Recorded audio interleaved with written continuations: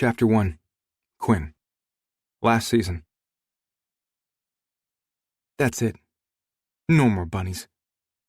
One time I ended up handcuffed to a bed with a missing key, and months later, I still haven't lived it down. Trashing the latest GIF, this one courtesy of the GM's wife.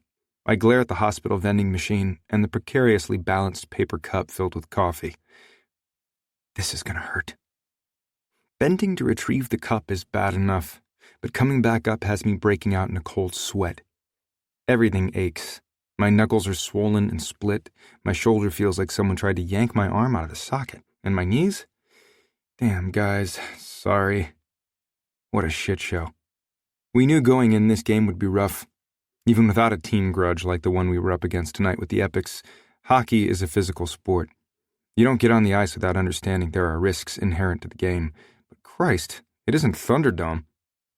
Now we've got two of our best players in the hospital and the fuckface who started it from the other team getting stitched up across town.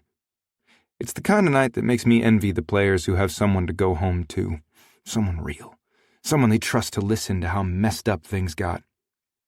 Yeah, having a someone would be nice right about now. But still, no bunnies. I heave a breath and round the corner to the semi-private waiting room where Greg Baxter, my team captain, texted that his little sister is currently freaking out. What he didn't mention is she's not alone. Holy shit. Coffee hot enough to melt the skin off my fingers sloshes over the rolled paper lip as I forget how to walk. Every cell in my body tuning into the redhead with the gentle hand on Nat's arm. Her hair is this short spill of fiery waves around her face, and that face. I swear my heart just threw in an extra beat. My feet are moving double time.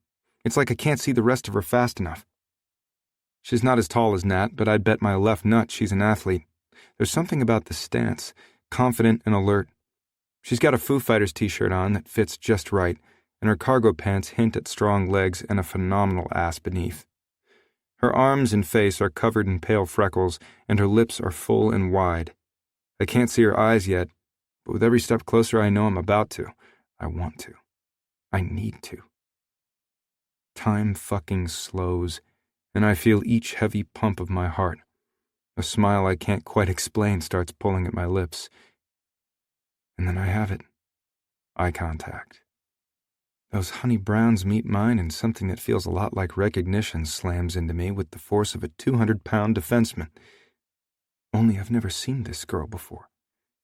The way her eyes flare tells me that hinky sense of something isn't one-sided. Her lips part and I wait for the smile that answers my own. This is the moment we'll tell our grandkids about. One look and I knew. Whoa. That's not a smile. In fact, that lush little playground is firmed into a flat line as unwelcoming as anything I've seen before. And those heart and soul eyes are suddenly hard as stone, narrowing fast. Natalie notices me then, and I nod, handing over the coffee as I get my shit together and try not to gawk at the girl whose pissy stare is practically daring me to engage. Hospital, dipshit. I'm here for Nat. Only this girl is so intense I can't be chill. I offer my hand. Hi, I'm Quinn O'Brien. Don't think we've met before. She doesn't take it. Instead, raising a brow, she asks, "Sure you'd remember if we had?" Her voice is husky and low, stroking softly against the back of my brain, like she's somehow managed to scratch at the fringe edge of some hard-to-reach itch. But then her words register, and I get it. Shit. She already knows who I am, and not just the hockey stuff. Reputation's that bad, huh? I ask, rubbing my neck with a sheepish grin. I know it is. I've seen the posts, the polls, the bunnies running at the mouth about every Chicago Slayers player they've scored and the frequency with which my name comes up. It's never bothered me before. Now? I want to tell her whatever she's heard isn't true, that it's exaggerated. But I'd be lying, and before I can come up with the joke or even think to ask her name, she tells Nat she's got a call to make so her family doesn't worry. She's that kind of girl. It makes me smile because I like it, even if knowing she's that kind of girl means she's even further out of my league than she was 10 seconds ago. I watch her take off, and then turned back to Natalie, who's the reason I'm standing here. I won't ask her about her friend tonight. Hell, with the way that girl looked at me, all pissy indignation, I shouldn't ask about her at all. But damn, I know I will. George. Unfreaking believable. Ducking around a corner, I press my back to the wall and suck one shaky breath after another until the spots behind my eyes finally clear, along with any wayward thoughts about a third Slayers hockey player needing a bed in the ER. I can't believe it. After all these years, Quinn O'Brien, 2 feet in front of me, giving me that same smile. The one that put my belly into free fall the first time I saw it, left me breathless, and then, less than a day later, left me humiliated, devastated, working up fantasies about the wrath I'd rain down on him if I ever saw him again. So much for that badassery. My knees barely held me when I looked up to find those stupid sea green eyes twinkling back at me like some Disney hero come to life. Stupid eyes, stupid shoulders and muscles everywhere body. Stupid sandy blonde hair standing up like some foolish girl had just had her hands in it for the last hour. And that introduction. Blowing out a breath, I shake my head. He didn't even recognize me, though why I ever thought he might is beyond me. 6 years later, and I'm still reading more into that night than there ever was. More into those soul-deep stares and slow touches. More into those tender words that turned out to be total lies. And dang it, that shouldn't hurt. I shouldn't be ashamed, but that's exactly where I am. I'm ashamed to have let myself believe there was a chance in hell this dickweed would remember some girl from winter break 6 years ago. That maybe he'd even have come to regret what happened. But apparently, no. Well, now I know. Pushing off the wall, I straighten up, roll out my neck and shake the circulation back into my hands so I can get on with my life. Quinn O'Brien doesn't deserve a second thought. Chapter 2. George, postseason. And you know what else? I say, pointing my beer at Natalie Baxter and her sister-in-law, Cammie Wesley. There's no way a guy looks that carelessly sexy in the wild. I wouldn't be surprised if some PA took him for a ride in a custodial closet before his segment shot, and then let makeup work him over too. We're having a girls' night at Belfast Bar. The Slayers have just finished round 1 in the playoffs, giving Nat a night off from worrying about her boyfriend Vaughn and brother Greg. Cammie squints, looking from me to Nat, who gives her a little shake of the head, like maybe I'm going off the deep end again, but I'm totally not. Biting her lip, Cammie sort of waves her fingers around. So, are you saying he had sex with 2 different people before visiting that sick little girl in the children's wing? I wouldn't put it past him. I tip back my beer for another swallow, trying to douse the fire that's been burning inside me since the night at the hospital last spring. But it's no good. This guy is like a bad rash. After managing all these years without a single encounter, suddenly he's everywhere. And thanks to Nat and Vaughn's relationship and the fact that Quinn happens to be one of Vaughn's only friends, our little circles seem to have locked into an overlap that's not going away. Okay, seriously, Nat asks, stirring a fry through her ketchup. What's your beef with this guy? I mean, I know he gets around, but from what everyone says, he's actually really nice. Nice? Cammie's nodding, her blonde curls brushing her shoulders. Yeah, Julia says he's not super discriminating about the whole who, what, when, or where business. And I mean, she told me not to date him or anything, but I've never heard anyone say anything bad about him except you. So what gives? The tips of my ears burn, and I suddenly don't have any eye contact to give. Even Cammie's sister thinks he's okay, and Julia Baxter knows all the behind-the-scenes stuff from the sports world. How does this guy have everyone snowed? Belfast Bar is busy around us with the after-work crowd, but no one we know is headed over to the table to save me from the kind, expectantly waiting look in Nat's eyes, or Cammie's more impatient knuckle rap on the table indicating my time is up. I swallow, giving my girlfriends a sheepish shrug while I study the label on my long neck. I know someone who hooked up with him in college. He kind of did a number on her. It was pretty shitty. College? Nat asks, and I can feel those blue eyes boring into me, feel the heat pushing into my cheeks. Yeah, but she wasn't at Wisconsin with us. She nods.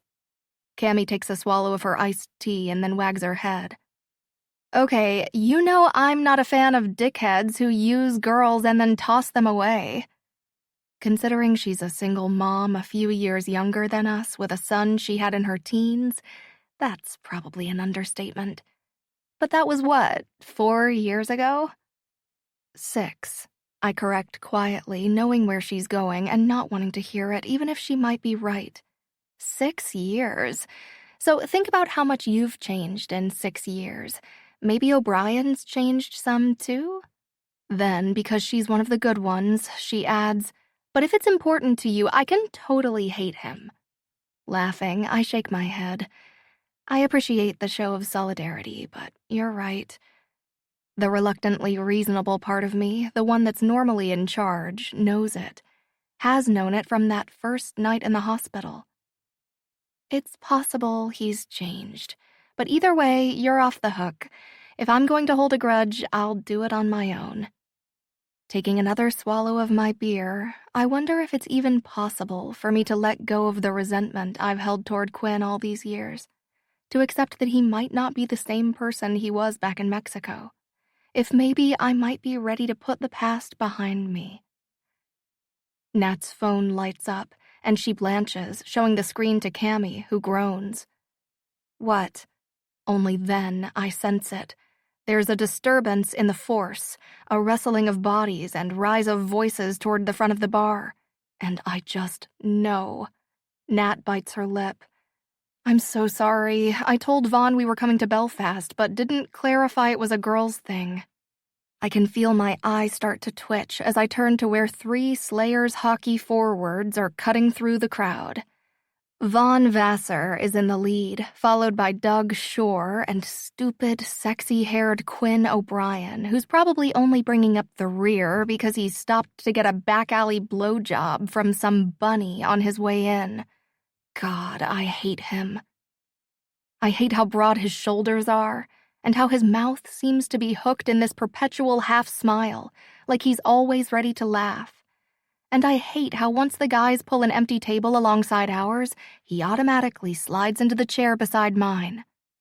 I hate that I remember what it was like to sit next to him that first day, and that invisible tug in my belly when his eyes met mine.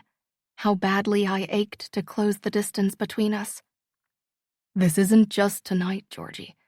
It's real. Tell me you feel it too.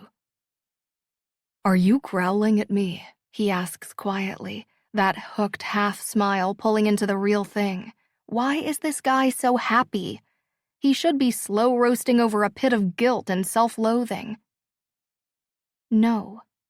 He leans closer, issuing a near my ear that reverberates all the way through me. I think you were. Such a fiery little thing. He sits back. I like it. Don't care what you like.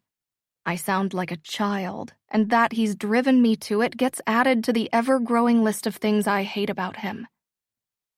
Like that, too. The guy actually purrs, shooting me a look packed with the kind of smolder a less-informed girl might melt over. Not me. Not ever again.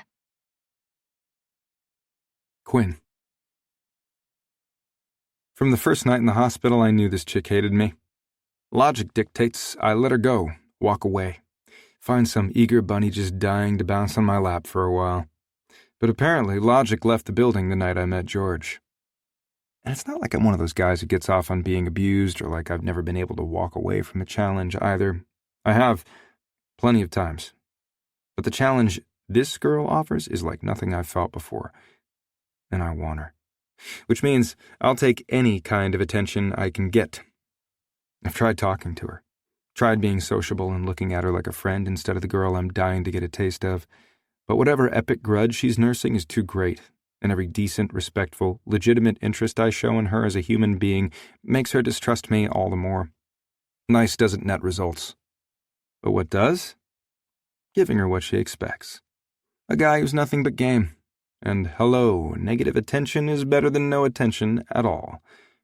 So I've become a toddler, or a total douche. Probably the latter. But hell, if it gets me one of those sizzle and burn scowls, or a taste of that sharp tongue, then so be it. I'm in.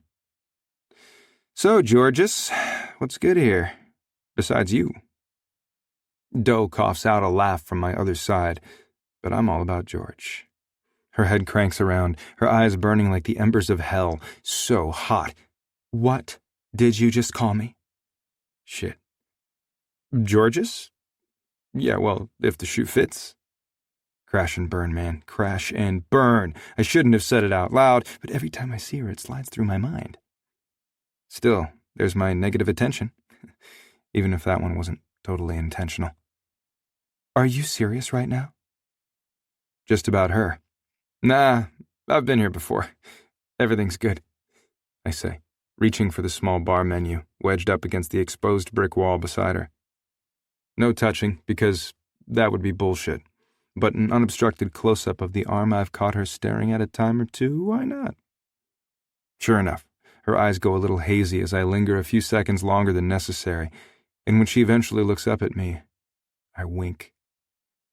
God, I hate you, she mutters, clear enough for me to hear, but probably not the rest of the table. You sure? I ask, sitting back, because it kind of seems like you might like me. Just a little. She lets out this half-laugh that has me physically aching to hear the real thing. Geez, O'Brien, didn't anyone ever warn you you'll go blind if you keep stroking your ego like that? You could stroke it for me. I'm truly ashamed of myself, just enough to stop. Not in a million years. Whoa, bold move throwing down the gauntlet like that, I bait. Her eyes snap back to mine. Pissy, curious, beautiful. Engaged. I mean, considering how guys like me operate and all. Cold as stone, she answers. Explain. We get off on challenges. Can't ignore them. Everyone knows this. So now I'm wondering if you like the idea of me coming after you, maybe more than you want to admit. Goddamn, I'm making myself sick. And I'm pretty sure one of my teammates is going to have something to say about my bullshit here pretty quick.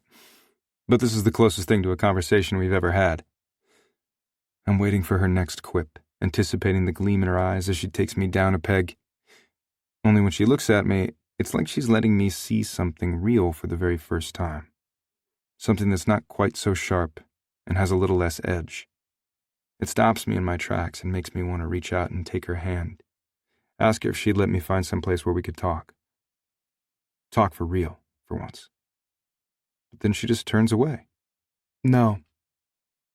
And it feels like I've lost something I can't even describe. Christ, what is it about this girl? Chapter 3. Quinn. Preseason. We're halfway through training camp, and my mind is on how fast that rookie was out in the ice today. How he might measure up against me. Right now I've got him beat, but he's younger, with room to grow. Walking back from the shower, I drop onto the bench beside Vassar. He's got his head in his phone, probably texting love notes to his girl Nat. We're playing Detroit tomorrow night, and I wonder if she'll bring George to the game. I pick up my phone, but the only message I've got is from my mom asking what I think about this latest once-in-a-lifetime investment opportunity my brother's been pitching. Blowing out an even breath, I fire off a quick text. Don't do it. I'll have to call her later. Explain the legalities of why my financial guy warned me off investing, and let her know I floated Pat a few bills for rent and groceries since he'd sunk everything he had into this scheme already. It pisses me off that he turned around and went to Mom, but seriously, I should have known he would. What's the deal, O'Brien? You're dick rotting off or something? Baxter barks out, scaring the shit out of me as he walks up with his wingman Rux on his heels. The fuck? I cough, grabbing my junk. My perfectly fit, clean and virile junk, thank you, through the towel slung around my waist. Shoving the overlong hair from his face, Rux cuts his buddy a disbelieving look and mutters, "Dude?" Baxter turns to him and shrugs. Like the words he's just thrown out there for the damn universe to play with are the kind you hear every day. "What? We talked about this." "Talked about what?" Okay, and pretty sure my voice just cracked like puberty's about to hit or something. "About easing into it." Rux smooths the air with his meaty paw. "There were half a dozen scenarios why this bunny bait stopped sharing his dick like a party favor, and that's the one you lead with?" "Guys?" I choke out. That dickhead Vassar isn't texting anymore. Suddenly he's all ears, and I guess that's a smile. With him it can be hard to tell. Baxter's shaking his head. "Yeah, but that's the one I'd be worried about, wouldn't you?" Rux cuts me a sympathetic look and ruffles my hair. "No one's worried about your dick rotting off." He pauses mid-ruffle. "It's not, right?" "My dick is fine." It's fucking clean as a whistle, pristine, immaculate. Barring some possible chafing, courtesy of a particularly vivid dream about my favorite little hothead this morning. We were on a beach, the wind blowing her hair around her face, and she was... "See?" Rux says to Baxter and the 6 other guys who are now standing around to watch the show, then back to me. "So what's with the sudden bunny-free O'Brien? You got a girl?" One comes to mind, but she's not my girl. No matter how bad I might want her to be. No. Popov juts his chin at me, crooked smile spreading. "You got a guy?" I'm about to say no to that too, but then Rux throws his head back and groans before turning on him. "Poppy, enough. Even if O'Brien did swing that way, the answer's no." He turns back to me, brow raised. "You into guys? Because Poppy's brother's a world-class douche, but I got a friend..." "Jesus. Thanks for the offer, but no. And what are you going on about my dick for?" This time it's Vassar chiming in. "Word's out that you haven't hooked up with a bunny in months, and they're trying to figure out if it's because you picked up an STD or started seeing someone." Rux clamps a hand on my shoulder. "Your captain cares about your shit, man. We all do." His smile goes flat, and I'm pretty sure this is what it feels like to be lined up across from Rux for a puck drop, because the look he's given me says he's not messing around. "So what's the deal?" Vassar shoves off the bench, heading toward the showers. He's hung up on Natalie's friend. I gape at his retreating form. And to think how long I kept his fucking secret. The hand on my shoulder turns into a vice. "You talking about Cammy?" Now I've got both Baxter and Rux staring me down like they're about to take me apart. Cammy is Baxter's sister-in-law, so it makes sense, but Rux? Whoa. "No, man." The vice loosens. "George Bowen?" Rux asks with less intensity. Poppy lights up. "George, you do like guys. My brother is not douche. Save it, man. George is a chick." Rux looks back to Baxter. "What's it short for?" And this I'm interested in. Shit, Nat told me once. It's like Georgia or something. But seriously, I've known her since they were freshmen together, and I've never heard anyone call her anything but George. Something about her brother's... He breaks off, then rubbing a hand over his mouth checks in with Rux, who wags his head and shrugs. Christ, these two have got that whole psychic connection thing on and off the ice. "You know she's got like 4 brothers, right?" Greg asks, a glint in his eyes. I didn't, but I can see it. "Okay, you saying they're going to have a beef with me?" "Them? No way. But I was just thinking, of all of Nat's friends who score surrogate little sister status with the team, you pick the one I'm least worried about. George can take care of herself. Those brothers of hers are meatheads, but one look from her and they're grabbing their junk and running for their lives, so..." He shrugs and grins. "Knock yourself out, man." George. Yo, George. Inventory says we've got more 26-inch tubing, but I can't find it downstairs. I look at my youngest brother, Gary, and wonder, not for the first time, how he could literally have grown up in this shop, worked here since he was 12, and still have no idea where half our inventory is or how to handle anything but the most basic bicycle repair. Gary's the baby of the family at 20, and the closest to me in looks. He's got the same bright red hair, brown eyes, and freckles. But we couldn't be more different when it comes to drive and sense. And that missing tooth he kept knocking out and finally decided to live without. If he wasn't my brother, I would have fired him 6 times already. But while I've been managing the bike shop for 4 years and have every intention of taking it over one day, for now, my dad still handles the hiring and firing of family members. Wiping the grease off my hands with the rag in my back pocket, I wave for him to follow me out to the back hall and down to our stockroom in the basement.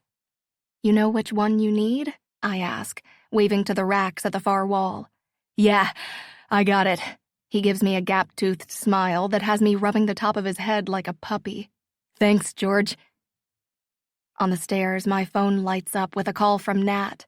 Swiping across the spider-webbed glass, I answer. "Yes, I'm still planning on going to the game tonight, and no, I haven't decided about the 5-hole after." She laughs through the line. "Come on, it'll be fun. We don't have to stay long, but Rux is always so jacked up when they get back on the ice, he'll probably be breakdancing in the back room. You don't want to miss it." "Cammy and Margot coming?" I ask, turning back into the shop to see my second youngest brother, Ross, helping a customer at the counter. He's got this, so I drop back into the chair by my laptop. Maddie's got a fever, so Cammy's out, and Margot's got a dinner meeting with a client. Come on, don't leave me hanging. I'm not sure leaving her with her super attentive boyfriend after his game constitutes leaving her hanging, but if she wants me to come, then I will. Preseason isn't quite as intense as regular, but tonight's game was great, and a win is exciting no matter how you slice it. And when Nat asks me to come to the 5-hole after, I'm too amped up to resist. For years, I let my fear of running into Quinn keep me from attending games or joining Nat when she was hanging out with her brother or the guys from the team. And what a waste, because I love hockey. I love to play it, I love to watch it, I love to celebrate it with people who share my sentiments. Edging my way up to the bar, I find the barest gap, just enough to flag the bartender and signal 4 long necks.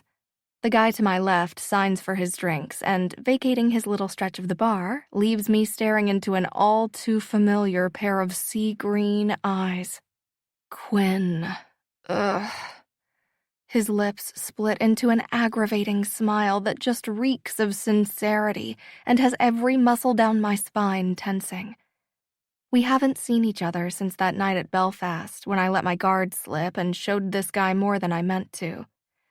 I try so hard to keep him out, but that night, suddenly all I could think about was what it was like in Mexico. How every single thing about him, from the first second we bumped into each other at the ice cream stand until the last when he dropped me at my door, had seemed so sincere, so genuine. Even thinking back on it now, knowing what happened, I feel the echo of my racing heart and butterfly flutter in my belly. And for a beat of time, all I want to do is ask the guy I thought he was how I could have been so wrong. Ask him why he couldn't have been real. Because somehow that guy who never actually existed feels like one of the greatest losses of my life. And that's maybe the worst part of this. Every time Quinn looks at me like he is right now, I see that guy. And I have to remind myself, no matter how real it feels, it's not. He knows I don't want to talk to him, but rather than just being cool and giving me the jut of his chin or feigning interest in his phone, he slides into the open space between us. I wait for him to ask me what I thought of his game, but instead, he leans his forearms on the bar and says, "So, a bike shop, huh?" Yep. The pop of that P and my cold shoulder are meant to signal the end of the conversation, but this guy doesn't quit. Vassar says you're crazy about cycling, and I just think that's cool. There aren't enough people in the world who get to do what they love. I shouldn't look. I shouldn't give him the satisfaction, but I can't help it. My head cranks slowly around until I'm staring at him, searching for any sign that he knows what he's doing. But there's nothing. He's either the best faker on the planet, or Quinn O'Brien really doesn't remember that he's had nearly this exact conversation with me before. And when I say nearly, I mean that the first time he asked me what I planned to do after college, I'd been eager to answer, to engage with his spiel about people doing what they love. What happened then shouldn't matter. Just like whatever he's after now shouldn't either. But I'm still pissed because it hurts. It hurts to think that for 6.5 years, I've been trying to put that night behind me when it's not even a blip on his radar. Look, I don't know what your deal is, O'Brien, but I'm not interested. I've tried to be obvious about it, making sure not to be nice, but either you don't get it or you think I don't.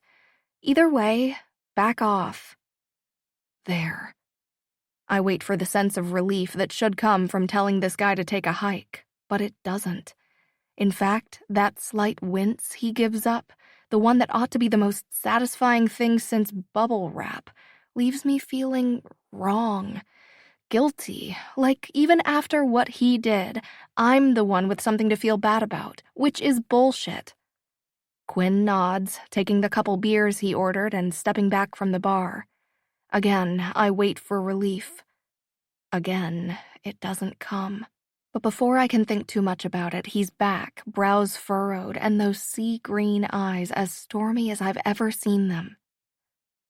Look, I know you're not into me, and I'm not pushing for something that isn't there, but I thought we could be friends, since our friends are friends.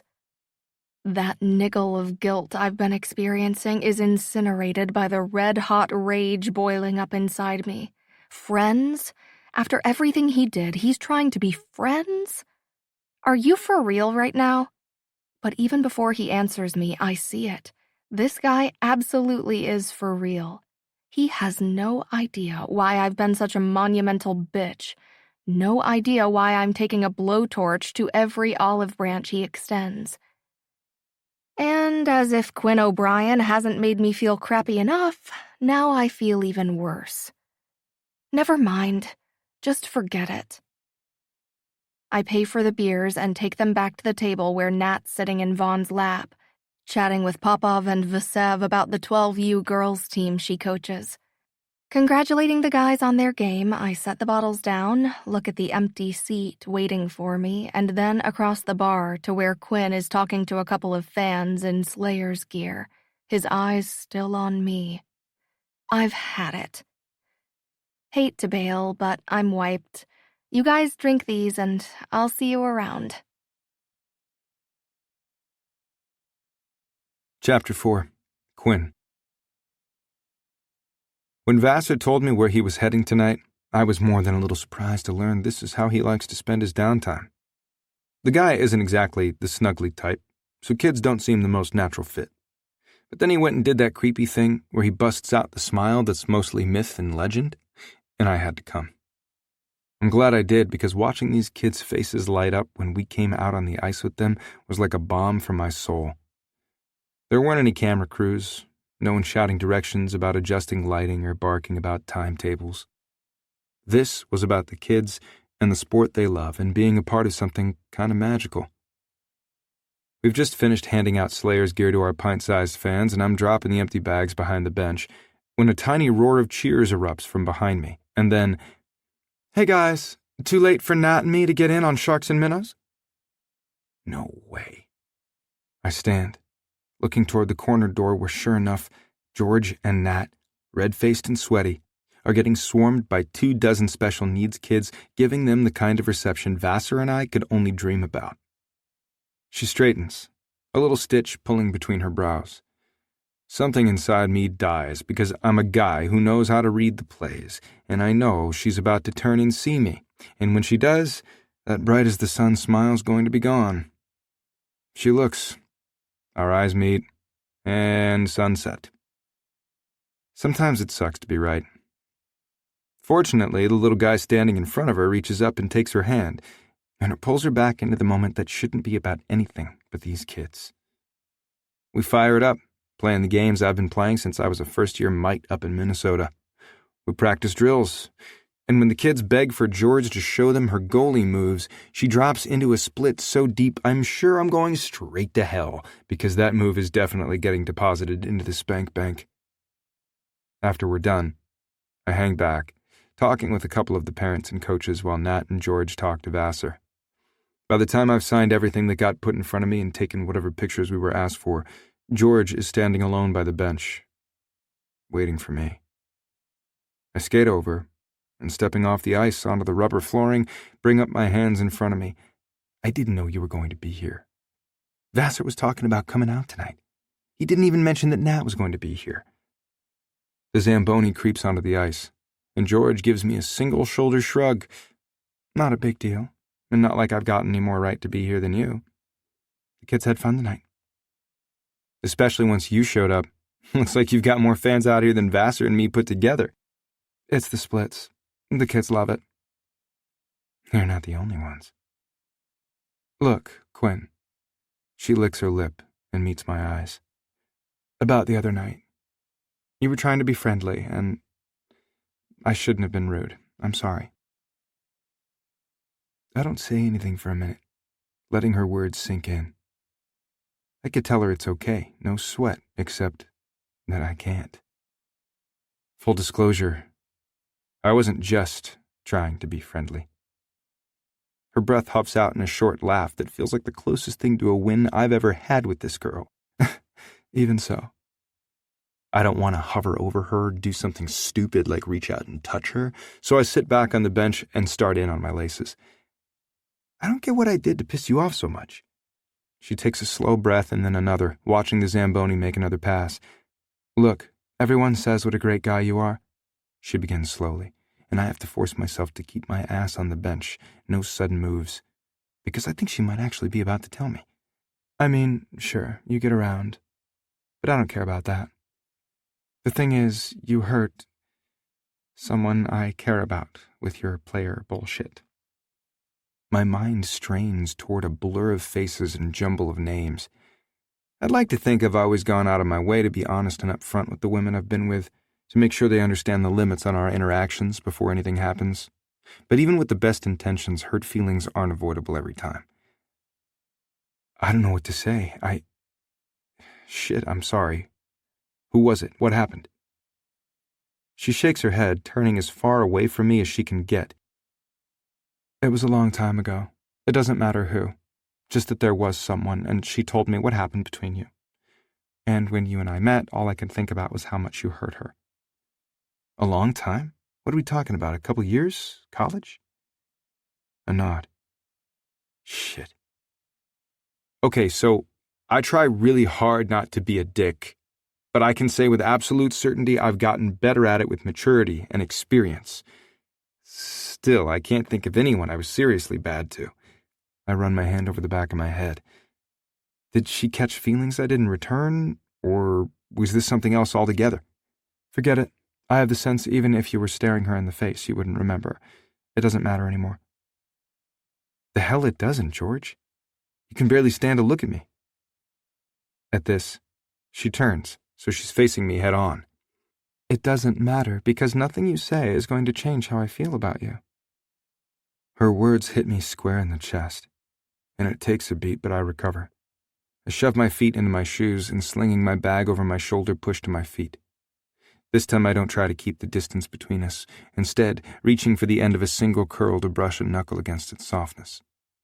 Her lips part, and her eyes come up to mine. Remember what I said about not being able to pass on a challenge back at Belfast? Yes, she answers warily. Hell, a little breathlessly. I was just screwing around that day, saying any douchey thing I could to get a rise out of you. But so we're clear. This challenge? George, I'm coming for you. And sooner or later you're going to like me. Just a little. Chapter 5. George. I remember those 12U tournaments, Nat. They were a blast for us. The parents and coaches. I cringe thinking about the late nights, head counts, pool parties, room checks, pleas for us to be quiet, and the seemingly inescapable puker. I love helping out with the team, but you couldn't pay me enough to go on one of those overnights. She grins up from the couch where she's stretched out, poring over some old-school 3-ring.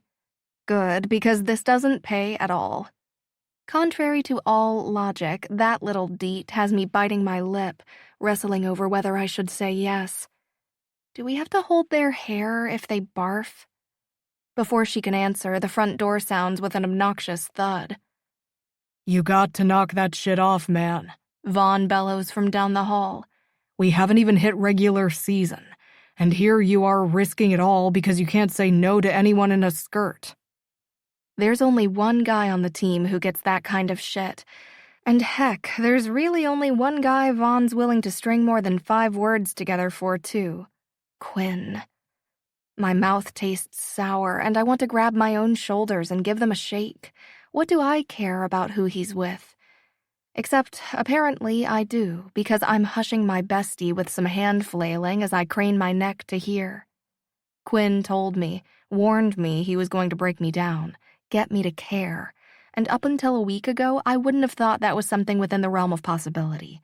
But then he went and showed up at Nat's 12U girls' practice, racing onto the ice wearing Vassar's jersey, lining up with the girls who couldn't stop giggling, watching with odd eyes and open-mouthed smiles as he ran at the mouth about being late for practice. I tried to muster up a solid mad, tried to get good and pissed about the disruption. But it's Nat's team, and I just help out when I've got the time, and she wasn't pissed. And then he went and did it. Coach Baxter, I know I was late. What's my punishment? Because you don't come on the ice late without a consequence. Everyone knows. I watched as she tapped her chin, knowing what she was going to say and hating myself for holding my breath for it. Push-ups, O'Brien. The girls all started bouncing in their skates, singing, "Ooh, he's in trouble," and then chanting, "Push-ups, push-ups," as he went down to a plank on the ice, his hands in his gloves. Holding that position, he looked over at me and flashed a wink and another panty-melting smile before knocking out one perfect push-up after another. I'm ashamed to admit it, but I watched every single one. He didn't stay long. After taking a team picture, he wished the girls luck in their season and left us to our practice. I should have known that wouldn't be the end of it. On my way out after practice, the guy who sharpened skates caught me and handed me a note. I'm a guy who takes responsibility for my actions. Tell me what I can do to make this better. For a minute, I almost felt bad, because there wasn't a thing he could do. Not that that stopped him. Then there was the game last Thursday. Nat swears she didn't tell him I'd be there, but from the minute he came onto the ice for warm-up, he made sure I knew he knew I was there. Wrapping his stick on the glass as he passed our seats on the first lap, dropping into a classic canoe paddle as he passed on the next. Thankfully, his head was in the game once it started, but once we were back at the bar, he started up again, getting player after player from the team to come over and deliver a testimonial about how not douchey he was. By the end of the night, my stomach hurt from laughing so hard, but no matter how much this guy flirts or jokes or makes an ass of himself to get my attention, it's not going to change anything. He's still the guy who made a sport of playing me almost 7 years ago. Still the guy who took things I can never get back and threw them away without a backward glance. He's still the guy who cared so little about his actions that he doesn't even remember that everything he's trying to get from me now, he's already had. That's what I'm thinking in Nat's apartment as Quinn barks out a laugh. Jesus, Vassar, she was 70 years old. She needed a hand. Eyes saucer wide, Natalie covers her mouth, and I'm shaking my head no. Because even if every rumor about Quinn O'Brien is true, he wouldn't. Would he? Ever hear of Ted Bundy? That motherfucker just needed a hand too. It was raining, and she clearly didn't know how to change it herself. The guys come into the living room. Both men are soaked from the knees down, their socks making squishing noises as they step, water dripping off the brims of their hats, and in Vaughn's case, the ends of his hair. Quinn is sporting a muddy splatter that covers what was once a white thermal, his neck and jaw, except for a clean circle of skin with a single mauve lipstick kiss dead center. "Oh my God," Nat gasps as I nod, feeling the smile I'm not even trying to hide spreading fast. That's when the guys notice us. Vaughn's whole face lights up as he starts in on how Quinn has a death wish and pulled over to change this woman's tire. "This isn't your first rodeo," he chides Quinn. "You've been mugged before, man. You know better." My breath catches and my belly goes tense at the thought of him facing that danger. "You've been mugged?" Nat asks. "Here in Chicago? Were you hurt?" Quinn waves her off. His eyes keep cutting to mine like he wasn't expecting to see me here, and now that he has, he looks almost embarrassed, which can't be right. "No, back in college. Just a couple punks looking for trouble, not money. Broke my nose." That nose I've stared at so many times, wondering what happened and when, because it was straight as an arrow the first time I met him. I'd always assumed it happened on the ice. "See?" Vaughn comes back. "And that was before you had your face plastered across billboards and popping up in the highlights reel a couple times a week. Now, you know what it means to be a part of a team like this. People get weird fixations. Guys, girls, grandmas." Quinn blinks, and when his eyes come up, they find mine and hold. And for a second, it's like I can read everything he's saying in one glance. "Grandmas, can you believe this guy?" I answer him with a firm no. And then, as if it's not bad enough having our eyes carrying on a conversation, I feel my smile syncing up with his, the both of them getting bigger as that crazy pull that never quite goes away starts tugging harder. Does he even realize he's still wearing that little old lady's badge of gratitude? He turns back to Vaughn, our eye contact lingering before it breaks. "Dude, she had no idea who'd be coming down that road or whether they'd even stop. Crime of opportunity, man. Crime of opportunity. She could have taken one look at you, realized who you were, and thought, tire iron to the back of the head, get him in the trunk, keep him in my basement to use for my personal pleasure from now until I die. And then, after enduring years of that indignity, you'd starve to death down there." I can't help it. I don't want to tease this guy, but it's just too tempting. Chalk this up to the latest bunny incident. Only 3 of us bust out laughing, but the smile on Quinn's face says he doesn't mind at all. Natalie takes a pinch of Vaughn's shirt. "Baby, this needs to go in the wash, like now. Straight back to the bathroom, please, and try not to touch anything." Vaughn leans in carefully, like he's going to kiss her cheek, but at the last minute clamps his arms around her and tugs her into his soaked body. "Touch anything like this?" I spent a lot of time playing hockey with that girl, and no prank, no spray of ice to the face, no injury has ever earned a squeal as loud as what she lets out now. There's a round of, "You didn't, I did," I watch with a kind of fascination because, again, Nat and I go back, and she's maybe the only girl I've ever known who was as guarded about guys as I am. It makes that soft and squishy place inside me warm to see her so completely in love. I cut a quick glance back at Quinn, who's watching me like he's reading me again. And damn him, I don't want him inside my head. So I turn back to my friend, who's now half-soaked herself, and shoving Vaughn down the hall toward the bedroom. Looking back over her shoulder, she points to the guest bedroom. "Quinn, there are towels in that bathroom. Go take a shower and clean up. You can toss your clothes in the washer and grab a pair of Vaughn's sweats and a t-shirt from the dryer for while we watch the movie."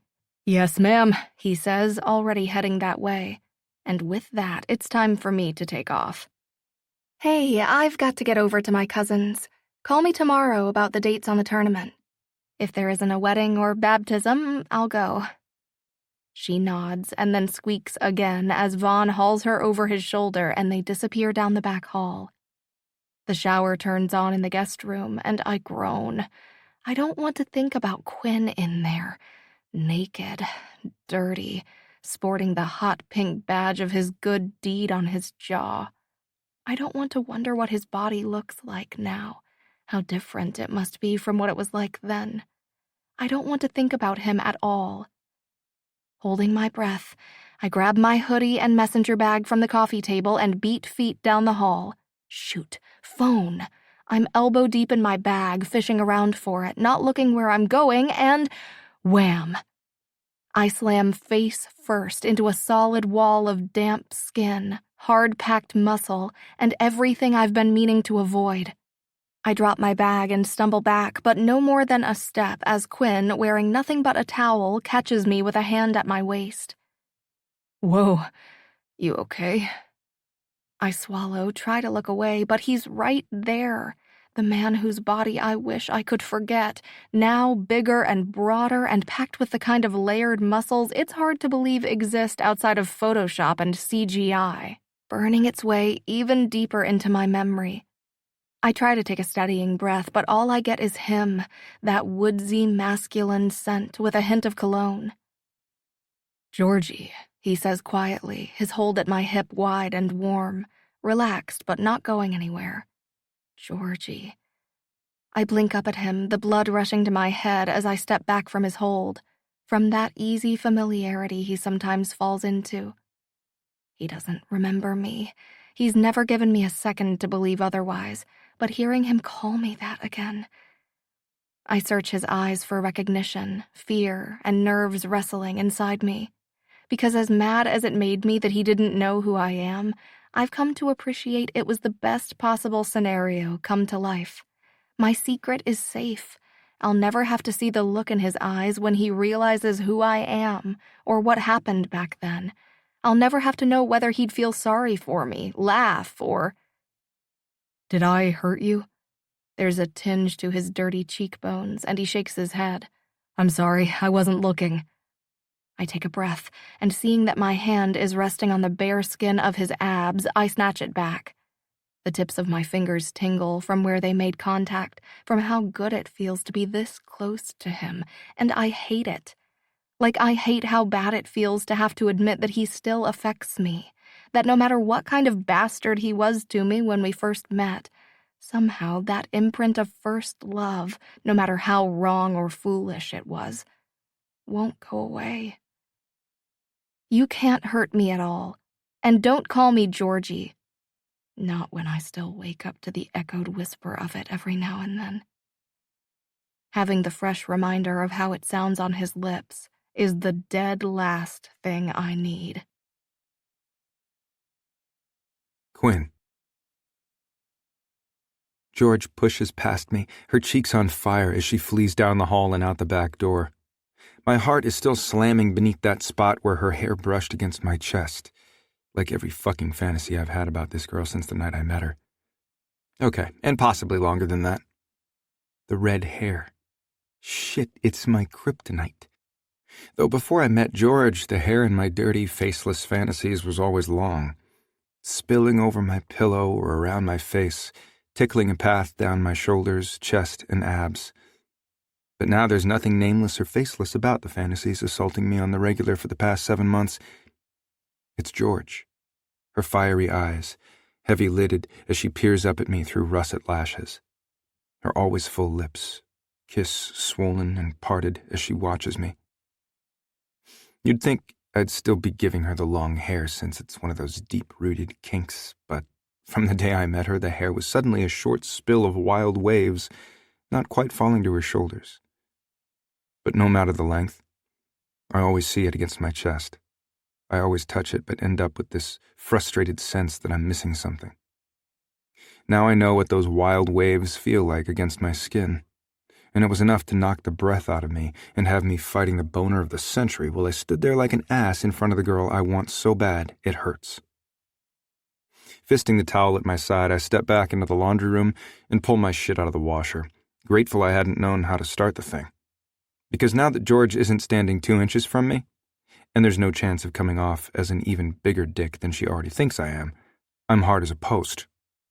Okay, and not just because of the cheap feel I got off her hair when she plowed into me, but because of the way she reacted when she noticed I wasn't wearing a shirt. That wasn't disgust in her eyes. Not even close. That was heat. And now that I realize she's not completely immune to me, I need to get the hell out of my buddy's place. Because no way am I going to make it through a shower in his guest bathroom without thinking about that look in her eyes. The one so close to my fantasies, it fucking hurts. Shoving my arms and legs into my soaked clothes, I hop back down the hall to the spare room, turn off the shower, and grab my phone to fire off a text. Rain check on the movie. Something came up. Chapter 6. George. I can't pedal fast enough. Quinn O'Brien has a hold on me, and I'll never be able to shake it. I cut through the city streets, just wanting to get away, but all I can think about is what it was like to be that close to him. What it had been like when we were that close before. How my heart nearly burst out of my chest when he leaned in and, after hours of waiting for it, finally kissed me. How it feels like I've been waiting ever since for someone to kiss me like that again. A horn honks beside me, and I cut back up to the sidewalk, swing my leg over the seat, and coast a while before hopping down. I don't even know where I'm going, except that it's not home. If there's one thing I can't handle after this, it's my brothers tearing the walls of our apartment down around me. The evening commuters bustle by, fallen leaves in rose and gold trailing behind their feet. I look east toward the lakefront. I could ride the paths, watch the waves rush the shore. I look west toward the rink. I could unwind, watching the kids practice, or maybe catch a game, depending. But even at the youth level, hockey's too close to the man I'm trying to escape. What I really want right now is a friend. Nat's out of the question for all the obvious reasons. Cammie's making slime with her little guy tonight. Ellen is always a great listener, but she's really more Nat's friend, and I wouldn't want to make things awkward for her. And while I've got a slew of cousins and guy friends always up for a beer, I kind of feel like I need someone closer to the situation. I climb back on my bike and take off. When Margot opens her door, she's wearing one of those gunky green clay masks you let dry on your skin, a pair of sparkly rhinestone earrings that dangle all the way to her shoulders, PJs with unicorns on them, and styrofoam separators between a set of half-painted toes. I'm not even sure she checked to see who it was in the hall before opening up like this, but she lets out a squeal when she sees me. Maybe it's weird that I'm here. I've known Margot for less than a year, and only through Natalie, who knows her through her brother's buddy's wife. But somehow I've become a part of that group of girls, and of all of them, Margot has always struck me as the straightest shooter, the most like me when it comes to saying what's on her mind, and the least like me when it comes to these girly rituals and what is normally her gorgeous sense of style. Didn't mean to interrupt the self-care marathon, but I was sort of in the neighborhood and, oh, I love the random stopover. Nobody just shows up anymore, she says, waving me into her apartment. Go sit. I'm in the living room, but if there isn't a free spot, move whatever you need to. Margot is indeed occupying her living room, which at its bones looks like a light and airy space with clean lines and the occasional splash of bright color. Pale gray walls, white couches and chairs, each with throw pillows and a pretty teal. Her coffee table is covered in what looks like a full recycling bin worth of paper, magnifying mirrors, and a selection of nail polish. I move a neat tray of serums and scrubs I wouldn't begin to know what to do with onto the floor by the foot spa and sit in her overstuffed chair with the chunky violet throw. The fridge closes in the kitchen, and a minute later, Margot is back with a can in one hand and one of those not-messing-around-sized wine glasses in the other. I raise a brow as she pops the top and proceeds to pour. I see you judging me over there, she sings, looking delighted as she hands me the glass and then lifts hers to clink. But this canned stuff is fantastic. Fresh fizz every time. It's like the perfect single serving. I know from experience that telling Margot I'm more of a beer girl is pointless. She's a drink pusher, and honestly, whatever she puts in front of me is always pretty tasty, so I click glasses with her and take a sip that tickles my nose. One perfect ebony brow arches at me expectantly. Nice, right? It really is. Okay, so what's got you popping by all spur of the moment? I know my company kicks ass in general, but you've got a bit of a beat-up look about you. What gives? Boy trouble? Girl trouble? Bike trouble? Family trouble? Bank trouble? Dairy? Stop, I cough out, because I seriously think she could keep going all day and never get bored. It's Quinn O'Brien trouble. She takes an impressive sip and leans in. Okay, lay it on me. I tell her about Mexico, about the chance meeting at the ice cream stand and the shock of that instant connection, about the hours of laughter and conversation, and how from almost the first minute Quinn was all in, no pretense of cool, no guarding his cards. He told me he wanted me, but not for some single night. I tell her about his plans to come up and see me at school and how he wanted me to come to Minnesota in the summer. And I tell her about the way the air seemed to charge between us and how he swore he never felt anything like it with anyone else before. What haunts me are the memories. What drives me crazy is that even after everything, I still can't think about his kiss without getting butterflies. And what's worse, other guys don't even stand a chance in comparison. I've let some really good guys kiss me. And more than kiss you, too, right? She butts in, a panicky look in her eyes. Please tell me you didn't close up shop just because, Margot, no. I've had sex. But it's hard to get caught up in the moment when all you're thinking is how much better some jerk was than the decent guy you're with now. I mean, how annoying is that? So annoying. She agrees solemnly. Tapping a blunt nail to her lips, she stares at me. He can't actually be that good. Maybe she wasn't listening. I open my mouth, but she cuts me off. Seriously, the first time you kissed, you believed you were in love with this guy. No way that kiss was being judged on its own merit. I mean, think about it. Your head and your heart and your body all start working together, pulling toward this one guy in a way you've never felt before.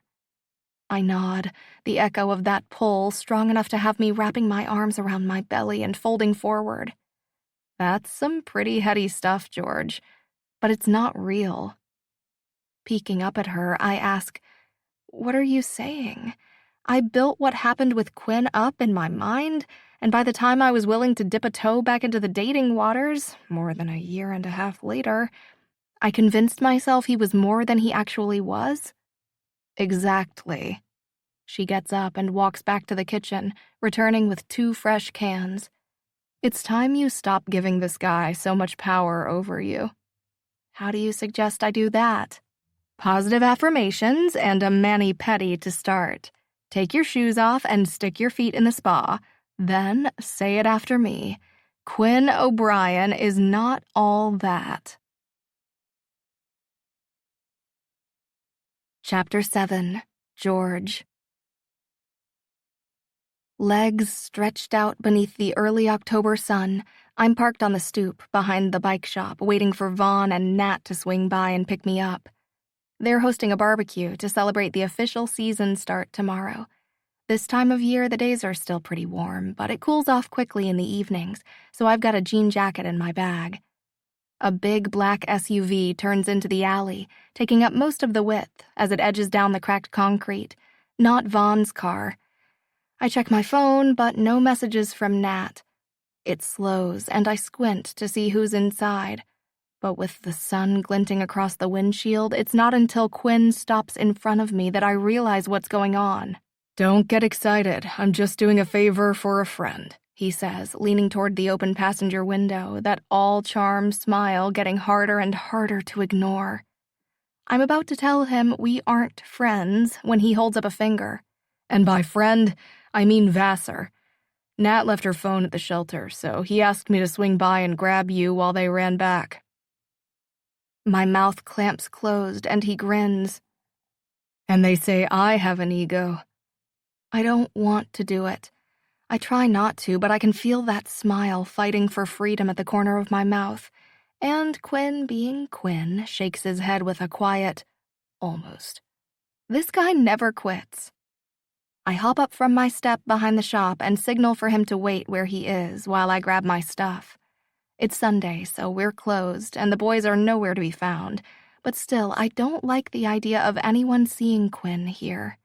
If word got back to my dad, I don't even want to think about it. Inside, I do a last check that everything is locked up. My phone pings with a text from Nat apologizing for the change in plans and making sure I'm not currently burying a body in the stockroom. I'm about to text back when the air changes and a warm hand grazes the small of my back. I jerk up with a gasp, gaping at Quinn as he leans past me. Relax, he says with a wink. This is all about the potato salad. Flicking a glance down to where his hand still lingers, warm and wide at my hip, I manage, "Is that so?" He follows my gaze and stares like he doesn't know how that hand got there, which I wouldn't believe for a second if it weren't for the ruddy shade burning up his cheeks. "No way, are you blushing?" I laugh, barely keeping from reaching out to touch him, because I don't want to touch him at all. Please, he coughs, offended like I asked if he needed help taping his stick. I'm not blushing. I'm a strapping, hot-as-fuck pro hockey player. My kind doesn't blush. Our eyes meet, and I lift my shoulder. But you are. And the thing is, it's kind of freaking me out.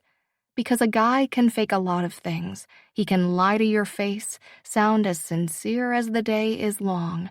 He can look at you like you're his next breath when you're nothing more than the next couple hours to kill. But the one thing he can't fake is a blush. Which means the look Quinn O'Brien is giving me right now isn't part of some game or play or anything else. It's real. And if this is real, then it's possible that maybe some of the other things he's been showing me these last few months are real too. And that's something I'm not sure what to do with. "Well, your kind should probably take his hand back before he loses it," I say with less bite than I intend. And there are those quick hockey reflexes in play, along with another dark stain across his cheekbones as he turns and gathers the bags and cooler still on the floor beside me. Let's get over to Nat and Vassar's before they starve, yeah? I give him a small nod and follow him back to the car, wondering, not for the first time since he butted back into my life, just how much of what he's been giving me is actually real. Quinn. It takes everything I've got to keep my eyes on the city streets and my foot on the gas instead of slamming the car into park and demanding to know what exactly George is thinking looking at me like she is on the ride over. Because this sure as hell isn't the cold glare or mysteriously accusing glower I've become accustomed to. This is more like a reluctant mix of curiosity and dismay, which is wreaking havoc on my recent commitment to stop dissecting every stern look and nasty barb she throws my way. Somehow we make it to Vassar's in one piece, and then George is slipping out of the car and running over to greet Nat without a backward glance. And it's party time. For a guy widely considered to be the Slayers' least likable player last season, Vaughn Vassar has completely turned it around. Most of the team is scattered around his backyard, kicked back on cushy outdoor furniture, hanging with family and friends. We're all jacked about the season starting, talking about the off-season trades and teams we're lined up to face. I've been manning the grill for about a half hour when Diesel walks over shaking his head. Great. This guy. Dude. How the hell do you get any chicks at all? You've got zero game and you burn both those turkey burgers. What? I ask, forcing my eyes away from the fiery redhead who's been occupying way too much of my attention. Down to the grill, where there are, in fact, 2 burgers that look eerily similar to the pucks I make my living shooting. Ah, hell. I grab a whole grain bun from the station beside the grill and slap both pucks down on it before shoving the whole mess into his chest. Laughing, he holds the atrocity up like he's toasting me with it, and then takes a big bite. "So, what's the deal with this girl anyway?" he says around the mouthful. "She doesn't seem like your type, with the brains and the personality. Not to mention her being so tight with Nat. This girl has strings." A part of me wants to be offended, mostly because there's just something about Diesel that grates.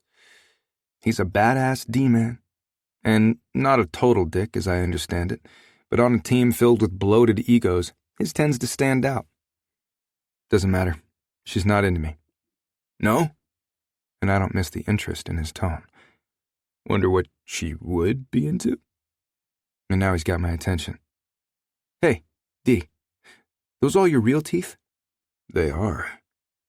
He flashes me a mouthful of pearly whites, showing them off with pride. I wave him closer, keeping my eyes on his so there's no chance of missing my meaning. "You want to keep them?" Barking out a laugh, he steps back. "Yeah, man, I do." Smoothing his burger-free hand over his styled hair, he whistles. "Message received, O'Brien." It fucking better be.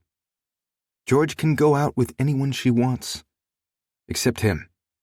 Or Popov. Okay, anyone who's not good enough for her. My eyes narrow as I scan my teammates, eliminating one after the next until I finally land on her. And whatever bullshit territorial freakout I was working up is gone. Because she's watching me. Again. Which is different. Up until today, George didn't want to look at me. She didn't want to talk to me. She didn't want to laugh at my jokes or breathe the same air as me. But suddenly, tonight, she's looking. Because I accidentally put my hand on her? And despite what she might have thought, it was an accident. I'd gone in to help, period. But the hallway wasn't that big, and I kind of am... Shit, I didn't want to knock her over when I leaned past her. But then she pointed it out. And there it was, my hand at the small of her back, like it belonged there. It threw me enough that even then it didn't occur to me to move it. That's how right it felt. And maybe it felt right to her too. Maybe that's why she's suddenly looking at me with questions in her eyes instead of straight-up loathing. Maybe it's time I let the physical connection do some of the heavy lifting here. Instead of shutting that shit down because I'm trying to make sure she knows I'm interested in her and not just some dirty hookup. So I give her the smile that's been begging to come out and play every time I see her. The one that's not friendly at all. The one that swears I'm about to give her the time of her life. And yeah, that startled stare, the soft parting of her lips on a gasp I can feel but not hear. Yup, that one says that smile landed just right. Chapter 8. George. Okay, what the heck was that? That dirty, all-mischief smile with the subtlety of a sledgehammer. That smile is new. That smile is disconcerting on a level I don't quite know how to deal with. And something tells me that smile is just the beginning. Which is why I sped out of that backyard an hour ago and have been hiding in Nat's bedroom with her ever since. We're propped up against the headboard together watching tape from the girls' first game. "See this move right here from Anita?" she says, pointing down to the tablet between us. "That pass is where we should have had them." Yep, it opened up the play, but Chelsea wanted the point, didn't even notice Shayna falling into position. That was a pretty good look, though. Another inch to the right and that puck would have been in the net, she says, closing out the footage. I hum my agreement, checking out the pictures and knickknacks that have accumulated in this space since she moved in. So much love. There's evidence of it everywhere. I point to the picture of her and Vaughn in a heart-shaped frame, their smiles so wide it's nearly blinding. New? She nods, getting that dopey smile on her face that I seriously never thought I would see Natalie Baxter wearing. Quinn took it a few weeks ago when we were down at the lake. I didn't even see it at the time, but then last week he gave it to me out of nowhere. It was all wrapped up in frilly paper with the bow and everything. She laughs at the side eye I give her and holds up her hands. Hey, you're the one who asked about it. Yeah. I am. And now I have another question about the guy I don't want to be thinking about at all. Why would he do that? Okay, I know he's got a player past, but seriously, I think he's kind of a romantic at heart. I hop off the bed like I'm dodging oncoming traffic. Turn to my best friend in the world and gape. Are you trying to sell me on this guy? No. It's just that maybe, even if he used to be some epic dick, what if he's not the same guy anymore? The bedroom door swings open and Vaughn pokes his head in, sees the tablet Nat is subtly trying to push aside, and throws up his hands. Allie, baby, tell me you did not watch the game without me. She pulls a face that's guilty and apologetic and has me heading for the door as Vaughn walks in. I'm sorry, she squeals when he catches her up against him. I got the email that it was ready and... I get it. You were excited to watch. I was, but I promise we can watch it again later together. I close the door behind me because after running around in secret for so long, these two sometimes forget when other people are around. They'll come up for air in a minute or 20 and rejoin the party then. But for now, they deserve to be alone. There's a crowd in the living room watching Greg Baxter get his ass handed to him by his wife on Xbox. FIFA, it looks like. I watch for a minute because Julia's such a badass, but then head for the kitchen to grab a beer, not noticing until it's too late there's someone else there. Once again, my body gives that single short jolt of reaction, the unwelcome tug of awareness, a pull toward the thing it wants, even knowing better. Quinn. O'Brien. He's got a bottle of water in his hand and glances up at me as he tosses the cap in the trash under the sink. Hey, gorgeous. Leaning back against the sink, he takes a swig and gives me another one of those rated M for mature smiles. What can I get for you?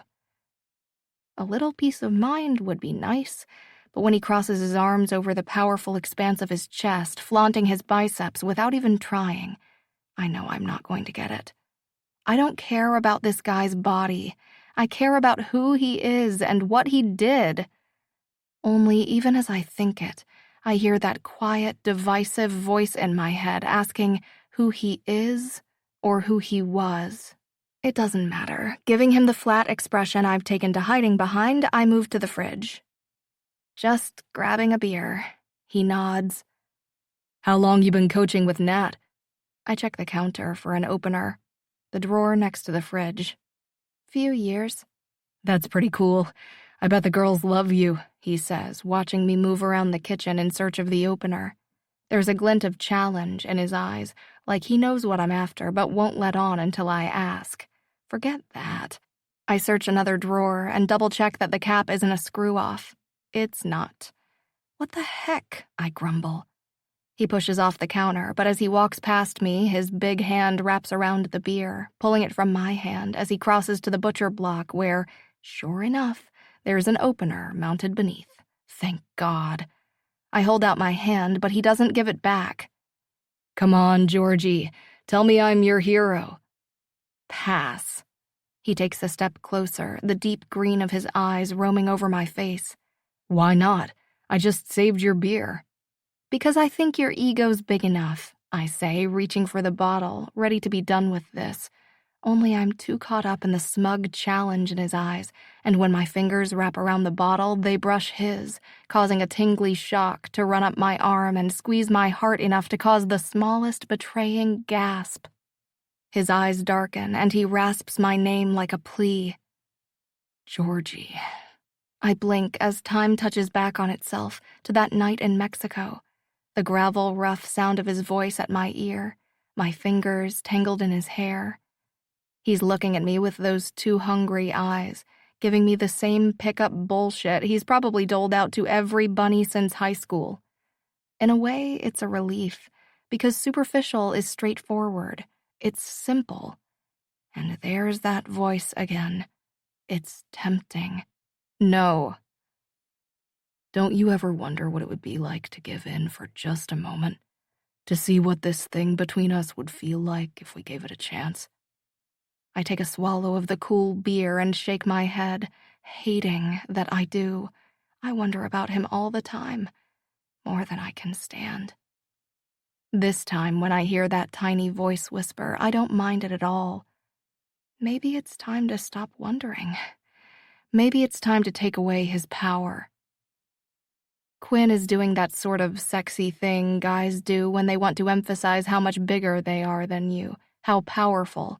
I've heard my brothers discussing the art of the carefully executed arm plant, and Quinn is definitely working it like a pro. He's not exactly crowding me, more like teasing the edge of my bubble with one arm braced against the cabinet overhead.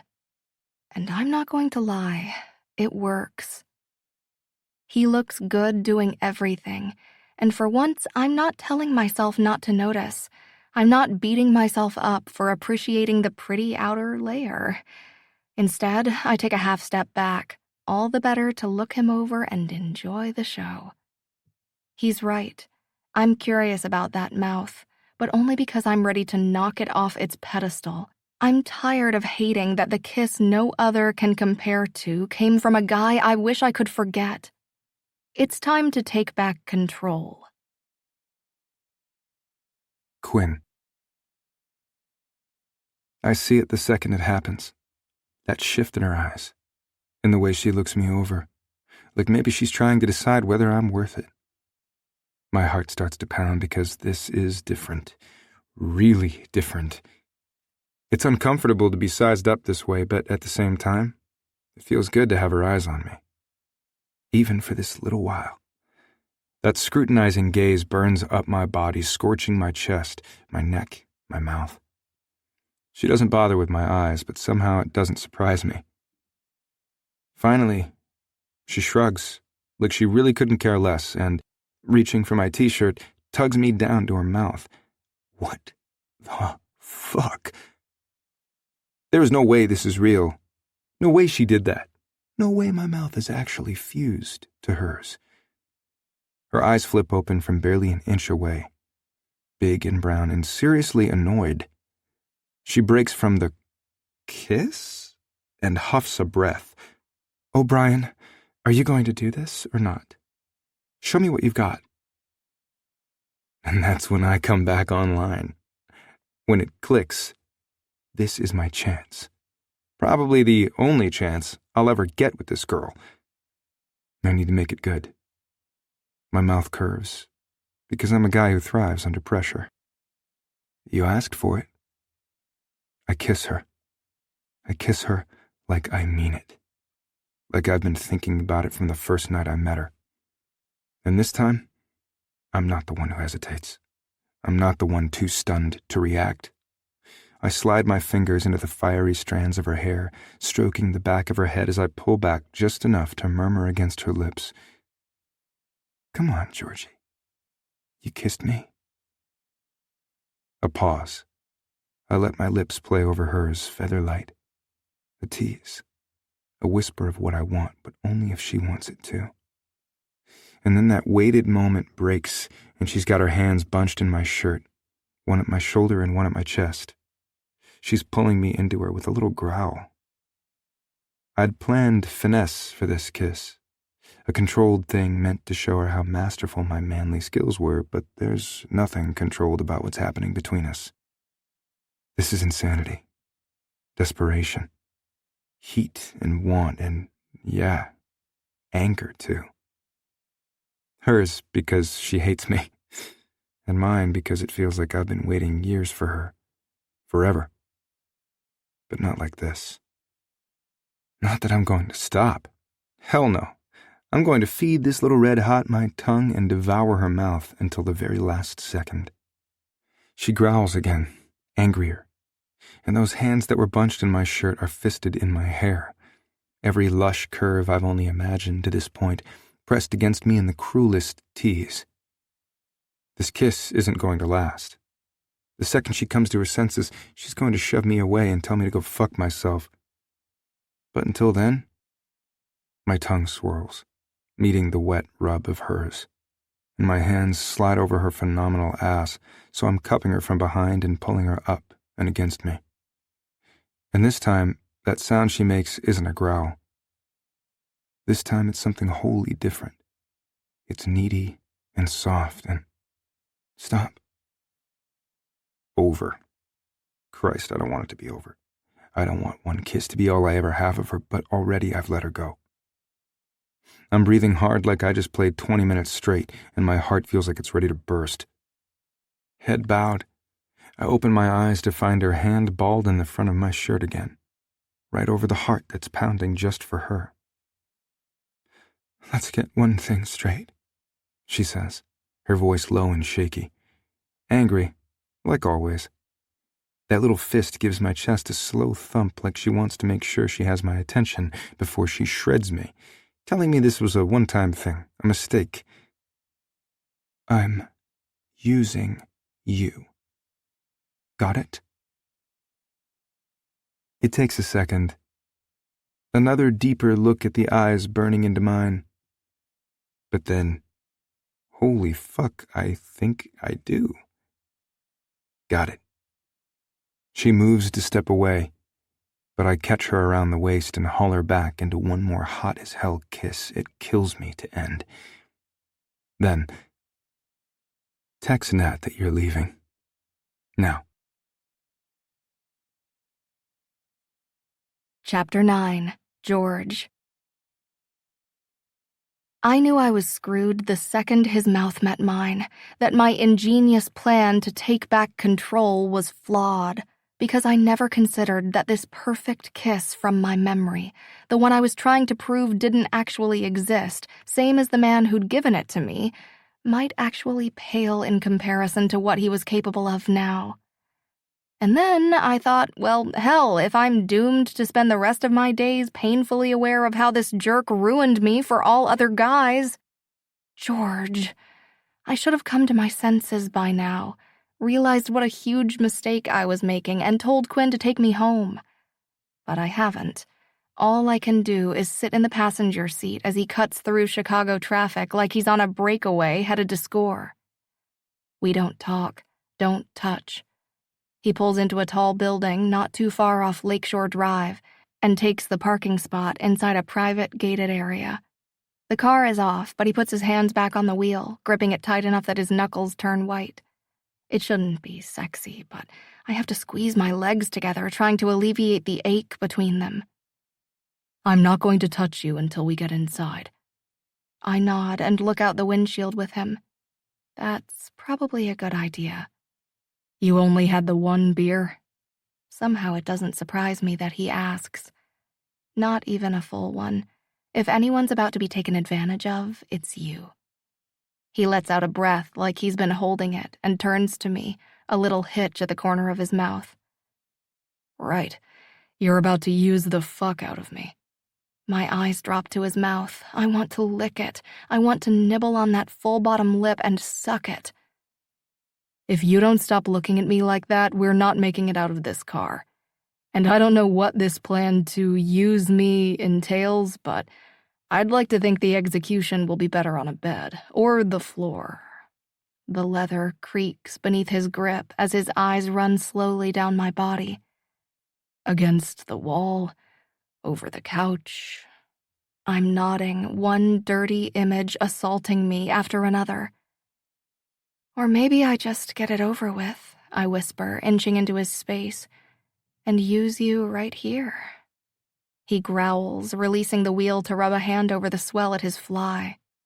George. So sexy. I can't wait. I don't have enough experience managing this kind of attraction. The garage is empty. My principals are lying in tatters back on Nat's kitchen floor. I'm halfway onto his lap, my mouth already locked with his, when he lets out a tortured groan and opens the car door. His arm bands around my back as he eases out of the seat, pulling me with him. He kicks the door closed, and then my back is against it, my legs spread as Quinn kisses me hard, grinding against me just right. I want more. I want him inside me. That kiss I was supposed to hate, the one that should have paled in comparison to my memory. That kiss was 1,000 times better, hotter, more addicting than what I'd remembered. That kiss was the stuff of legend, minus the romance or emotional connection, of course. And now I've lost all control. His tongue thrusts past my lips, stroking firm and filling me with his taste and need, making me ache low in my belly and hot deep between my legs. "Want this," I gasp when he breaks away. Baby, you've got to let me go then. Right, because my legs are wrapped around his hips and my arms are wound around his neck, my fingers buried in his hair, holding tight. I swallow, trying to pull myself together as I disengage. When I'm standing and he's done some adjusting to the steel pipe in his jeans, he nods toward the private elevator that reads residents only. He reaches for my hand and I shake him off. No hand-holding. Right, he says with a low laugh that's such a good sound I feel it all the way through me. Quinn punches in a code and the elevator door opens. But before I step into the gleaming car, the little voice is back with a guilt trip that has me holding up a finger. "I know you like me, but that's not what this is about. It's not leading anywhere but to a good time. Or if I'm lucky, maybe just an okay time. Really." This is sex. Got it. Then, because I'm not sure he does, or maybe because I just need to say it, this is me using you for sex, not the other way around. He gives me a very serious face that doesn't really look serious at all. Never. Satisfied, I step in and Quinn follows. He presses a button and props a shoulder against the mirrored brass, watching me intently. And the distinction is important? Critically so. It is. Then that's how it is. I swallow, suddenly feeling my nerves kicking in. I've never done anything like this. I mean, I've had sex with guys I wasn't serious about, but even that one friends with benefits night of casual mediocrity 2 years ago was more meaningful than what's about to happen here. We ride to the 11th floor, and when we step off, it's into a simple but elegant hall with only 4 doors. He lets us into the first one on the right and starts kicking off one shoe and then the other a few steps into the apartment. So tell me. He reaches over his head and pulls his shirt off, slowly. How exactly does this using business work? He drops the shirt on the floor, leading me toward the back of the apartment and into his bedroom. It's on the tip of my tongue to snap back, "You tell me."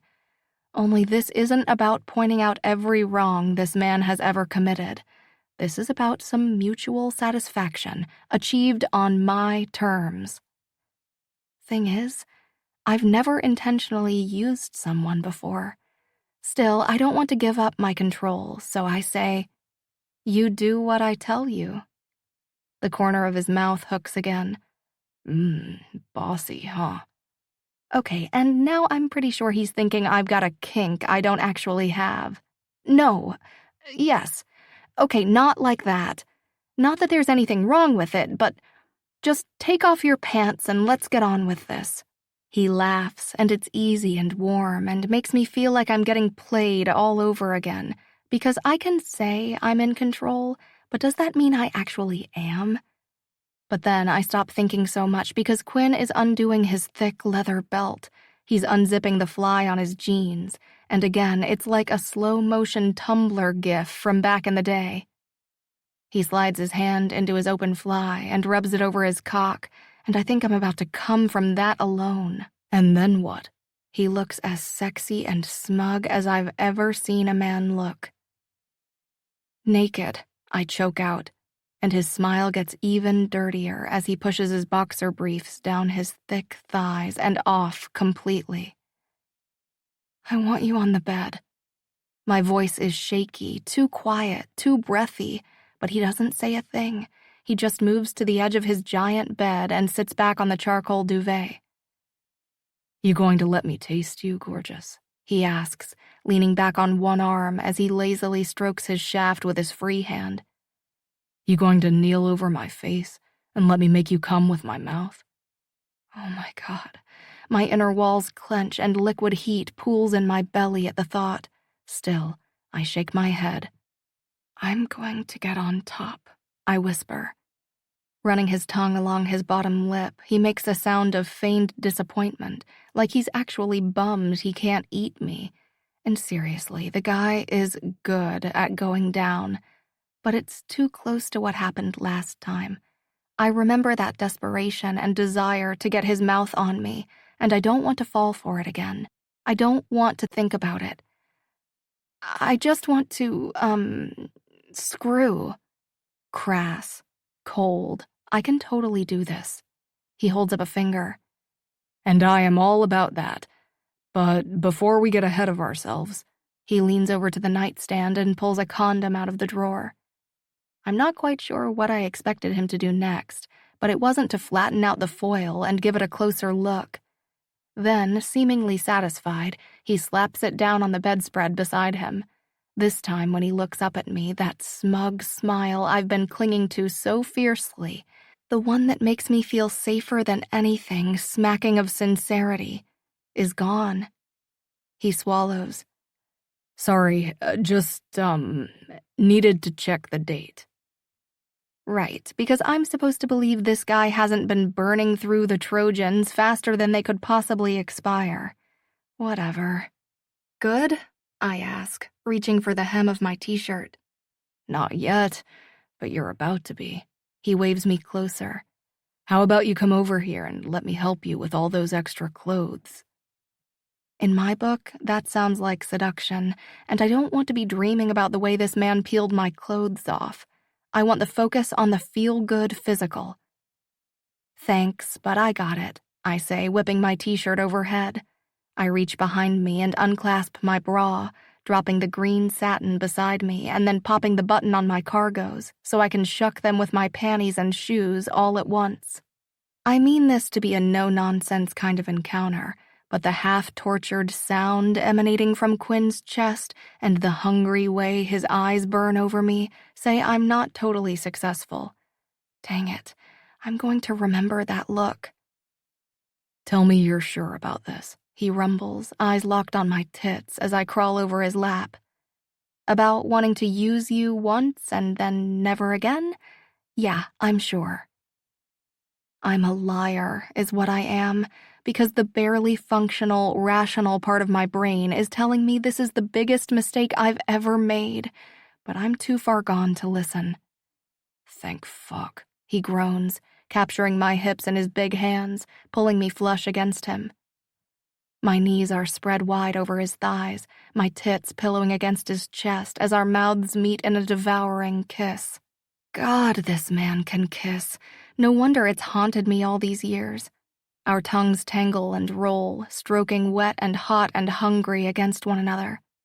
His fingers flex and spread, sliding over my ass and pulling me in to meet him just right. He's so hard, so thick and big. So wet for me. He groans against my lips. He reaches between my legs from behind, stroking through my slickness, and then pushing a thick finger inside. That's good. So good. And not because it's Quinn O'Brien touching me. Definitely not. Because it's been so long, that's all. His touch is just a little rough, and the way he's moving, easing in and out, filling me with one and then two, it's so good. Quinn, I gasp, and then mentally give myself a shake for not calling him baby or stud or you there. Some generic label meant to remind me this could be anyone, that it's not Quinn turning me on and driving me insane. It's the mechanics. That's all. I want that to be all. But my hands are roaming hungrily over the chest and shoulders I spend too much time studying. Up his neck and into the hair that feels as thick and soft as I remember. So good between my fingers as his mouth moves to my ear. His breath a hot tease against the whirl. Familiar. You feel so fucking good, Georgie. Even better than I imagined. Christ, I've dreamed of this. And that gruff praise and ragged admission is what does it. I'm clamping down on his fingers, spasming around his touch, coming harder than I ever have before. That's right, baby. Come for me. Wave after wave of pleasure pound through my center, and only after the last tremor passes does Quinn ease out. I should tell him thanks for the good time and go, but already I hate the loss of his touch, miss the sensation of him within me. Ripping open the packet, he rolls the condom on and lines up beneath me. Need to get inside you. Yes. He's thick at my opening, wider than his fingers for sure. And the pressure as I hover above him and our eyes meet has the breath stalled in my chest. Georgie, slow, baby. Nothing ever felt so right. Echoes of that first night play at the fringes of my mind. But this time is different. This time I understand where the lines are drawn because I drew them. So why am I suddenly terrified? Hey, he says gently, easing back to his elbows. You're in charge. Anything you want, nothing you don't. His eyes are hot, burning with need, but he doesn't move at all. If you want to use me, use me. If you've changed your mind, I haven't. The words rush past my lips before I can even process them, but it's true. I want this. And then I'm lowering myself that first inch. The decadent stretch is so intense, so overwhelming. Oh my God, so good. My eyes connect with his, locking us in place. Fucking beautiful, Georgie. His hands fist in the comforter beneath us, the muscles in his abs and arms and neck standing out in stark relief as he holds himself back from taking charge. I can't look away as I sink over him. I can't keep my hands from pushing over his pecs or my soft cries contained when the slick friction of his body filling mine has me nearly ready to come again. Slow, baby, he grits out. Don't want to hurt you. I want to tell him that he can't hurt me, that those days are over, but even I know that's not true. This, what we're doing right now, this choice is already hurting me because it's too good. It feels too right, too perfect. And not just the way his body fits with mine, but the way he's looking at me, the way he sounds. It feels like it did that first night, and that first night was a lie. But even with all of that swirling through my thoughts, I don't want it to stop. And when I'm seated completely, having taken him as far as my body will allow, he cups the side of my jaw, stroking my cheek with the rough pad of his thumb. Okay. I nod, hating the vulnerability I feel from that touch alone. His hips press up, making me gasp as he pushes himself even deeper inside me. Yes. Then ride me, baby. Use me so good. And I do. I start to move, easing over his shaft, grinding down and rocking against him as he fills me fuller than I've ever been. My hips snap time and again, all the while Quinn is beneath me, arching up as I come down, whispering one dirty encouragement after another, telling me how bad he wants me, how good I feel, how tight I am around him, how hard I'm using him, and how much he fucking loves it. And when I get close, he licks his thumb and presses it against my clit, rubbing just right until I shatter, coming apart around him. I collapse over his chest, wondering if I'll ever catch my breath again, wondering if I'll ever stop wanting this. Quinn's warm hand strokes over my back, following a possessive path over my ass and then back up into my hair. You good, Georgie? I'm amazing. Yeah. My turn, he asks, his lips brushing my ear.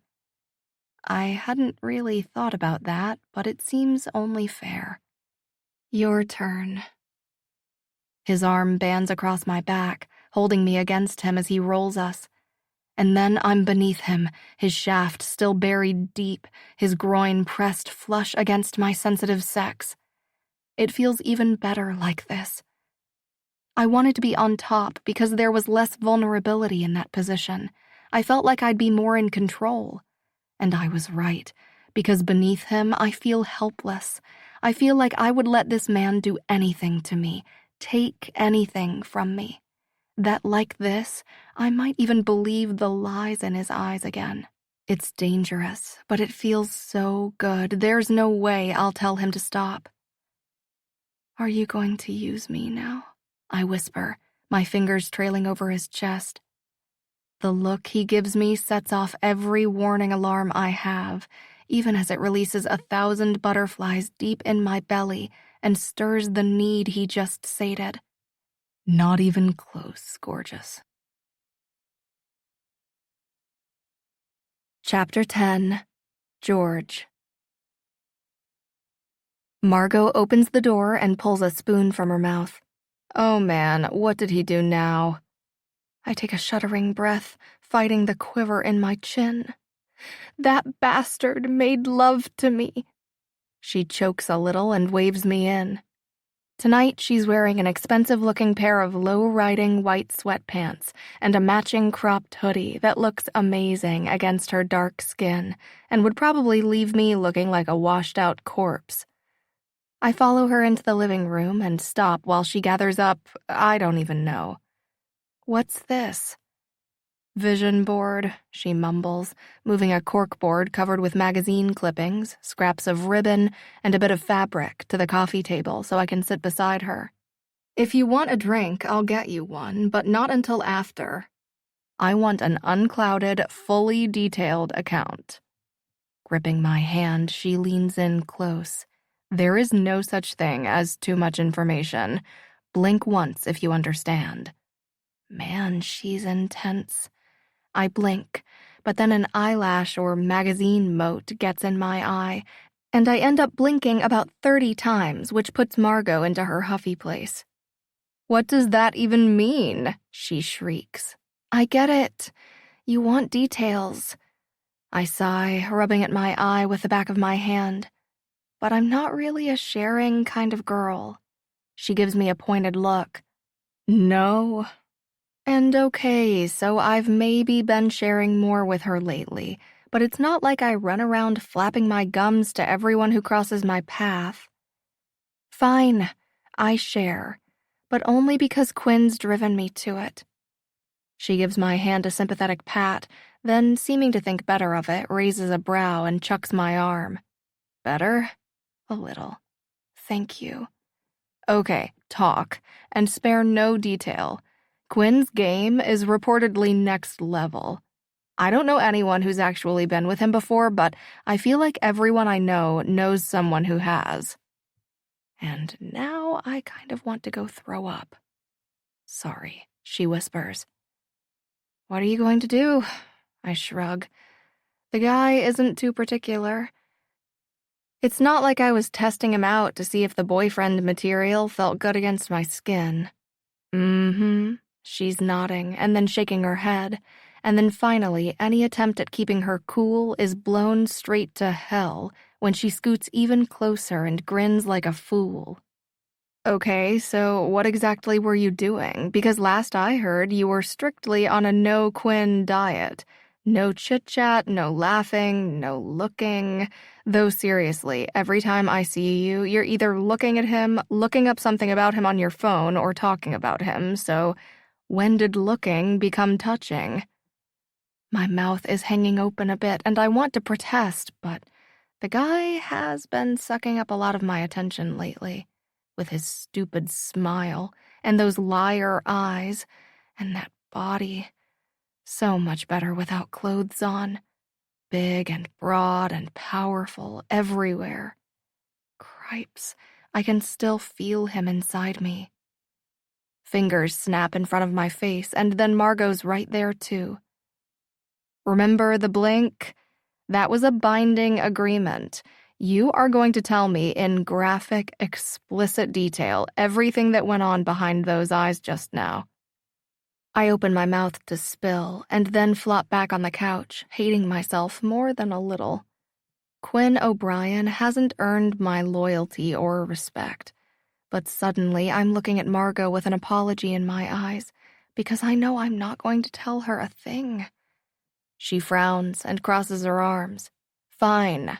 How about you start by telling me how you ended up letting the guy make love to you? It was an accident, I mutter, picking at my thumbnail. Oh, okay, so he just fell in, then. My eyes narrow because is that laugh really necessary? I wanted to take back some control. He was taunting me with that whole ladies' man hotness thing, asking me if I ever thought about what it could be like with us. Flaunting his big, muscly arms, and I thought about what you and I talked about, how I was giving him too much power. So I thought maybe if I kissed him, going into it with my eyes open, I might get a better read on the quality. See that Quinn's kiss wasn't actually all that, and then maybe I'd be able to stop comparing it to every fresh kiss I get. It seemed like such a solid plan at the time. I wanted it to be terrible. And, she prods, eagerness in her eyes. I sigh. It was even better than the first time. Her nose scrunches up. Practice makes perfect, huh? Why does that bother me? Probably.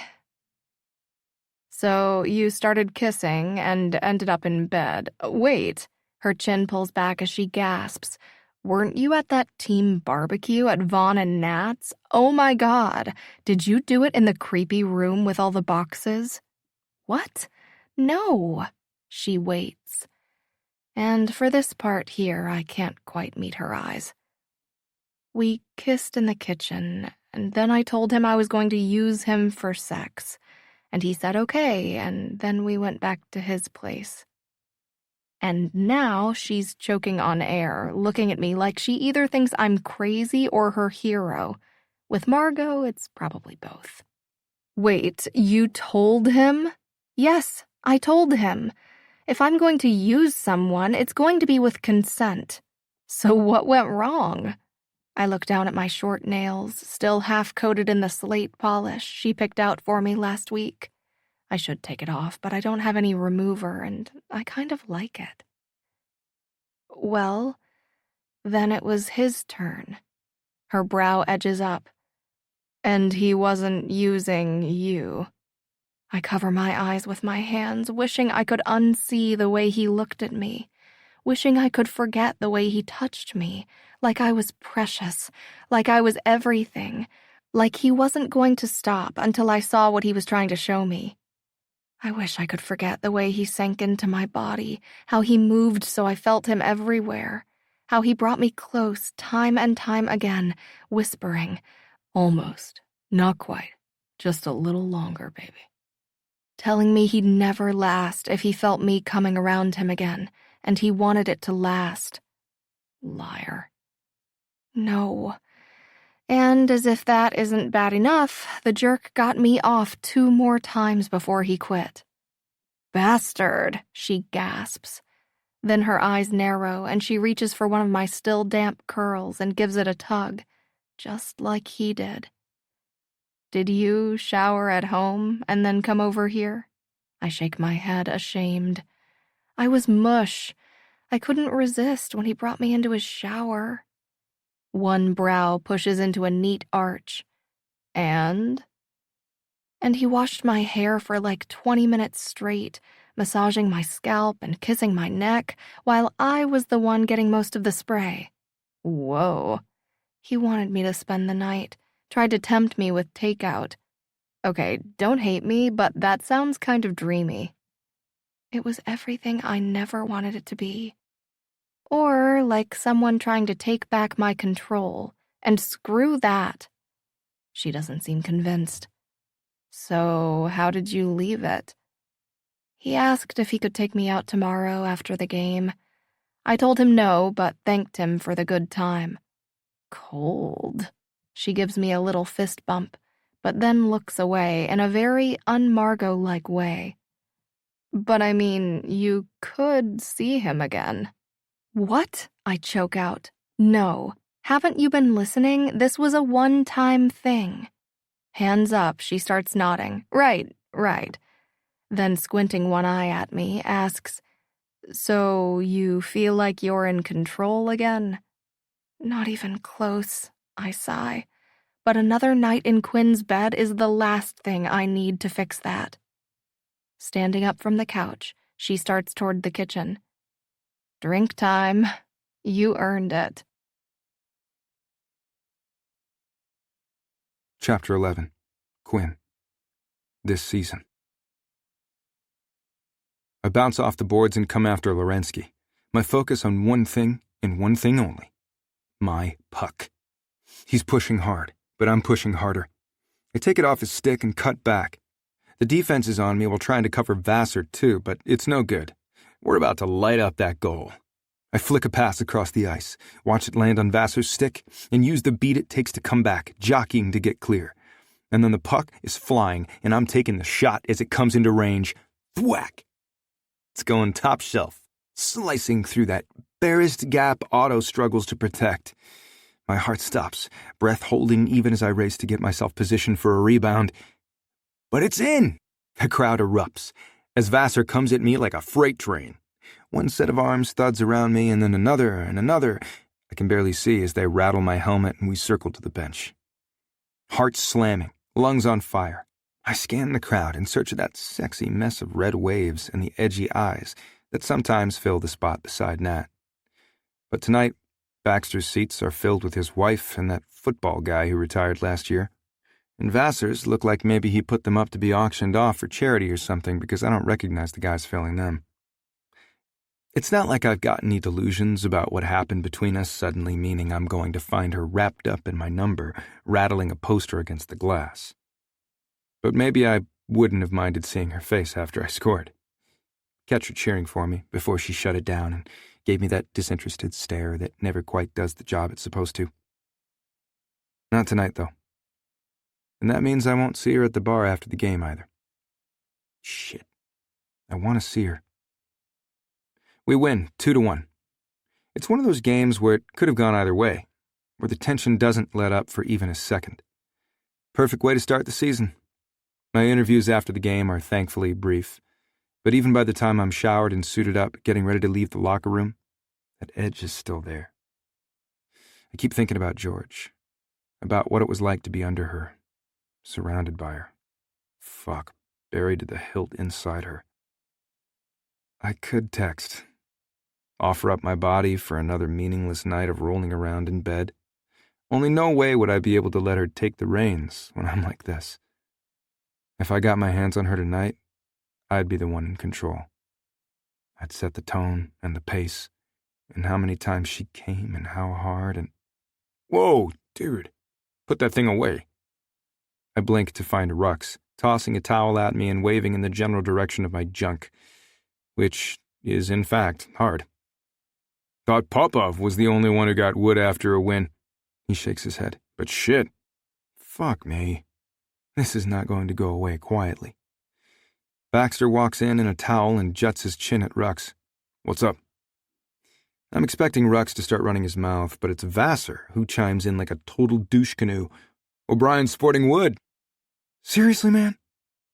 My buddy shakes his head, a hint of a smile tucked into what the fans coined his resting prick face. Thought you were going to hit me with it when you turned around. Man? I was on this guy's side when no one else in this city was, and now this? Damn, I miss the days when these two could barely stand to share the same room, let alone the same conversation. He grimaces, or smiles. It was terrifying. Baxter is back. That thing's a monster. It goes on like that for a while, one guy after another taking his turn. I don't want to, but then I'm laughing, taking it in stride. Fairly certain I'm not going to hear the end of this for the rest of the season. Probably longer. I cut a glance to Vassar and see he's got his phone. Are you filming this? He holds up a finger and points to where Rux is on the ground, hands up and face twisted in feigned terror, like he's trying to ward off an assault from a monster dick.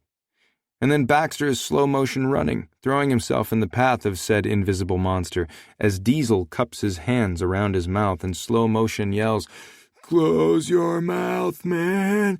He's gonna blow!" Vassar wags his phone at me, grin on his face, so big I barely recognize him. Nat's going to love this. Awesome. You sending it to her now? Nah, she and George are meeting us at the 5-hole. Show it to her then. And suddenly, he's not the only one grinning like a fool. George. You see that play by O'Brien in the second? Says the guy who couldn't wait for Movember to grow out his mustache. He's talking to his buddy, who somehow knows Nat from a charity thing they worked together. I'm telling you, that's the guy to watch. Nat, your boys are ass kickers for sure, but you see how O'Brien kept setting shit up?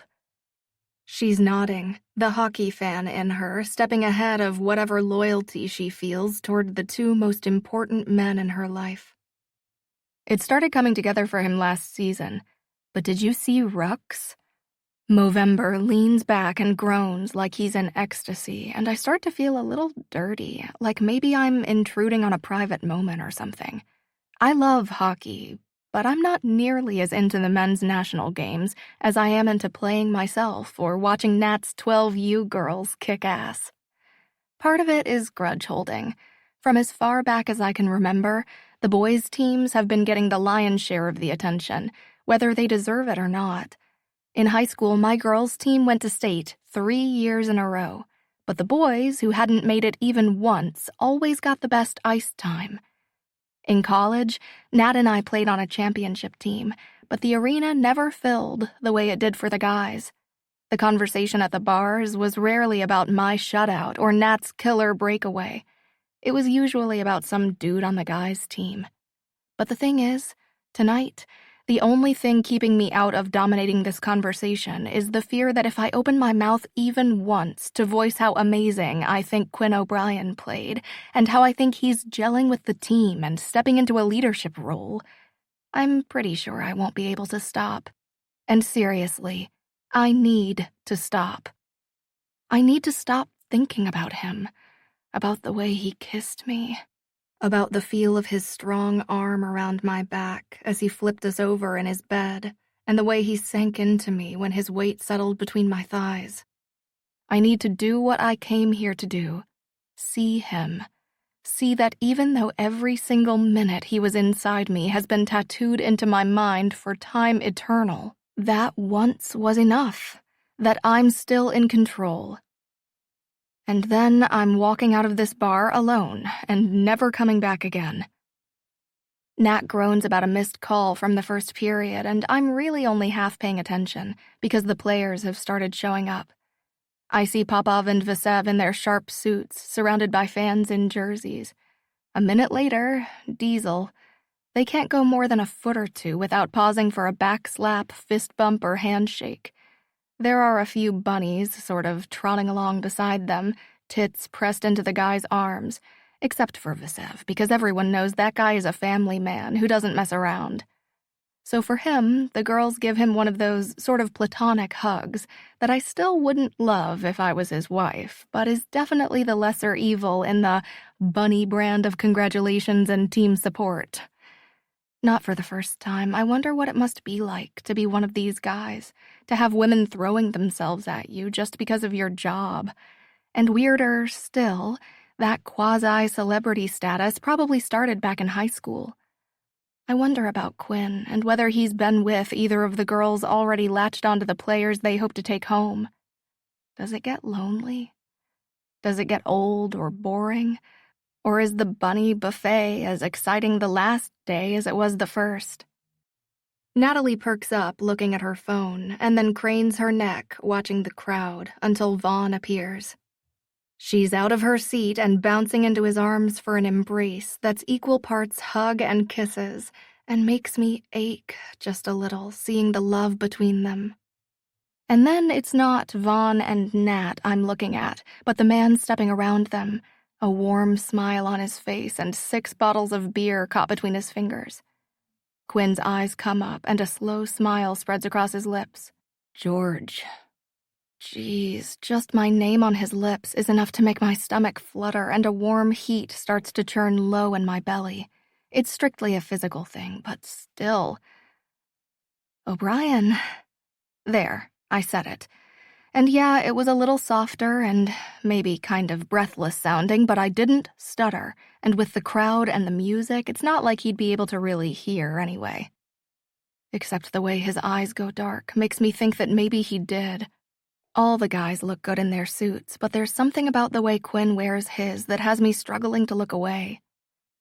Vaughn and Nat break away from their kissy, nuzzly, I haven't seen you in hours reunion, and Nat drops back into her seat as Quinn pulls up a couple stools for him and Vaughn to do the same. Movember scoots his stool closer to mine, making room for Quinn and Vaughn on his other side, which makes me wish I could remember his actual name, because the guy just did me a serious solid. And while he's nowhere near as big as the players, he's big enough to make a nice shield between me and Quinn. At least I thought he did.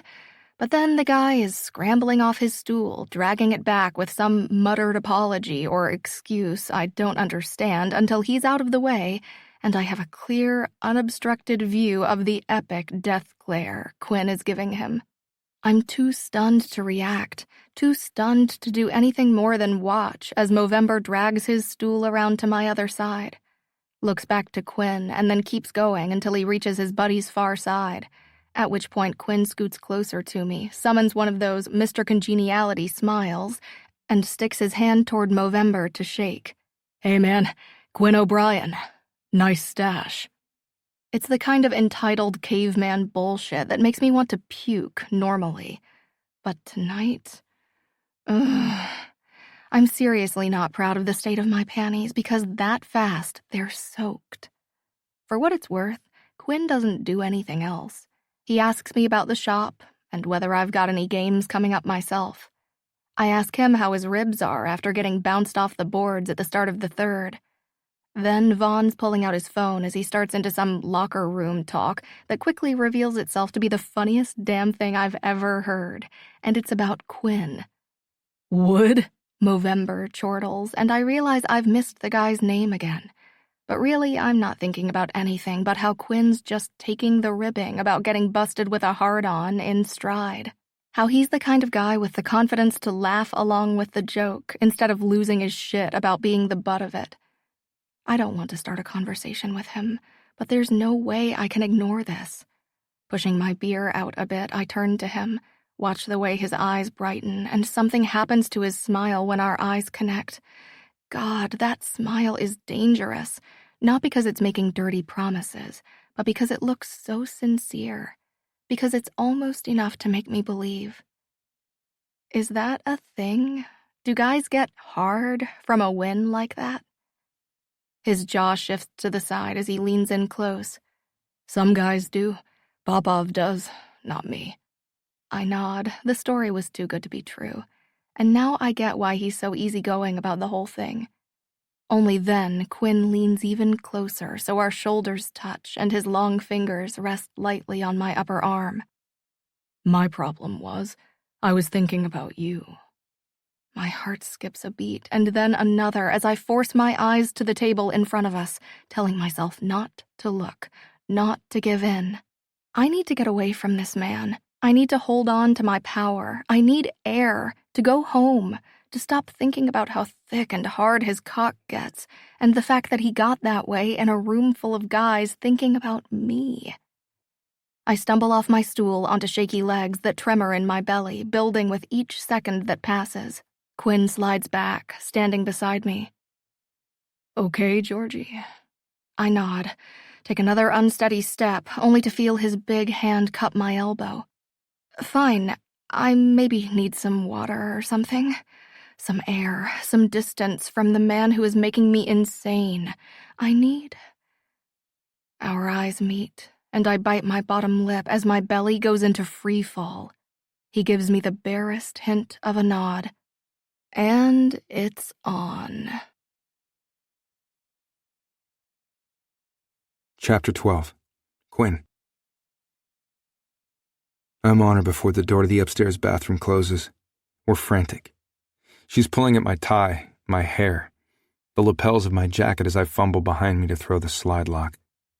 This section of the bar isn't open, but no way am I taking a chance on someone else seeing my girl like this. And then I've got her up, her arms around my neck, her legs around my waist as I grip her ass and press her against the door. Thrusting my tongue between her lips, I grind the hard-on that won't go away against the spread of jeans-covered legs. The breathless cry she gives me in return goes straight to my balls and has me rocking back. "You going to use me again?" I ask against her kiss-swollen lips. So hard. This girl. I'm dying for her, aching from the tight cling of her knees at my hips and the hungry way her mouth finds mine. This needy, desperate thing between us is only getting stronger. Squirming, she bats against my hands. Her feet touch the ground, and less than a second later, she's shoving her pants down and pulling one leg free. "Fly," she urges, reaching for my belt. And I'm back in action, ready to get on my knees and thank her the best way I know how. Only she's got something else in mind. "Condom, hurry." And then she's back in my hold, open to me, slick and ready. "Tell me if you need it gentle," I say, my forehead pressed against hers as I hold myself back. I'm on edge, so close to having what I want, but not quite there. The fingers in my hair get tighter. "Not gentle," she whispers against my mouth, punctuating the words with a nip to my bottom lip. Fuck yes. I drive into that warm, wet space between her legs, burying myself in one hard thrust that ends when I'm as deep as I can get. And it feels like I can breathe for the first time since she left my place 2 nights ago. "Gwen," she moans, her body gripping me tight. I love getting inside her. I love how she loses track of the distance she likes to keep between us. And most of all, I love to hear her say my name, because this is the only time she uses it.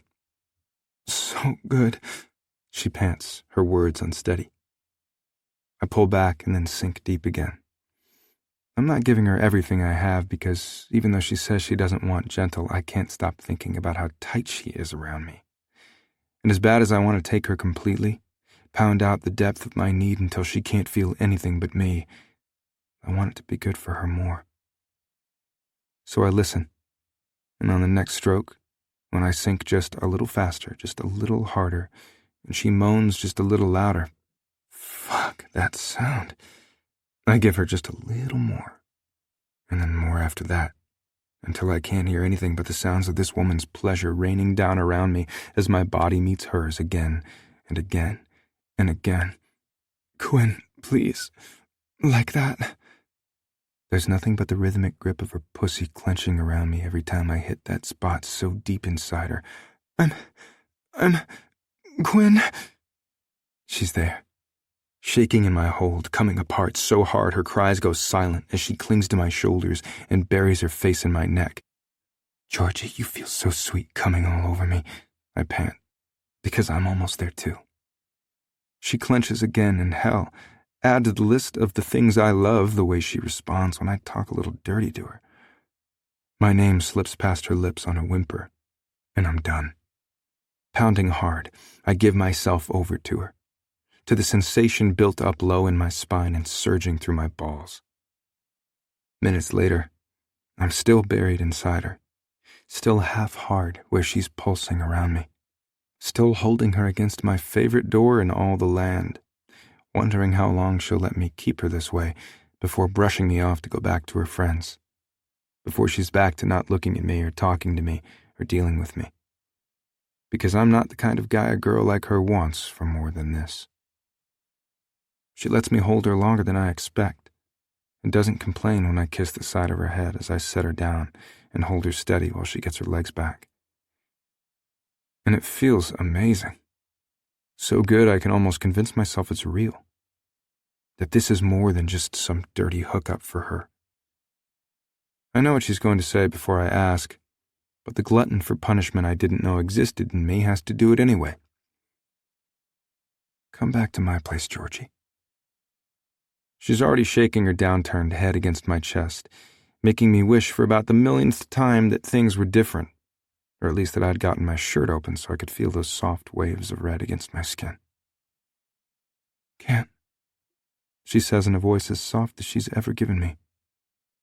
Keeping my arm wrapped around her shoulders, I hold her to me for another minute, only letting go when she eases back.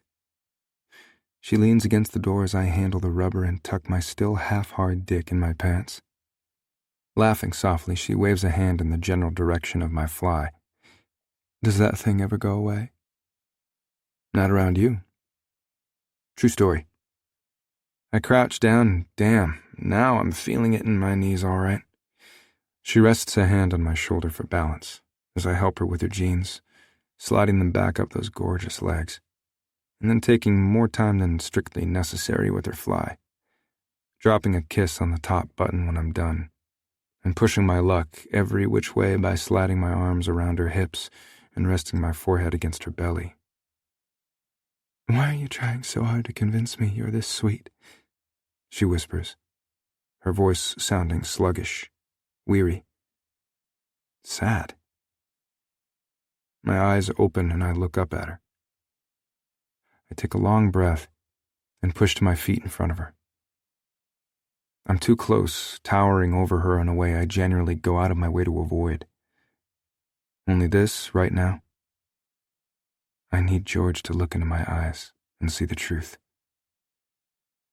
Because enough is enough. Let's go. We need to talk. She blinks, glances away.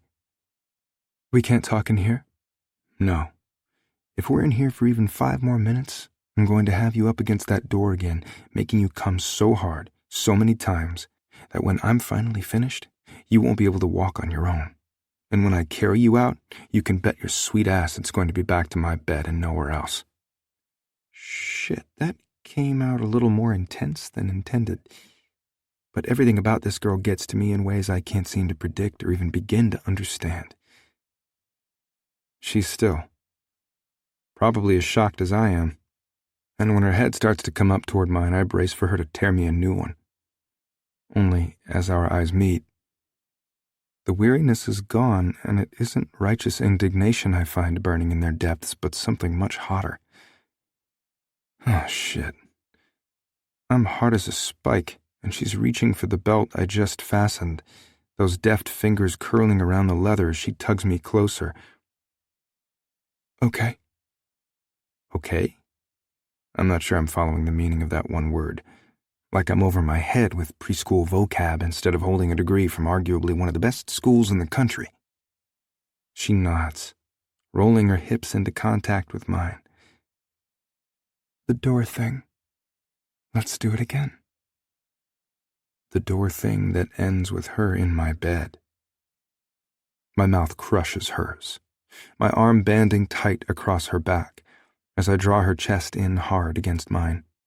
And she's ready to go, groaning as she opens to the demand of my kiss, sucking on my tongue, reaching between us to cup me in her palm. Fuck! I jerk back, my heart slamming harder than it did in tonight's game. No. Okay, and if I wasn't so completely on edge and ragged in ways that only have to do with her, I would laugh at the look on George's face right now.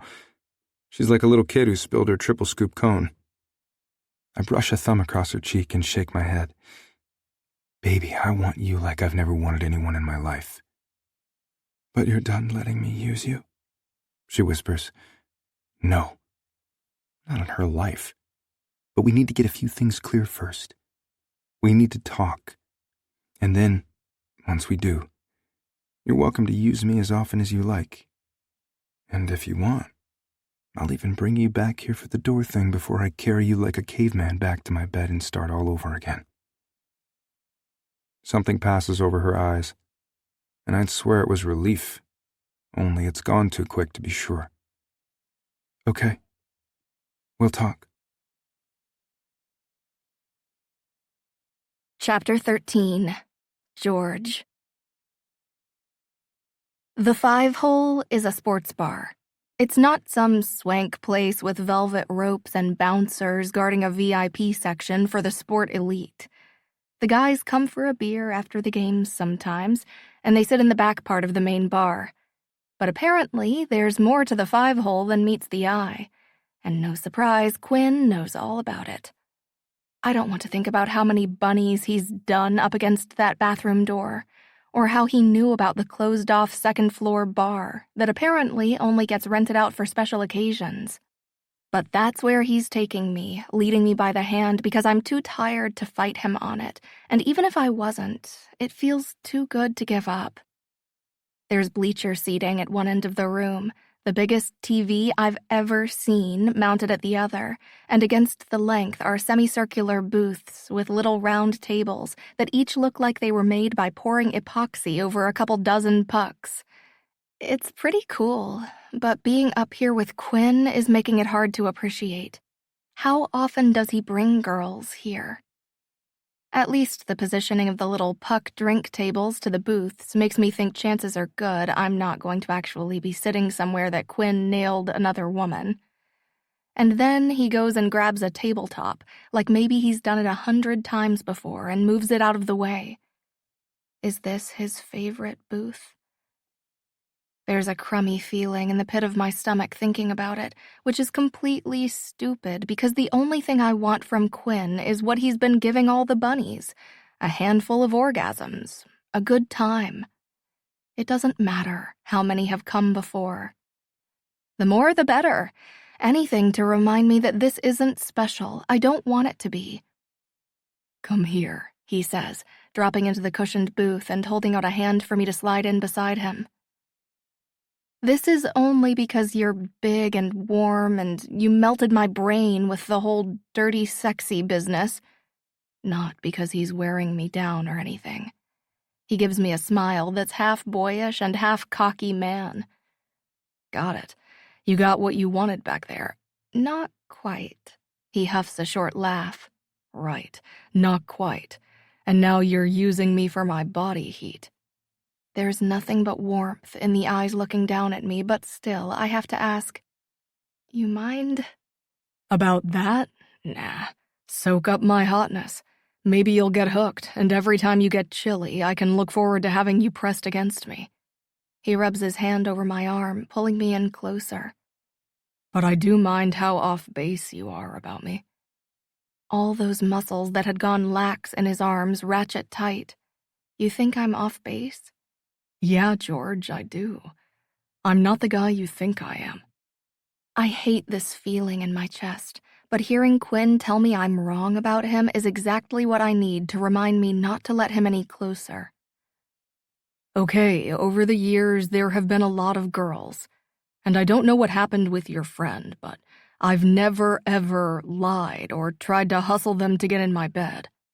He rubs a hand over his jaw and cuts me an apologetic look. And, Christ, I can't believe I'm actually going to say this, but I think it matters, so here it is. I don't have to. For a beat, I'm too stunned to respond, to do more than blink and eventually suck some air into my lungs. But then I'm shrugging out of Quinn's hold and stepping to the far side of the table he just moved. His shoulders drop, and a slow breath eases out. "I know how arrogant that sounds, but this job is different. I know how easy it is for you to find women. I don't care about any of that." Which is mostly true anyway, or at least I wish it was. "I care that you're telling me you've never lied or hustled a girl into your bed. Ever." My vision starts to tunnel, my heart beating too fast. I shouldn't care. I don't want to. Except he's hustling me right now. I can still feel him inside me, still feel the ache of wanting more, and he's looking at me with those heartfelt eyes that promise he'd never lie. And that's exactly what he's doing. Only this time, it's not to get me into his bed. It's to get something else. It's to get me to trust him, when right now he's proving he doesn't deserve it. George, I haven't. Aside from having a reputation for being with a lot of women, I'm pretty sure that's as bad as it gets. Check the bunny boards or search my name. You're not going to find a lot of scorned girls. He says it with such confidence. I almost want to laugh because what? Does that mean I really am special? I don't think so. God, you're a liar. I can't believe a damn word he says. And now he's on his feet, raking a frustrated hand through his hair. Why do you keep saying that? Because you're lying to me right now, Quinn. His head snaps back, and honestly, this guy deserves an Oscar for the bewildered look on his face. Throwing my hands out to the sides, I let out a bitter laugh and turn. I'm done. Whatever this guy's game is, it doesn't matter. He's never going to work me again. I got what I wanted from him. I'm out. Jesus, Georgie, you're killing me. He'd have to have feelings to be hurt, and the more he tries to convince me they exist, the less I believe him. Then why keep coming back for more? Because every time I try to stop, it feels like I can't fucking breathe. Like something vital is slipping through my fingers, and if I let it go, I'll never be okay again. I don't believe him. Of course I don't. So why does it feel like I'm the one letting something slip through my fingers? That I'm the one tossing away something infinitely valuable? This needs to stop, and there's only one way to make it. Quinn, the reason I can't believe you is that I've heard all this before. Quinn. Everything grinds to a stop. Finally, we're getting somewhere. Okay, George, I want to understand. So let's back up. Who are we talking about here? What do you mean? She coughs out, her hands coming together in front of her. My friend, I told you that. I wave her off. I know your friend. What I want to know is which one. Look, I get that you don't want to betray her trust, but you've got to give me more to go on. You've got to at least give me a chance to understand. She's already shaking her head, but I keep pushing. I won't contact her. Not unless you give me permission. But at least tell me her name and when this happened. Her name doesn't matter. What do you mean her name doesn't matter? George, this is the reason you don't trust me. It matters. I try to be careful. To be as brutally honest and upfront as possible so there isn't room for expectations to misalign. But from time to time, it happens. Still, I've racked my brain trying to come up with the time I've been good and ashamed of myself, and I can't. You've got to give me the chance to explain, to figure out where the wires got crossed. Something. Wires? She huffs out a laugh, but there's no humor in it. In fact, I don't think I've ever seen her so angry, so betrayed. Is that what you call it when you spend hours convincing someone what's happening between you is real? When you take her back to your bed and swear you've never felt this way? When you ghost her the next day? Just crossed wires? Jesus. No. The word is out before I can think about it. I don't even have to. I'm sorry, George, but your friend made a mistake. It's better than telling her that her friend is a liar, but I'm willing to give this nameless, faceless girl the benefit of the doubt, which I'm feeling pretty big about until I see the thunderous look on George's face. There was no mistake, she says, her voice layered with a deadly certainty that has something cold and hard forming in the pit of my stomach. She told you she was okay with it just being one night, and you told her no, that you wanted more. You made her believe it. And then the very next day she saw you pulling the same slick moves on someone else. Holy shit, this is bad. George, you need to listen to me. What you're describing sounds awful, but it wasn't me. I take relationships seriously, and I don't mislead women about them because it's bullshit to treat people like that. So I don't take girls out to dinner, and I don't take them to movies. The only events I bring dates to are when a teammate needs a favor. The look in her eyes is more than disbelief. It's more than outrage on a friend's behalf. It's almost like I'm hurting her worse with every word. And I'm supposed to take your word over the word of a girl I know as well as I know myself? I wish she would, because it's the truth. But I'm guessing that's not happening. Don't take mine, then. You can ask anyone. Ask the guys on the team. They'll tell you what you're describing isn't me. Hell, ask the women I've been with. She blanches. And yeah, the idea of George around any of the bunnies I've spent the night with isn't something that sits well with me either. Or, Jesus, just let me talk to her. We can straighten this out with one phone call, one cup of coffee. Because a part of me is expecting this girl to take one look at my face and say, wait, you're Quinn O'Brien? My bad. She doesn't want to talk to you, Quinn. My arms shoot out. Why not? Because she's already seen you since. It was a few years later and you didn't remember her. At first, she was pissed, but then she was relieved. I think at this point she'd rather just put it behind her. I reached for George's hand, needing her to think about this, to give me a chance. Then where does that leave us? Nowhere. One word. Soft. Sad. I've been trying to give her space, but now I'm right in front of her, taking her hands in mine and begging her with my eyes to listen. George, I told you from the start what this was and what it wasn't, she says, her stubborn chin starting to tremble. Fuck that, George, you feel this too.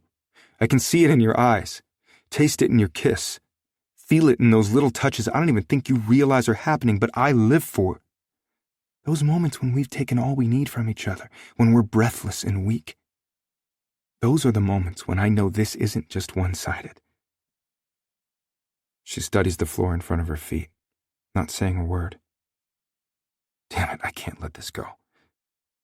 Can't you please look at me and judge me for who I am today instead of on something that may or may not have happened years ago?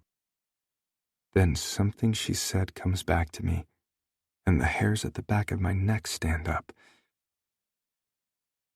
You said this was back in college, but that she saw me a few years later and I didn't remember her. Honestly, most of the hookups I've had over the years weren't memorable enough that I'd remember the girl I was with. But what if... There's no way. I don't want to ask, except suddenly it's the only thing that makes sense. Was she in school with me, or did this happen somewhere else? Christ, I don't like the look on George's face because it tells me I'm right. George, was this in Mexico? She doesn't even have to answer. I already know. And now I understand why she can't forgive me. Because I don't fucking deserve it. Chapter 14. George. Mexico. Of all the things Quinn could have said, this was the dead last I expected. I search his face, studying the features I don't want to know as well as I do, the eyes I've been telling myself not to trust since the night he came back into my life. Is this it? The moment he admits to remembering who I am? The moment I finally get the explanation I've been waiting for almost 7 years? Moving back to the booth, I sit. Okay, Mexico. The words are stiff, awkward, coming off my tongue, but if he notices, there's no sign of it. I don't know what I want to hear. There's a part of me that's waiting for him to tell me that I wasn't a complete fool. But I was there. I was there. And he has to know it, or he wouldn't have brought it up. So why was he trying to convince me that he had no part in the crime I accused him of? Unless this was all about getting me to admit that I was the girl in Mexico. I grip the base of the seat I'm on, holding tight as a million questions rattle around my mind. I was down on vacation with my brother and a couple guys I grew up with. Thad, who likes fruity cocktails, and Camden, who had to buy new trunks because his ripped on the water slide, and Patrick, who looks so much like his brother it's uncanny. It was winter break, so hockey season was still going, but I had the week between Christmas and New Year's off. I was the only one who played at the college level or had any kind of shot at the draft, so the guys were cutting loose in no small way. And even though that's not how I generally am, he takes a breath and looks at me with such regret I feel it all the way through me. I must have gotten caught up in it. Are you talking about drugs? I whisper. It would have to be, because I spent the entire day and evening with him, and he didn't have a single drink. Neither of us did. He jerks back with a cough. Drugs? Not on your life. I had my eye on a pro career. No way in hell would I have risked that. Not just getting caught, either. Booze, painkillers. That shit hits me harder than most people, and sometimes a bit sideways. Recreational drugs scare the shit out of me. But back in college, I guess maybe I didn't have the same handle on my tolerance for alcohol I do now. There's a nervous tension growing in my belly, and suddenly I'm leaning into the space between us, into his explanation. What happened? I asked, my throat dry, my lungs barely functioning. I can't believe he heard me, but he goes on. Truth? I don't 100% know. One minute I'm having lunch with the guys, and the next I'm waking up in my room with more than 24 hours I can't account for, and the mother of all hangovers. You don't remember that day? There's no way. He can't be serious. He shakes his head. My brother was there when I woke up, looking more worried about me than I think I've ever seen him before or since.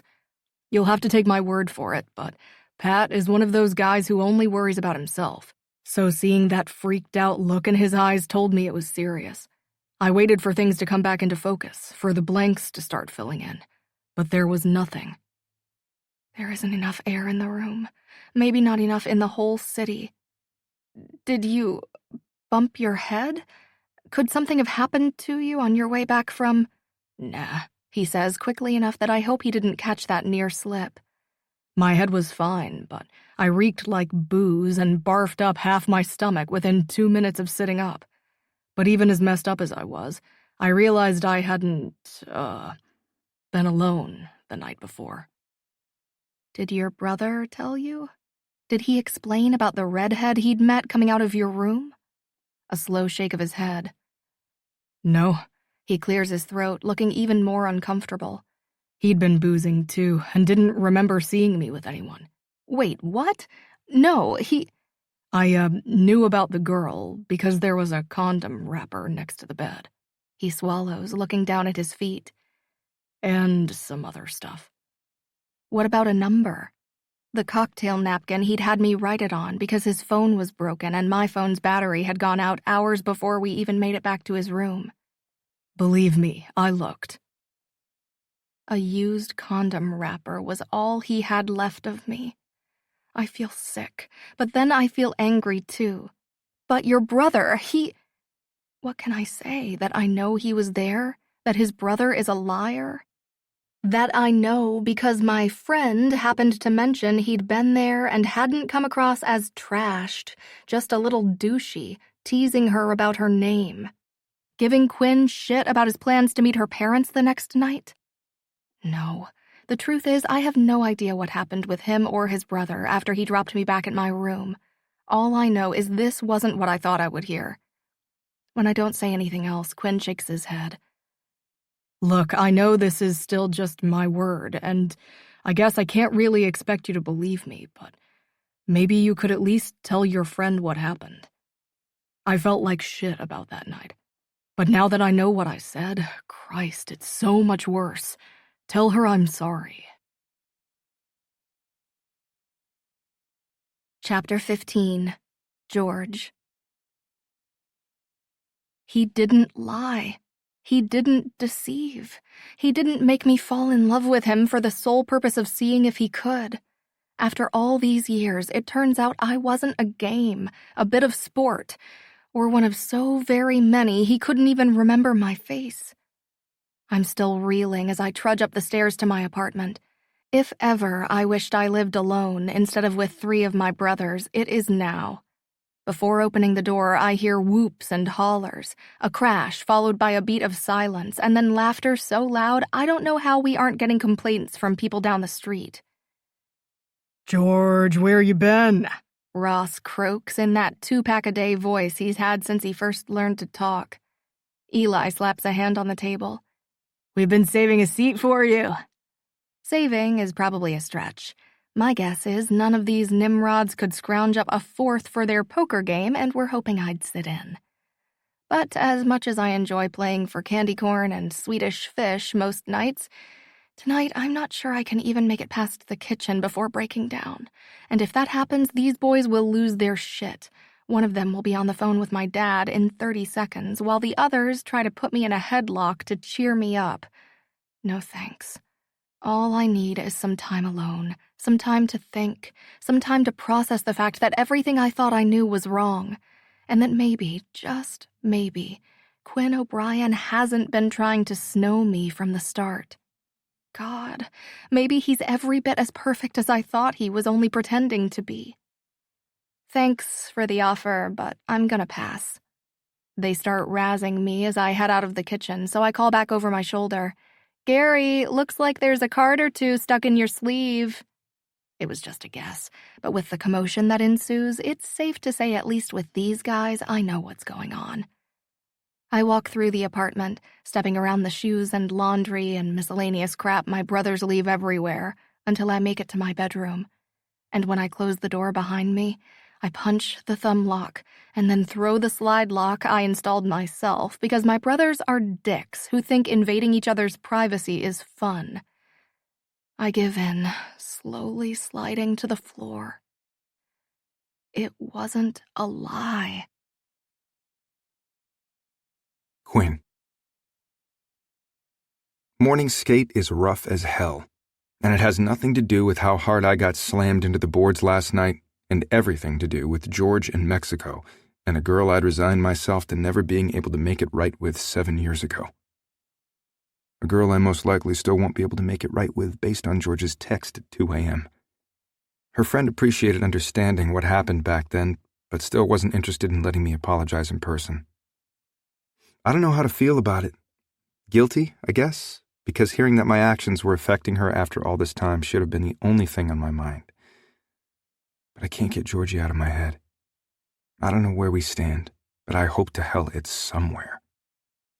I have lunch with the team and meet with the assistant coach to talk about tonight. I'm usually raring to go. I like away games. I like changing things up, meeting different people and eating different food, seeing a different skyline, whatever. But today I'm hating that I'm leaving when nothing is resolved. When I get home, I leave my gear by the door and start to pack before getting a nap in. I check my phone like the 13-year-old girl I've become, looking to see if maybe she messaged me back, if maybe I somehow cleared the notification by accident. But there's nothing after my message asking her if I could stop by to see her today. And no answer means no. An hour and a half later, I'm ready to go, waiting on my ride from Vassar to the airport. A knock at the door sounds, and I grab my bag. Dude, I would have come down. Georgie, I cough out, shaking my head like I'm not sure she's really there. But then I pull my shit together because she's totally there. You gave me clearance downstairs? She isn't quite making eye contact, instead looking in the neighborhood of my shoulder. Wishful thinking, I guess. What is she doing here? Kind of casual with your security, she says, offering a slight shrug, her eyes inching to my chin. Vaughn would be disappointed. I mean, you know how some fans get. She's joking with me, and it's so completely foreign that for a minute I don't even know how to respond. Except then it clicks. George is here, standing in my hall, trying to make a joke. She's here. And that's about 1,000,000 times better than her being anywhere else. Propping a shoulder against the door, I cross my arms. Fine, and flex some, too. Hell, I know she likes my body, and I'm not above working it to my advantage. Especially when I wasn't entirely sure I was going to get to see her again at all. You in the mood to use me, Georgie?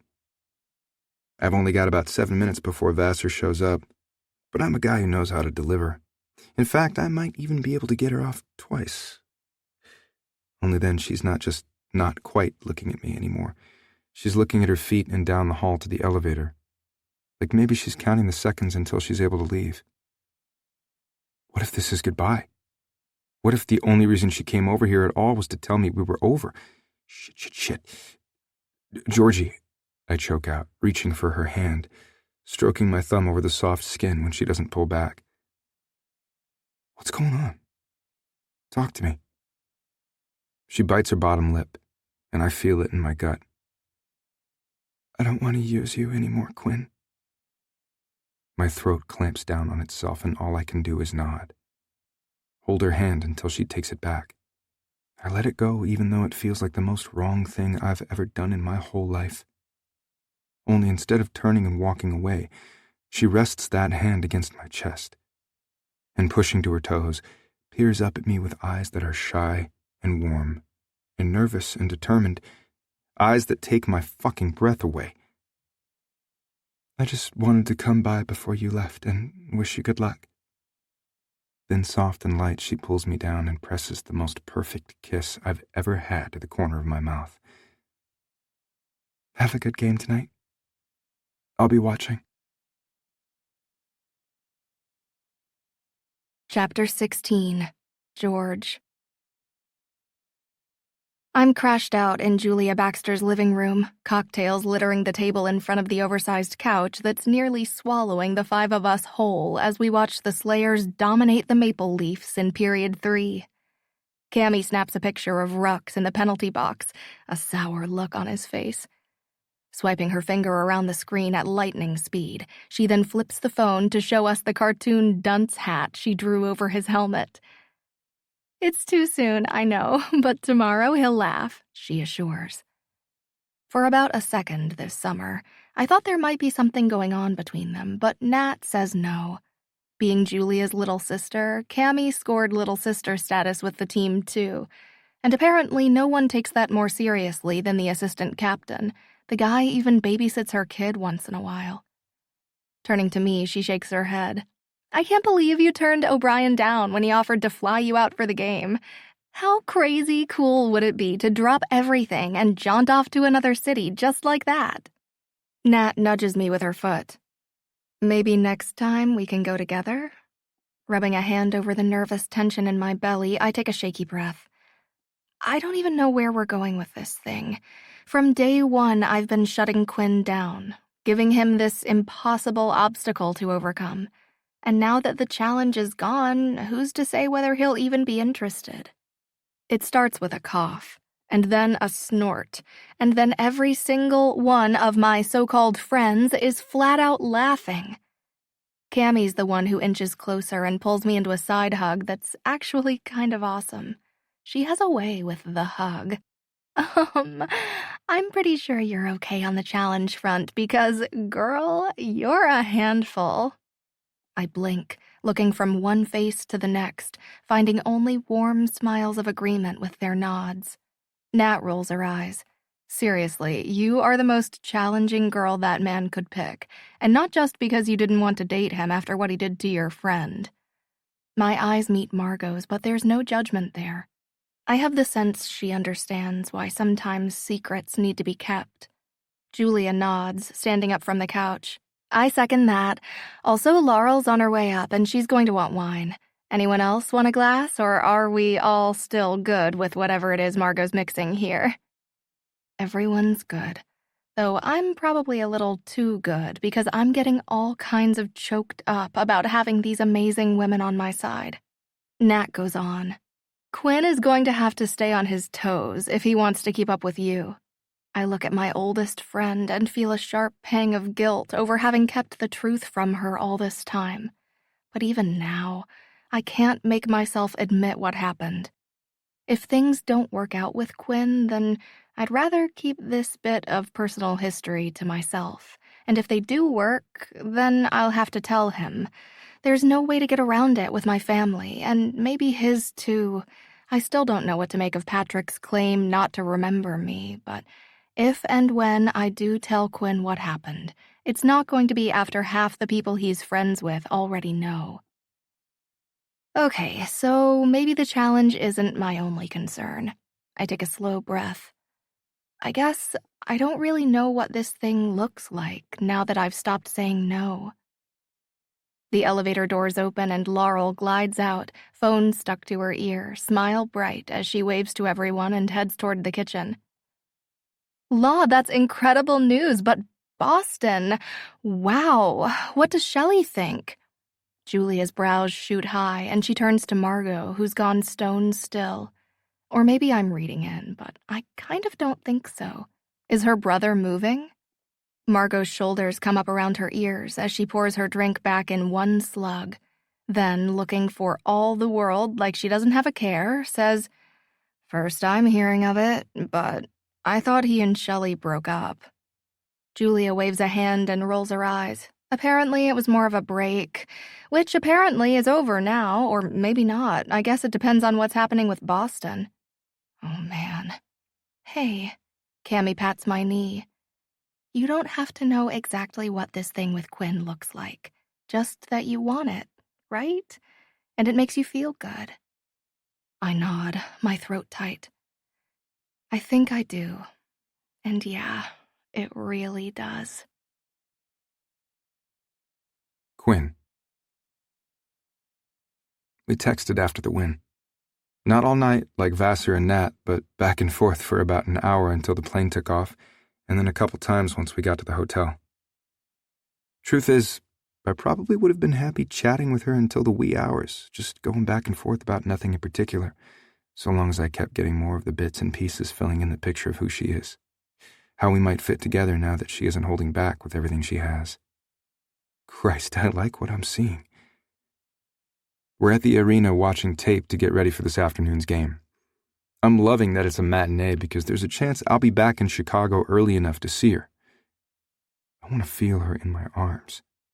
I want another taste of that kiss from before we left. The one she gave me because she wanted to. Not because she hated that she wanted to. You meeting up after we land? Rux asks, when the coaches wrap up the talk. I drop onto the mat and start stretching while the team chef works on getting lunch. I don't know. I want to see her, bad. But I don't want her to think I'm only after the hookup.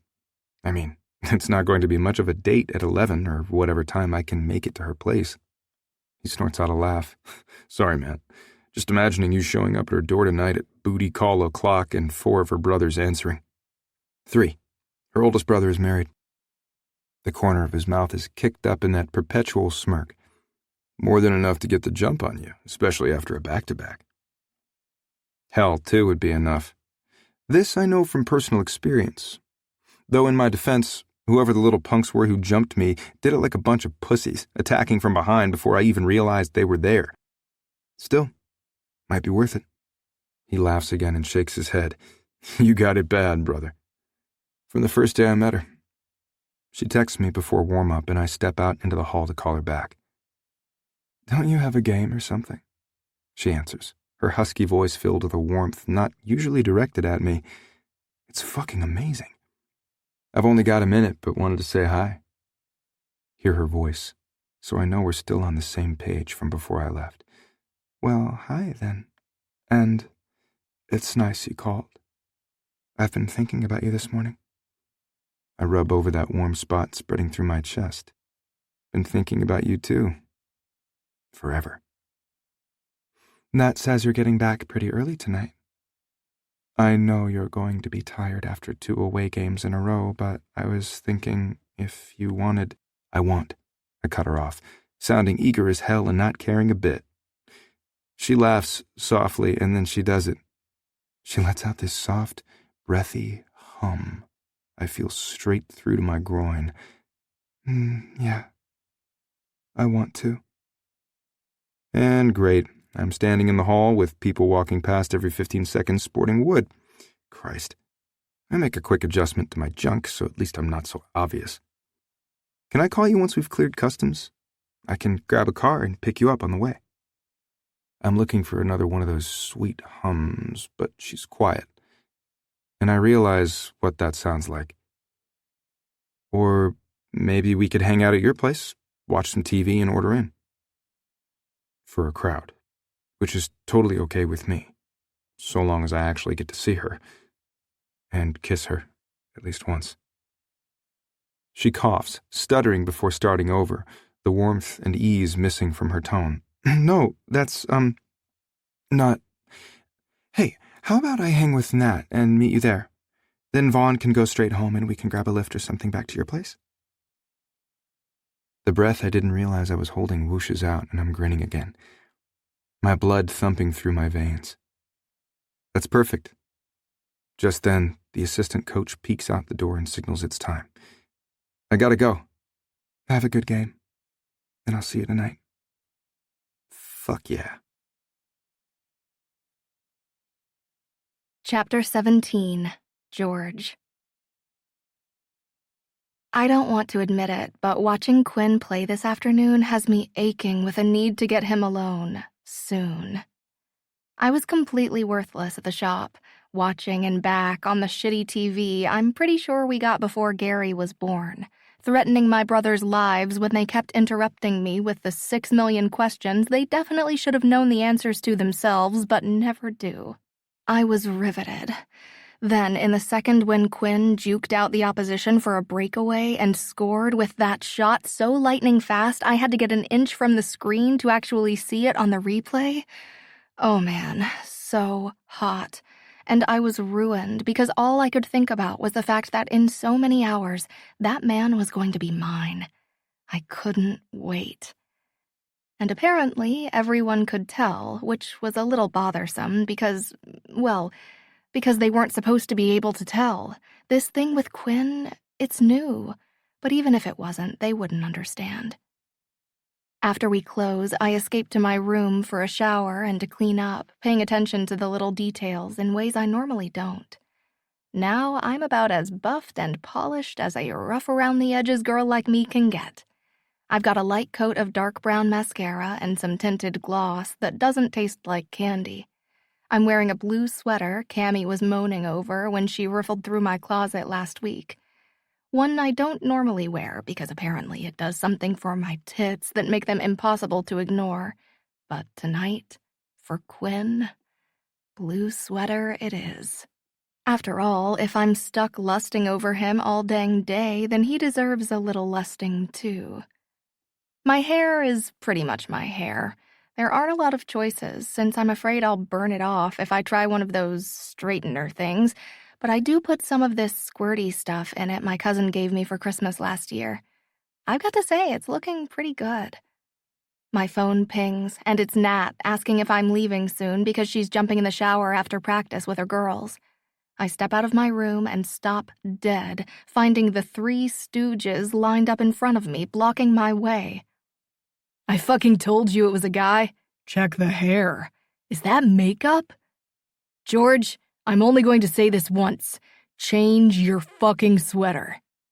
I draw a slow breath, and after giving them each a glower that has them taking a solid step back, I reply to Nat. Me. Take your time. 40 minutes later, I'm on my way. I don't feel fantastic about what just went down. I mean the lying part, not the putting my brothers in their place part. That never gets old. But seriously, there was no getting around the guy thing. I don't dress up a lot, and for as much as they're a bunch of knuckleheads, they aren't completely blind. But there was no way in hell I was going to tell them about Quinn. I mean, not yet. So, this is how it went. Yes, I was meeting someone. No, they were not going to meet him. Yes, I'd known him a while. No, Pop wasn't meeting him either. Yes, I knew what I was doing. No, I hadn't talked to Pop about him, or Aunt Joanne, or Cousin Carol. Yes, I was sure this guy wasn't just some asshole out for one thing. No, I wouldn't be back tonight, and no, they didn't need to call Pop about it. All that was true, but it was probably better for everyone involved to let them think I'd be spending the night with a loan officer from the local branch of our bank. A guy I've known since junior year of college who happens to be friends with several of my friends, instead of sharing that I'm back in bed with the guy who broke my heart and humiliated me in Mexico. It's a little lie, and it's not forever. The lift drops me outside Nat's place, and I come up through the seldom-used front way.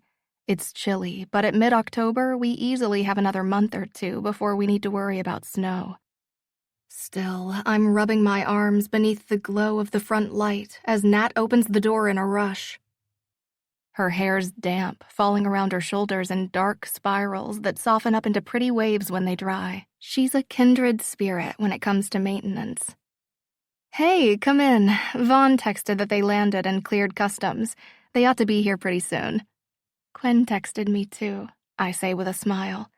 Being in the know with first-hand information about him instead of catching the details from someone else's account is different. Heck, being able to admit to myself that I want that information is different too. And also filed under different. Is it weird wearing Vaughn's number? Peering down at her Slayer's jersey, Nat smiles. Maybe a little at first. I mean, when I went to Greg's games, I'd wear his, but, you know. I laugh. Yeah, neither one of us was ever wearing some guy's number on our back in college. We were wearing our own. I look between us and bite my lip. You think he'll care that I don't have his number on? She rolls her eyes. The only thing he's going to care about is the fact that you're here. Besides, that sweater, damn. Right? I say, running my hands down the sides. I have no idea what makes this thing magic, but it is. She bites her lip, staring in concentration. We should get Julia or Cammy to explain. They'd totally know. Yeah, but not tonight. Quinn's going to take one look at you and drag you out that door inside 30 seconds, guaranteed. 10 minutes later, we're standing in the kitchen dissecting today's game when the back door opens and the guys come in.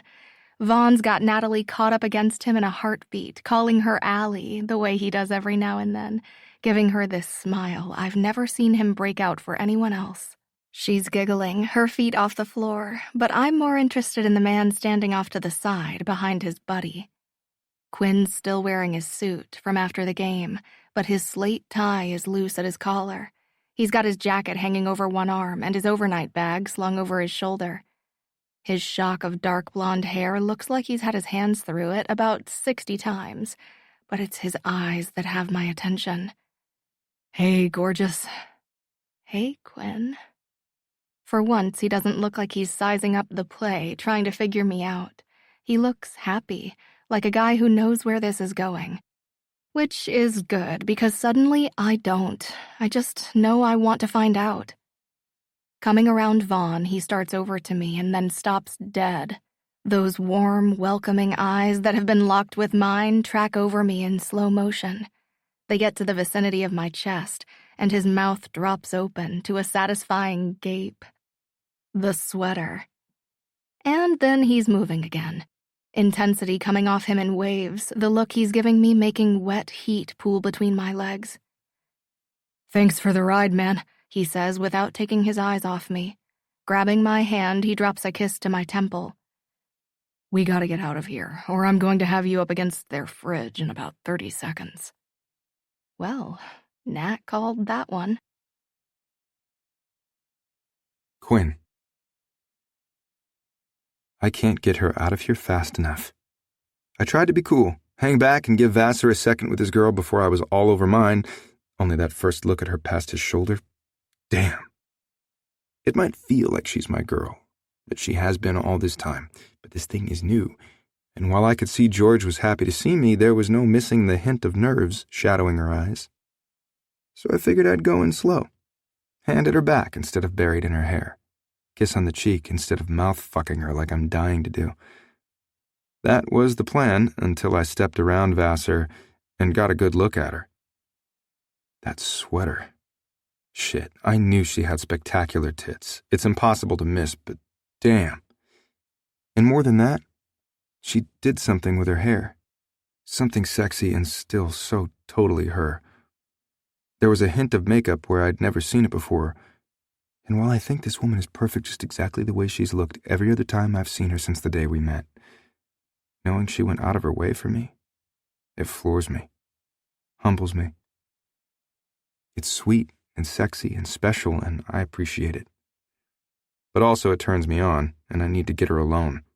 And not just so I can get inside her, though that's on the list, but so I can wrap her up in my arms and tell her how fucking pretty she is and how much I've missed her and kiss her the way she deserves. Vassar's got my gear in his truck and is going to pick me up for morning skate, and it looks like George doesn't have anything other than that bottomless messenger bag.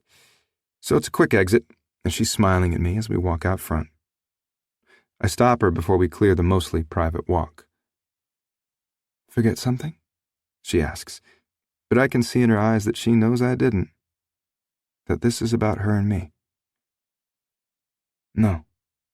I slide my hand around her neck, feeling the soft fall of her hair on the backs of my knuckles. I lower my mouth to hers, hesitating a breath from her lips.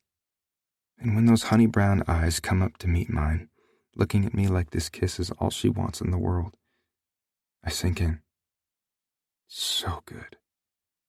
Her mouth is sweet and soft and lush and inviting as she parts beneath the press of my lips. As her soft moan washes over my mouth and she closes the distance between our bodies so I can feel her all the way down. As her arms wrap around me like she wants to hold on to me as much as I want to hold her. And when I pull back, it's her mouth that's following mine, chasing the break like she isn't ready for it, her fingers closing around my tie. "George, I want you so bad," I say against her lips and cheek. "But if we don't stop now, I'm going to have you right here, and I'm pretty sure there are cameras out here for security. I just..." She lets out a soft laugh and meets my eyes. I'm not used to feeling like this. It's like, once I stopped fighting it, you got a taste of what I've been going through since the day I met you. A shadow passes behind her eyes, but whatever doubt it was is gone in a blink. And then she's smiling up at me even brighter. "Yeah, I guess so."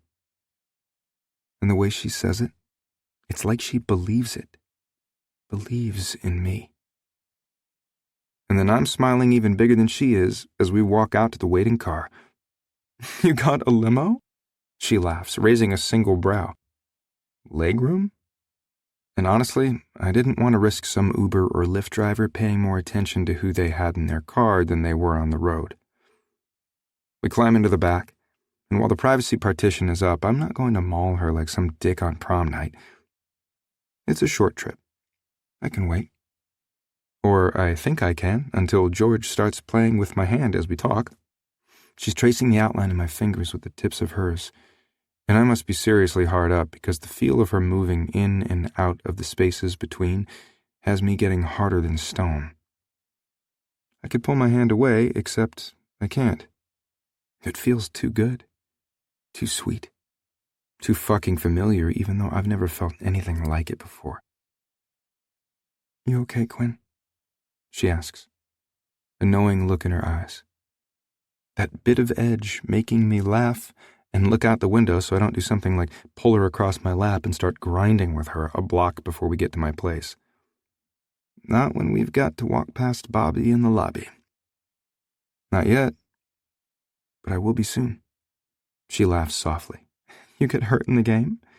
She presses closer, the spectacular tits teasing my side. "Don't touch them." "I could kiss it and make it better." I let out a groan and scoot forward so I can adjust my junk. But what I don't do is tell her to stop. "Baby, you better brace yourself because I've just about used up the very last of my restraint." She lets out a strained breath and nods. "Me too." Chapter 18. George. Quinn's hold is firm but gentle as he walks me in through the airy, open lobby. He greets the guy at the security desk, Bobby, like a friend, but doesn't stop on our way toward the waiting elevator. Anticipation thrums through me, my desire for this man confusing me with its intensity. I've been with him before, but mostly on my terms, mostly keeping my feelings out of it, or trying to. Mostly sure I could walk away without it costing me emotionally. But this, now, Quinn isn't the guy I thought he was. He's the guy I hated myself for believing he might be 7 years ago. Maybe for the first time since that night, I'm not worried about holding something back. And if I don't have to worry about staying in control, about giving him the chance to play me, then I can just be here with him completely. The elevator doors glide closed, and Quinn's eyes lock with mine as the car starts up to his floor. We've barely touched, nothing more than holding hands, but my skin is tight and sensitive. My breasts feel heavy, and between my legs, I'm aching for him. His thumb brushes over my hand, and my breath catches as chills shoot up my arm. Neither of us is talking. Neither of us can look away. The elevator dings at his floor, making me jump. Quinn guides me out of the car and down the hall to his place. He lets me in and then pulls the door closed behind us. The lock tumbles and his bag thuds against the floor. I turn and he catches me around the waist and back of the neck, bringing me in hard against his body. Our mouths collide in a ravenous kiss, so sexy and intense, my insides twist with a need I can barely breathe through. "Want you?" I whimper into his mouth, my hips shifting restlessly against him. Our hands are everywhere. I've got his shirt open and his fly undone. My sweater comes off and my back hits the wall beside the door as Quinn palms my breasts, firming his hold and then brushing a thumb across the sheer satin covering my nipples. Need grips my center hard enough to make me gasp. Fuck, I love the way you sound. Another brush of his thumbs, and this time it's less gasp and more of a cry as the edge of desire sharpens. Quinn's eyes lock with mine, and again I get that crazy sense of connection, like he knows how bad I want him, how this thing is so much more than physical. His mouth crushes over mine, and what comes next is nothing short of savage. My legs lock around his waist, and his tongue thrusts deep and hard between my lips. I roll against him, moaning at the feel of his cock, steely between my legs. We get half his shirt off, and my bra ends up on the floor beside his shoes. He looks down at my tits pressed against his chest and groans like he's in pain.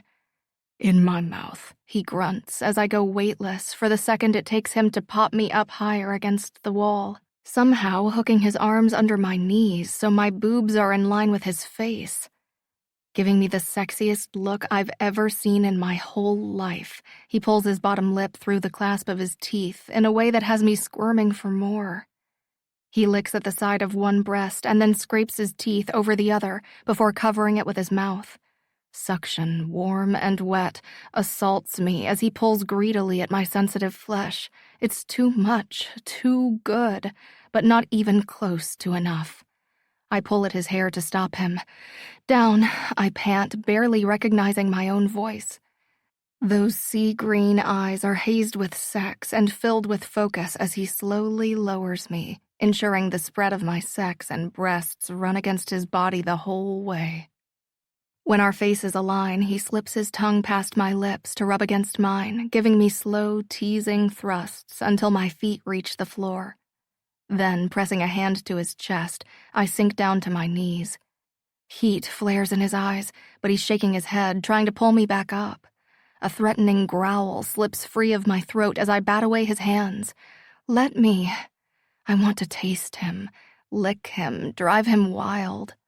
He plants his hands on the wall above me, watching with his head bowed as his suit pants hit the floor, the belt making a heavy clank. I can barely pull a breath. He's so incredibly sexy standing over me like this. His shirt hanging from one arm and his tie is still looped around his bare neck, white compression underwear straining around his jutting cock and hugging his massive thighs. But it's the look in his eyes as he watches me that has that pool of need churning within me. I work his shaft free, sliding my fingers around as far as they'll go. He's thick and wide, silky soft and steely hard. His breath catches above my head, but my focus is lower. I want him in my mouth, my tongue sliding over that warm, taut skin. I pump him once, twice, reveling in the way he quakes above me. I may be caged in by his body, but if control was something I was after, I don't think I've ever felt the rush of it more than in this moment. My tongue flicks across his skin, and it's so good. I hum with pleasure as I draw him in. George, he chokes out in some combination of pleasure and pain. He's bigger than the other men I've been with, wider and longer, too. I've never been a huge fan of giving blowjobs, but with Quinn, it felt like the world was going to end if I didn't get his cock in my mouth, if I didn't taste him, feel him rubbing against my tongue as I take him as deeply as I can.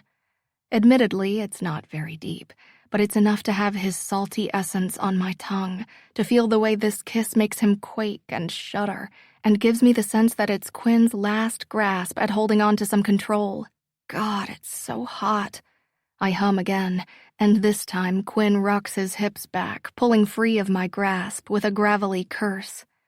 Not gonna last, he growls, sinking to his knees in front of me, pulling me back into his arms, back into his kiss and the tempest of need between us. We're rocking together, my soaked panties the only barrier to penetration.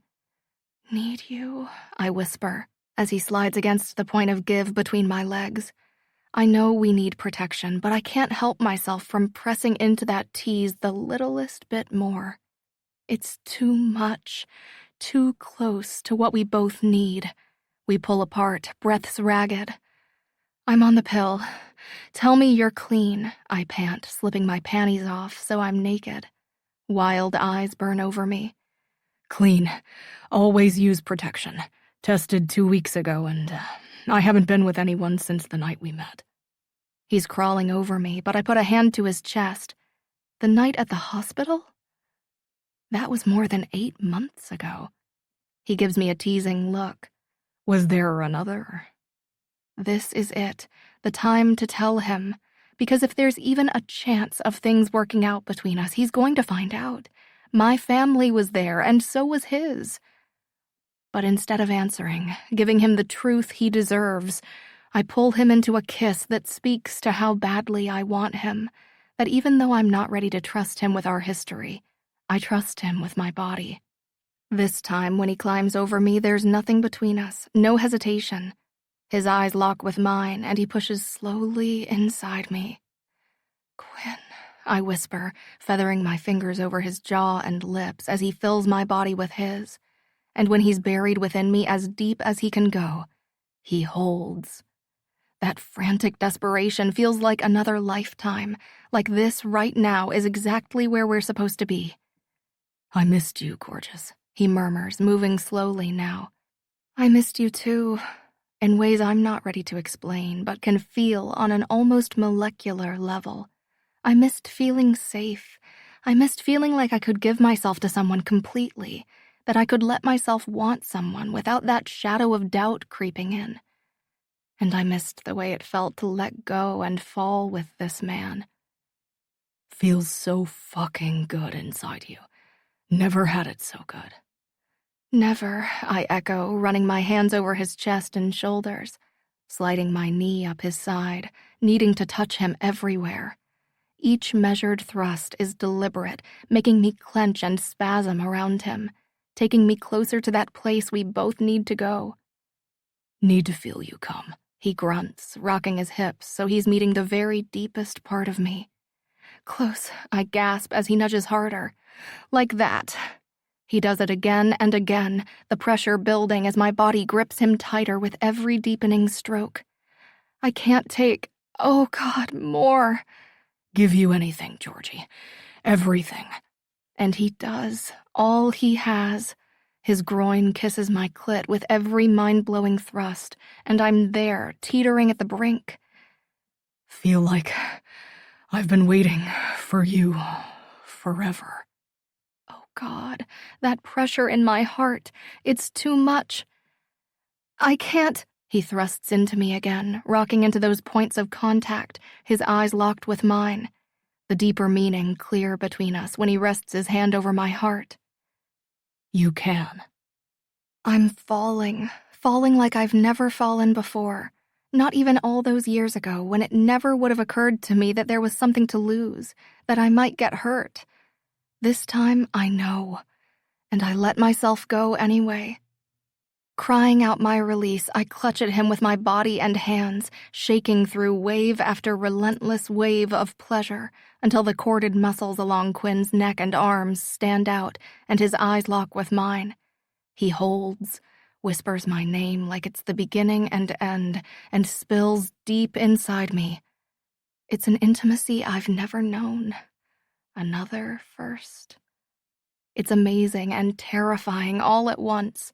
Not because I think Quinn isn't safe. On some level, I know I would never need to doubt him like that. But because for the first time in as long as I can remember, I have something to lose. Chapter 19. Quinn. I'm trying to be cool. Keep my smile from cracking my jaw and remembering to look at the TV at least once in a while. But damn, it's hard when I have George tucked up against me in my bed. She's swimming in my boxers and t-shirt, while I've got a pair of sleep pants on, one hand toying with the ends of her hair, while she plays with the other. The moment is quiet and comfortable on a level I couldn't have imagined with this girl. It feels so right, it's like we slid into some framework we'd built in another lifetime. Like this perfect spot has been waiting for us all this time. God, I'm a sap. What's with the laugh? George asks, peering back over her shoulder at me. I debate for about half a second whether to come clean, but I'll own it. After everything it took to get this girl, no way am I going to risk it by not being straight with her. I'm not usually a woo-woo guy, okay? Her brow slides up, and she shifts around so she's more or less lying on top of me, the rockumentary we've been watching forgotten in the background. Jesus, having her eyes on me like this is like nothing else. Okay. I don't normally buy into that crap when people talk about past lives, you know? But the way I feel when I'm with you, it's almost like we've been here before. This connection. It's crazy. It's how I know this thing is right, that it's real. Georgie, it's never been like this for me before. That gorgeous smile that was mine 5 seconds ago falters, and I want to kick my own ass for not knowing when to shut up. But maybe that's just the back-to-back games talking, and you should ignore me until after I've had some sleep, I joke. Or try to, anyway. But then George is pushing up on her arms and leaning in to press her lips to mine. It's not some racy kiss meant to distract me and appease me all at once. It's tender and sweet and lingering. And then she tucks her head into the crook of my neck and wraps her arms around me. I feel it too. It's never... She shakes her head the slightest bit in that spot that feels like it was made just for her. Then her soft breath washes over my skin. I've only ever felt like this with you. I get the sense there's more, but I wait, stroking her hair and back. After a while, I feel the brush of her thumb at my side. I haven't had a lot of boyfriends. I date a little, not like you, but now and then, she adds softly without judgment. But I don't trust easily. Any other time I might have teased her, laughed, and said, "What, you?" But tonight, I hold her closer. Tell me why. Her hold gets infinitesimally tighter, and the way her next breath breaks has me tightening my hold too. George is not a quiet girl. She's bold and brash and edgy and confident in so many ways. But what she says next is barely a whisper. I want to tell you. Seconds pass, and with every soft breath she can't quite bring herself to do it. My heart breaks a little worse. Someone hurt her. Maybe even the way I hurt someone she cared about. You don't have to tell me, George. Not until you're ready. I will. It was a long time ago, and kind of a misunderstanding, but you're not ready. Hey. I take her cheek in my palm and tip her head so I can meet her eyes, and my gut knots at the shadows of hurt and fear in them. We've got all the time in the world. This is just the beginning. You know that, right? She's still for a beat, and then she nods, giving me a hint of the smile I'm wondering how I ever lived without. Yeah, I believe you. Chapter 20. George. Yo, George, you meeting that banker tonight? I look from the bike I'm finishing up to Gary, who's throwing the lock on the front door. No, I'm supposed to babysit. Why? I ask, always on my guard when one of the boys mentions that banker. I suppose it's better than if I had sisters.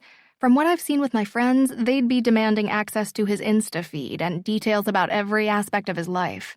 No way would I have made it more than a month with my banker ruse.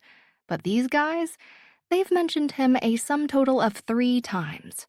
And his name, he'll always be that banker to them. Or at least he will until I come clean, which I will, eventually. Okay, but you're busy, right? So if Diego was only able to score 3 VIP tickets tonight, I can have the one for you? My brother-in-law, Diego, always gets killer tickets, and we're constantly teasing Pete about it being the reason he married him. But whatever he's managed to get his hands on tonight doesn't matter, since I promised my cousin I'd babysit last week. Still, it's tempting to work Gary a little, tell him he's going to have to babysit and I'm going out. But I can't do it. I blame Quinn. With the way he's been keeping me in swoons and sappy smiles, I've been seriously slacking on giving my brothers the hard time they deserve. Knock yourself out. He dabs like the total dweeb he is and barrels around the back, already barking into his phone. I'm in. Yeah, I asked her. Fuck you, douche sickle, I did. Yeah, swing around back. I'm ready. Laughing, I pull the Cutthroat Force 1 off the rack.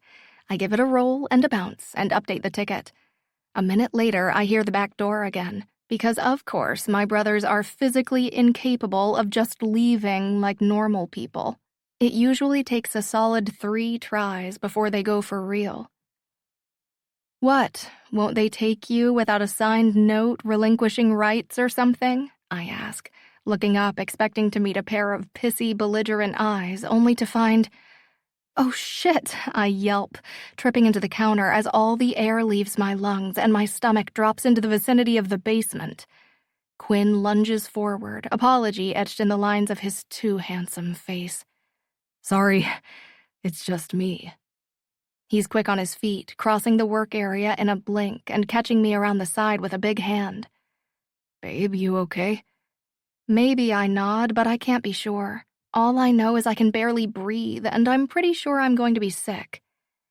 You're not supposed to be here, I wheeze, searching the space behind him. Did they pass each other in the alley? He looks around and then smiles down at me. Don't worry, there wasn't anyone out back, and I made sure you were closed before I came. Jesus, I scared you bad, though. He has no idea. You sure there wasn't anyone out there? He nods and brushes my cheek with his thumb. Positive. My lungs start working again, and I lean into him, pressing my head against his chest for a minute while I get it together. I know you've got that thing with your cousin tonight, but we wrapped up at the hospital early, and with the away game tomorrow, I thought I'd be able to sneak in a few minutes with you. Feel like shit for scaring you, though. We've both got busy schedules, and the fact that he found a way to get some more time with me anyway, it's silly, but it means a lot.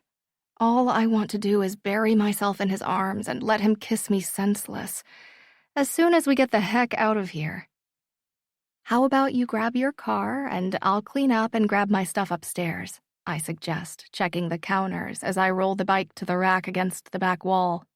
Then we can head over to your place. I've got about 90 minutes before I need to catch the L. What? I don't even get to see your apartment, meet your brothers?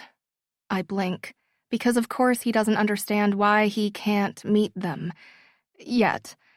But as to seeing my place, I've been putting him off every time he asks about coming over. But maybe this is my window. No, sorry, it's such a sty upstairs, and usually a revolving door of crazy with the boys and their friends, and sometimes even the girls they date. Eli is such a perv, it seems like a crime against romance to use the D word in the same sentence with him. I usually don't bring people over, but everyone's out tonight, so if you think you can look past the original 1970s decor and appliances, you're welcome to come up. Who knows when there will be another opportunity like this? The corner of his mouth hooks up, and he takes my hand. Quinn. Whoa. Usually when people talk down about their place, they're exaggerating. But it turns out that George is a girl of her word. This place is beat. I warned you, she says, crossing the yellow and brown patterned linoleum flooring in a kitchen that's seriously seen better days. The chair at the right side of the small table looks like the back is being held together by duct tape. There's a chip in the Formica tabletop roughly the size of my hand. One cabinet over the sink is actually missing the door, but a bent hinge still hangs in place. Babe, I start, but then I see the smoke detector dangling from the ceiling, wires yanked out, the casing cracked, and I don't even have the words. Her eyes narrow on the carnage, and she lets out a short sigh.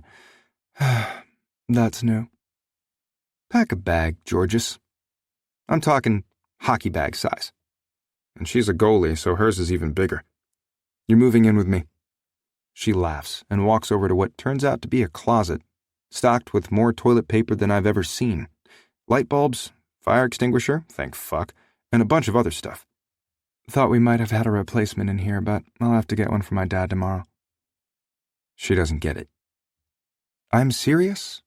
And not just because your brothers are, havoc-wreaking idiots? Sure. I was trying for something less insulting, but now that I've seen the mark they're leaving, quite literally, since there's a still-drying patch to the plaster on the wall in the living room, I got nothing. Taking her hand, I tug her into my chest, and when she's looking up at me with the edgy smile that gets me hard every time I see it, I say it again. Move in with me. She blinks, her brows knitting together as her chin pulls back. Quinn, that's nuts. And then she's pulling out of my arms and walking deeper into the apartment until she gets to a door I'm guessing is hers. I follow her into a room that is so totally George, I can't help but smile.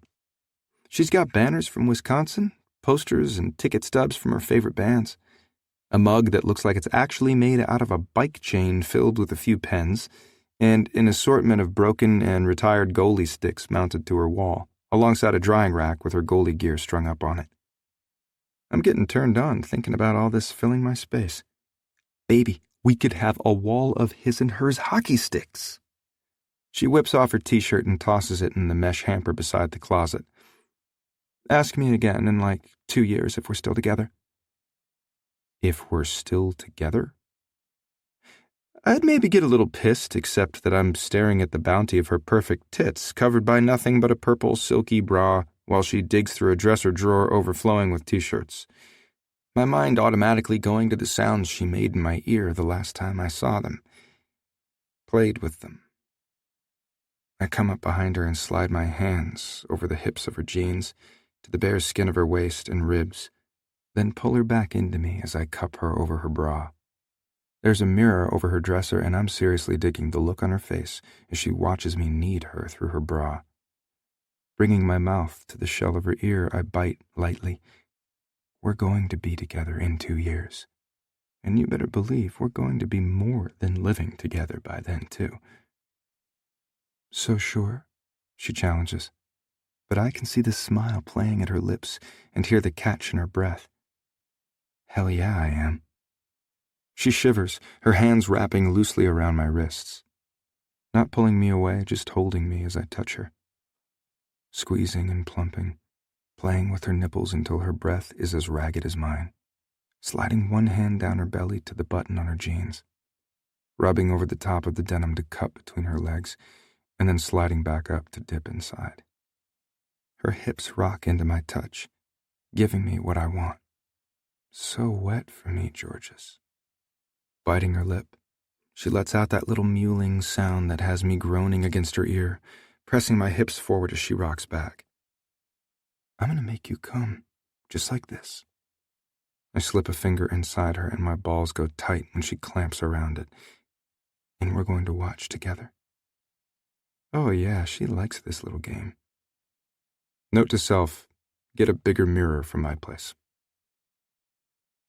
I'm pumping my finger inside her slow and firm, rubbing over her sweet spot with my palm. You like watching me finger you, Georgie? Want to watch me get you off so good? That groan. Jesus, she's already close. Or maybe you want to watch more. Capturing her nipple between my fingers, I give it a little tug and get another stronger clench. You want to watch me fuck you? Quinn, she gasps, her breath breaking and catching. Should I slide your jeans off? Bend you over this dresser? And okay, she's not the only one this fantasy is working for. I can practically feel her bare ass against me, my knees spreading her thighs. And when I push inside you, bare, nothing but my hard cock working inside your slick, wet pussy. That building tension breaks, and she cries out once, before I'm capturing the rest with my kiss, nearly creaming my own jeans at the feel of her coming all over my hand. I'll do her like I described, because clearly she dug it, but back at my place, where she can make all the noise she wants, and we can spend the whole rest of the night tangled up in each other. Not when she's got less than an hour before she needs to go babysit for her cousin. Keeping my arm banded around her middle, I slip my other hand free of her panties. That was so hot, I say, licking her sweetness from one finger, and then the next. Crazy hot, she whispers, eyes already hazing with need. And then she's pushing to her toes, meeting me for a kiss that's starting to burn out of control when she rips back, eyes wide. Did you hear that? What? Because I didn't hear anything past the slamming of my heart and her soft moans. But now I do. The creak of wood and rattle of keys. She mouths the words, "my dad," and then completely loses her shit.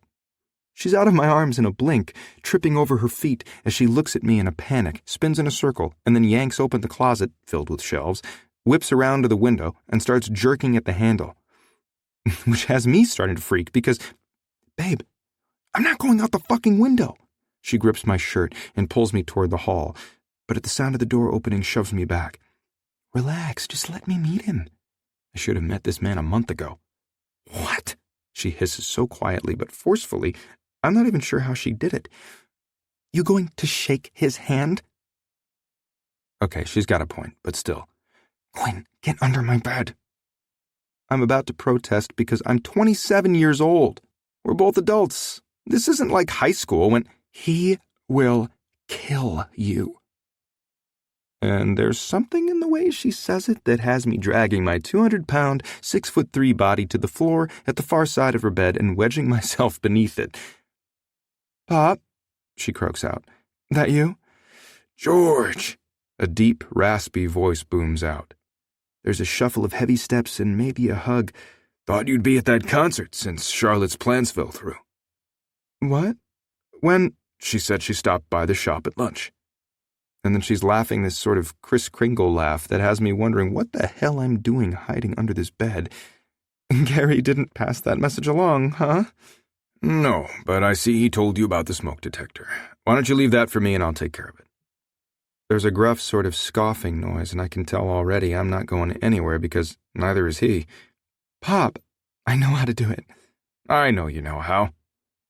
Something drags over the floor and lets out a metallic creak. A step stool?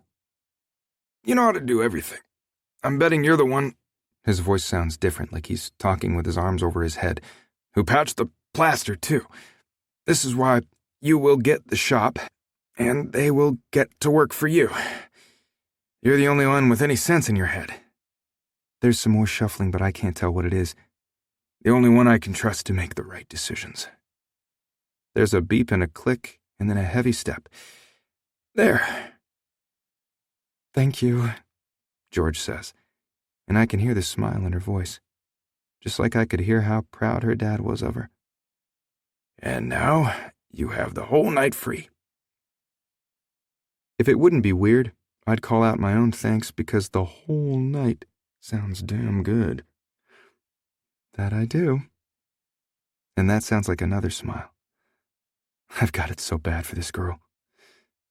I want to meet her dad, and soon. I want to look him in the eye and shake his hand, when I won't go straight to hell for it.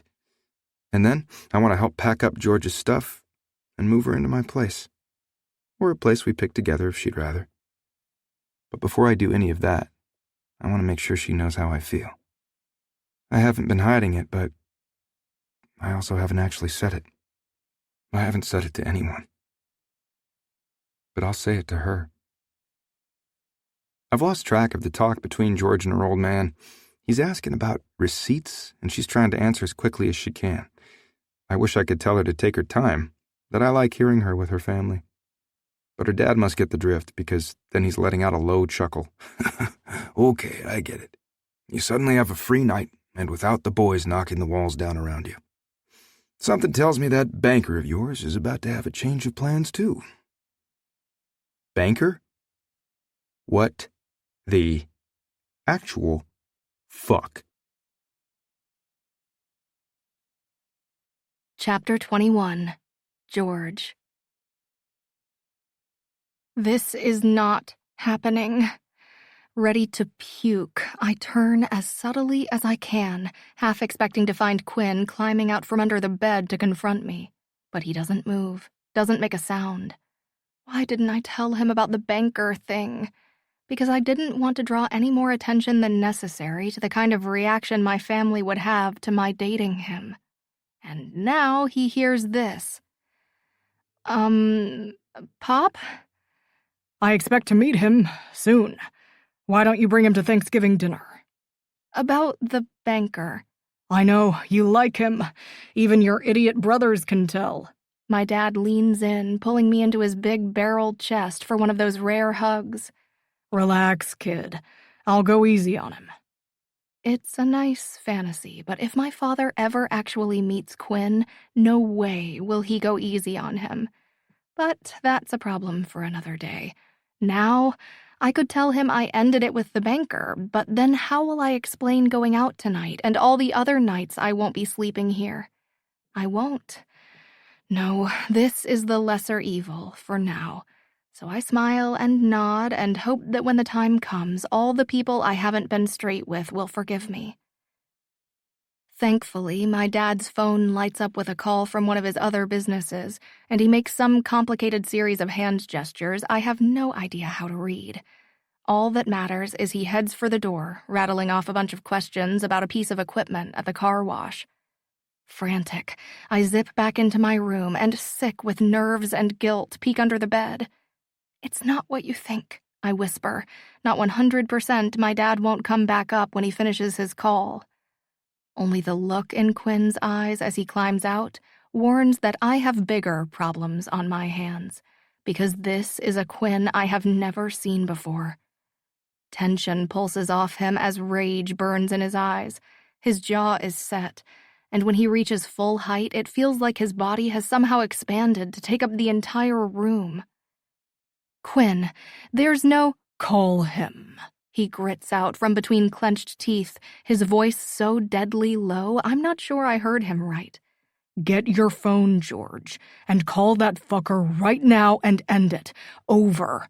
No last trip for fucking coffee or lunch to explain. Done. I'm stunned. Can't even blink. You're mine, George. We didn't talk exclusivity, but you are mine. I feel like I've been waiting my entire life for you. And maybe it makes me an asshole. Maybe it makes me a caveman. But I'm not sharing. Those other fuckers had their chance. They missed it. This isn't the easygoing guy with an endless stream of player lines and relentless flirtation who's been all over me for the better part of this year. This is someone wholly different, someone aggressively possessive of me. And while I'm a little ashamed of the reaction I'm having to that borderline unreasonable look in his eyes, I have to stop this. Quinn, there isn't anyone else. That's right, there isn't. He growls, backing me to the wall, pinning my hips there with his hands. I wasn't going to fuck you here, but if I don't get inside you, I'm going to lose my mind. Heat spills through my center as he opens my fly and roughly shoves my jeans and panties down. I free one leg and kick out of the other. Because I need this too. Seeing what even the thought of losing me does to him, I can't stand it. I reach for his belt, barely getting the tongue free before he's brushing my hands aside to do it faster. His breath is ragged, but his eyes never leave mine, not once. Not when he thinks there's another man, not when he takes off my pants, not when he undoes his, not when he's groaning as he pushes inside. Not until he's buried so deep I can barely breathe from how full of him I am. And then his eyes close and he presses his forehead to mine. For the first time in as long as I can remember, I don't feel like something's missing. I slip my fingers into the hair at the back of his head, holding him to me with one hand as I cup the chiseled lines of his jaw with my other. There is no banker. I made him up because my brothers caught me getting ready for a date with you, and I didn't want them getting weird because of who you are. I need to tell him the truth, but not tonight, not after what just happened. This time, when his eyes meet mine, it's Quinn, my Quinn, looking back at me. No banker? know anyone, I say softly. You're mine. He says, the words filled with so much emotion they touch me in places no one else can reach. I'm yours. The intensity in his eyes grows and his cock pulses inside me. Say it again.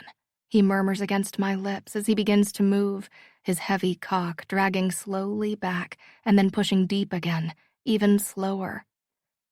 I'm yours. Another measured piston, and he's back at that place that strains my body and steals my breath, threatening to send me over the edge with a single nudge. Only yours. Another. Harder. I don't want anyone like I want you. Harder still. The pressure, it's too much, and yet I'm sliding my knee higher at his side, tipping my hips into his thrust, my body begging for more. I've never wanted anyone the way I want you. His breath breaks, and the desperation in how he holds me makes my heart ache, makes me seek out his mouth and kiss him with everything I have.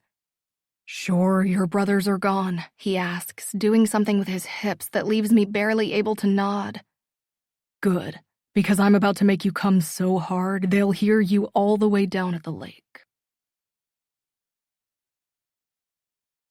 Chapter 22. Quinn. No way we should have lost to Nashville. We're lined up on the tarmac waiting to board the plane, the usual smack talk at a minimum, as everyone replays the shit that went wrong in their heads. Too many fuck-ups. The lines were out of sync. Add to that the hit Baxter took in the third, and everyone's head is in a bad place. I want to talk to George. Not to whine about the shitty night, but to hear her voice and know something's going right. We've been together for nearly 2 months already, but I swear it feels like years. We talk forever, laugh together like I've never laughed with anyone else. And having this girl in my bed, damn, I don't ever want her to leave. Tall order as we're both busy as hell, so for now I'll take what I can get. And with this being day one of another back-to-back, I can't get tonight. Hell, I probably won't even be able to talk to her until after we land in Philly. My girl's playing her own game right now and going out with the guys. Yeah, she's the only chick on the team. After. So the chances of hearing her husky voice telling me about her day and whatever stupid shit her brothers got up to fall somewhere between slim and nil. I climb aboard, passing Baxter at the front of the plane, talking with one of the guys from medical. Vassar's got an open seat behind him, but before I can get there, my phone lights up with a call. I've got about a second of thinking it's my girl before my brother's mug pops on the screen, and I duck into an open row instead of heading back. Patrick doesn't call to shoot the shit. He calls when he wants something. I'm not in the mood. But then, I never really am. Hell, we live in the same city and barely see each other once a year, if that. Stealing my gut, I connect the call. Hey man, what's up? Rough game tonight, brother. You were robbed. How's Baxter's arm after that hit? Not awesome, actually. But no way I'm trusting him with that kind of information unless I'm cool with finding my team's business leaked to whatever gossip outlet is willing to leave my brother a few bills flusher. Fine, he's great. Glad to hear it. Silence seeps in, and I tip my head into the rest and pinch my nose. I hate this bullshit. He calls, probably after money or a favor or something I shouldn't give him, but 4 out of 5 times will, and then he makes me pull it out of him. But if I come right out and ask what he's after, he'll play all injured party and it'll take twice as long to figure it out. Pat, I'm on the plane. You need something else? Damn, man, get over yourself. Was just watching your fucking game thinking it had been a while and I wanted to see how things were. Shit. I don't need the guilt trip. I know this guy, but he's my brother, and even though he's kind of a selfish prick with a sense of entitlement like I've never seen before, I need to treat him like one. Sorry, man. Still sore over the game is all. How you been? And here's the thing about Pat. I might not love the feeling of getting worked by him, but when he's just being him, the guy's got charisma coming out of his ass. Next thing he's telling me about a couple of the guys he hangs with, and how he was dating some model who used to date some other celebrity I don't care about, but he's got me laughing at his stories and shaking my head at his jacked up antics. And it's exactly what I need. Man, I hate to say it, but I'm gonna have to go here pretty soon. No problem, but real quick, I know you weren't sold on the original proposal I sent you before, but a lot's happened since we talked, and Pat, I cut him off, frustrated that we're circling back to this. I'm sorry. It's not a sound investment.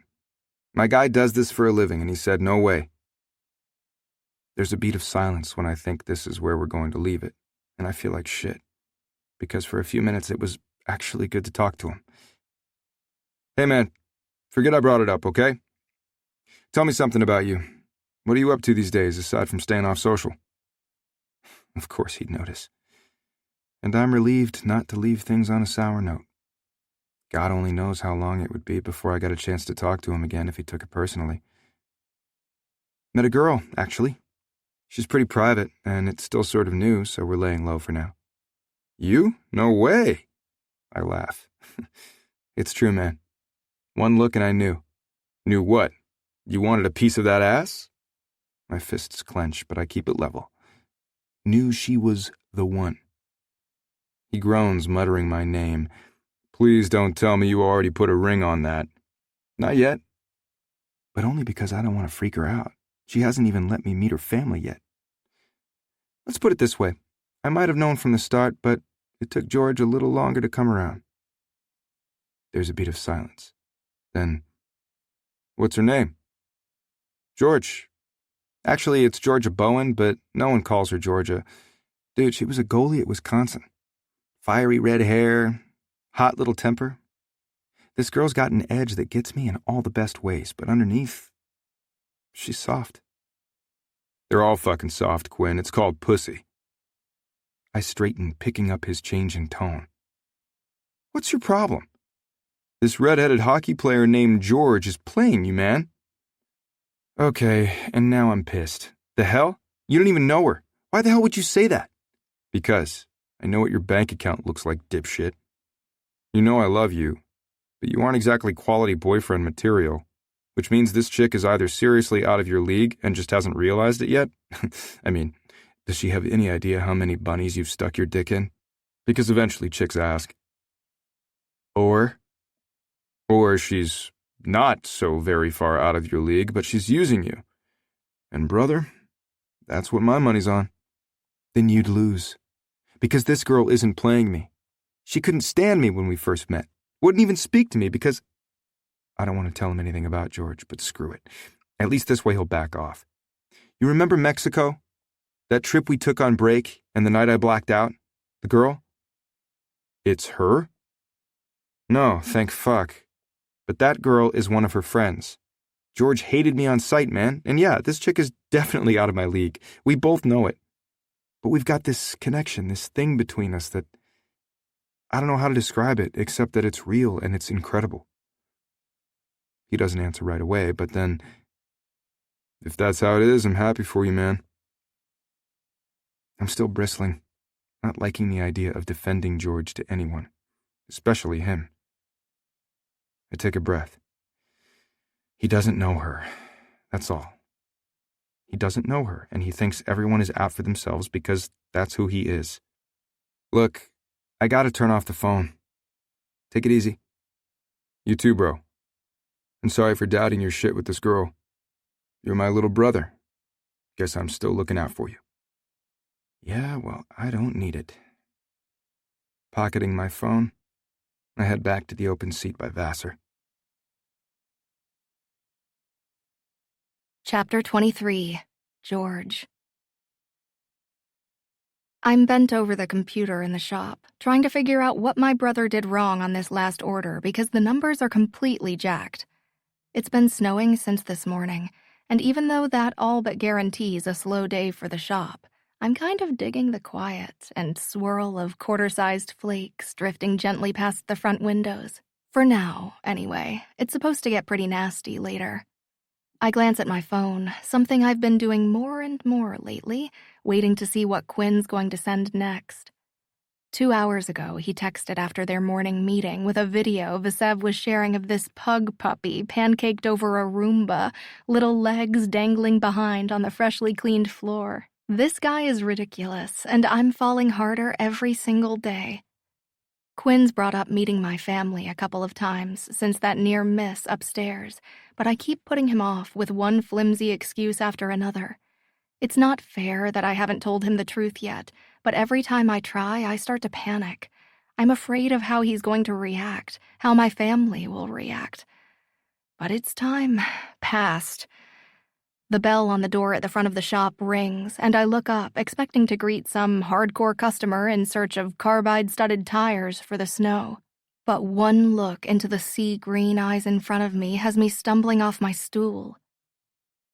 Patrick? They still look alike, but in the nearly 7 years since I last saw this man, the differences have become more pronounced.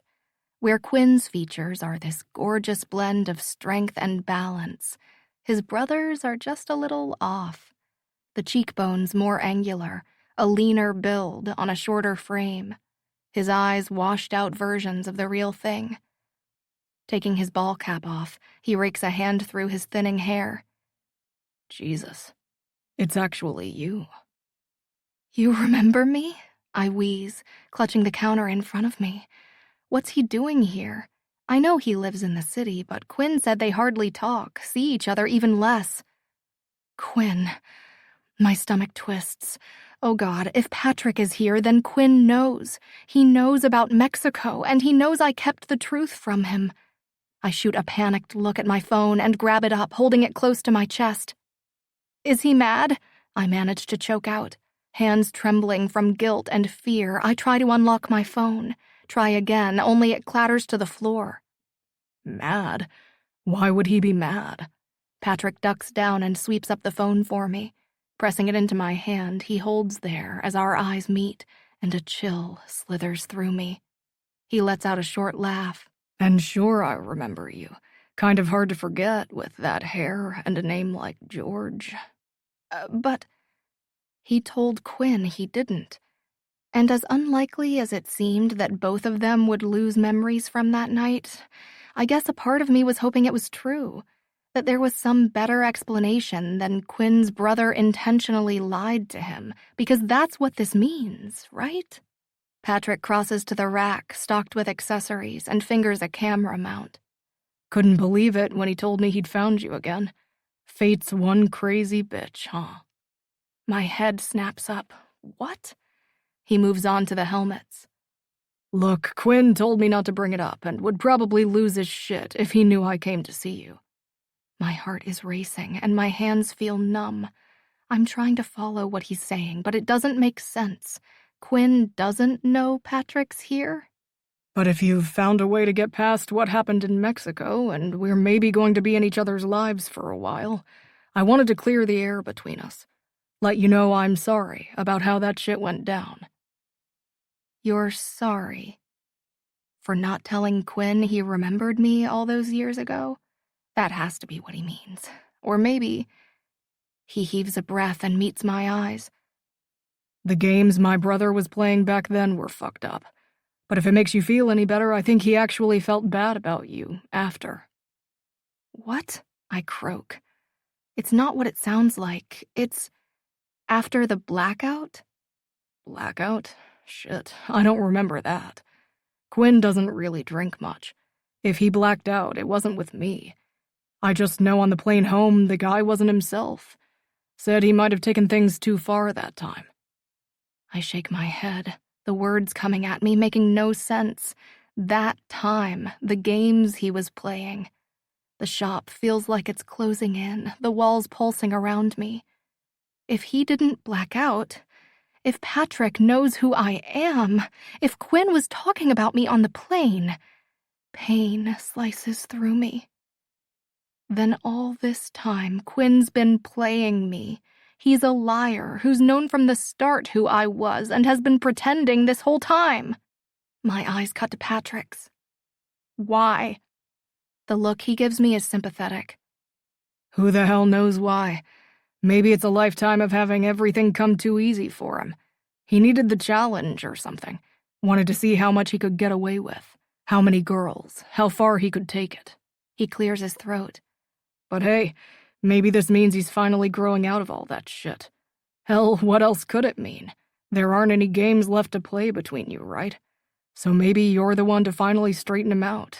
Whatever it is, I'm just glad you guys found each other again. And the rest is water under the bridge. Patrick steps in and gives me a hug as my hands hang limp at my sides. And George, I don't want the guy to be pissed at me. You mind not mentioning I came by? I absently nod my agreement as he leaves, my mind still reeling from having my every fear, anxiety, and deepest dread from the last 7 years dredged up with a few careless words, an apology. I feel sick, abused, angry, and hurt, humiliated, again. Because if what Patrick says is true, then I've been letting Quinn play me all over again. I've invited it by serving myself up as the girl who stupidly thinks she has the upper hand, making myself the challenge he couldn't resist. I can't breathe. I can't breathe. I can't breathe. How could I do it? How could I let it happen again? I think about Quinn, about how relentlessly he pursued me, how single-minded he was. It can't be true. About those months before I let him in and the moments when his player facade would slip and I'd see glimpses of the man making himself vulnerable to me again and again. It couldn't have been an act. I think about lipstick kiss marks from stranded grandmas and kids squealing with delight as Quinn skated with them. About heart-shaped picture frames and team testimonials, about all the ways that Quinn O'Brien shows people how much he cares with actions above words. I think about talking with him into the night and those times when we said nothing at all. I think about how hard I fought him and what it took for me to put my trust in him again. And how once I did, I knew it was right. Real. I think about the man I let myself love, and I realize with soul-deep certainty that he would never do the things Patrick claimed. Never. Oh, God. Pain grips my belly, doubling me over. How could I have believed Patrick even for a minute? How could I have listened? Quinn deserves more. He deserves more than a brother who's a liar of the very worst kind, and a girlfriend who's barely better. Because now I see it with sickening clarity. All this time, I've been so scared to trust again, so selfishly worried about protecting myself, when I should have considered what my lies would do to Quinn, how betrayed he's going to feel. An hour later, I'm still standing in the same spot when Ross and Eli come in, stomping their feet and getting snow all over the floor, one shoving the other until they notice me. Shit, George, you don't look so hot, Ross comments, ducking out of Eli's headlock. I nod, shake my head, give up, and shrug. I haven't stopped thinking about what to say to Quinn since his brother left, how I can explain, because suddenly all those justifications and rationalizations I've been hanging on to for the last few months seem like a coward's weak excuses. He could hate me after this. Another concerned look passes between my brothers before Eli walks over and feels my head. You sick or something? That I can answer clearly. Yes. Go on upstairs, then. Take a nap or a shower or something. I'll handle the shop. Ross adds, Put a bucket by your bed. I walk through my shop, through the work area and around into the back hall and up the stairs to our apartment and back to my room, where I open my phone with shaking hands and bring up the pug on the Roomba. Quinn has so much heart. He has to understand. Quinn. Who pissed in your cornflakes? Rux asks, hiking up his breezers. He's evened out since this morning when we found out Greg couldn't play tonight. Pretty sure we have Cammie Wesley to thank for that, since she took his call while out on a lunch date. But the fact that he isn't twerking or some such shit says the guy's worried about his center. Vassar, Rux, and I gel pretty good on the ice, and we've played like this before. But fucking up 2 solid lines is never ideal. That said, it's not the lines on my mind. Didn't get a chance to talk to George is all. She canceled on the girls, too. She's sick? Shit, I want to spray you down with Lysol just for mentioning her name. At this, he does shake up the imaginary bottle and wave it all around me before turning it on himself. None of us can afford to be off our game tonight. She's not sick, I don't think. It's just weird not to talk to her before warm-up. You get used to that stuff pretty quick. He rakes a hand back through his overlong hair and squints down at me. Shit, this like a lucky jock situation? Then he's throwing his head back and yelling to the ceiling, Vaughn! Christ, Rux, I'm right here. Vassar growls from my other side, where he's lacing up his skates. What? Dude, activate the phone tree. Nat needs to clue George in on the concept of taking one for the team. Quinn needs a... His eyes cut to mine, so damn intense I'm like 90% sure he's just messing around. What? Good luck hot stuff text or some dirty talk over the phone? Fuck off, man. I laugh. He nods, holds his hand out for a side five, followed by a fist bump. Give me till after the game. Then, done. Fluttering his fingers at me, he flashes a maniacal wink and leaves me with the disconcerting image of where that hand is headed. Jesus. George would get a kick out of this, but as I look down at my phone with no response to my text from 4 hours ago, I can't shake the feeling something is wrong. Chapter 24. George. Quinn called before the game like I knew he would. It's become part of our routine, and it nearly killed me letting him ring through to voicemail. But there was no way I could talk to him without letting on that something was wrong. So I waited until the game started and texted when I knew he wouldn't be able to call back. I wished him luck and apologized for missing him, hiding behind the excuse of a rough day, which at least wasn't a lie. And I asked him to text me when he landed. I don't care how late it is. Quinn needs to know the truth. For now, I'm curled up on the living room couch, watching the Slayers fight it out against the Penguins. Quinn, Rux, and Vaughn are playing with the kind of finesse you'd expect from players who've been paired up for years, while Popov, Vasev, and Hudson look to be barely holding on. It's the kind of game that ought to have my undivided attention, but all I can think about is how I should have told him the truth from the start. How terrified I've been of letting go of this secret and exposing this last vulnerability, and how protecting myself could never be worth the hurt my lies are going to cause Quinn. What if he can't forgive me? My stomach lurches at the thought of losing him. My phone is blowing up with messages from Nat, Margot, Cammy, Julia, and Laurel. They're over at Nat's tonight, watching the game I've got on my laptop, and apparently there's something going on with Cammy's ex. I'll have to wait to get filled in another time because I'm no good to anyone like this. I can't stop thinking about Quinn, and as desperately as I need a shoulder to cry on, Quinn deserves to know the truth before I share it with them. A knock sounds at the front door, and for an irrational second, I think it might be him. But considering he just scored an assist from several states away, pretty safe bet it's not. My legs feel as heavy as my heart as I walk to the front and check the peephole. Pop? What are you doing here? I ask, swinging the door wide to let him in and then brushing the accumulation of snow from his shoulders and hair. And what's with the knocking first? Shrugging out of his coat, he hands me a nondescript takeout bag that, based on the heady aroma of Greek spices and roasted meat, has to be from the Euro place down the street. He glances at the kitchen table and shakes his head before continuing on to where I'm set up on the couch. It's time I start remembering this is your place and not mine. You feeling okay? I ask, because where's this coming from? He rolls his eyes at me, bushy brows pushing into the creases of his forehead. Yes, George, he says patiently, setting the bag on the floor and pulling out a foil-wrapped bundle for me. Can't a man bring his favorite daughter dinner? My mouth is immediately watering, and I realize I haven't had anything but a cup of coffee since I woke up this morning.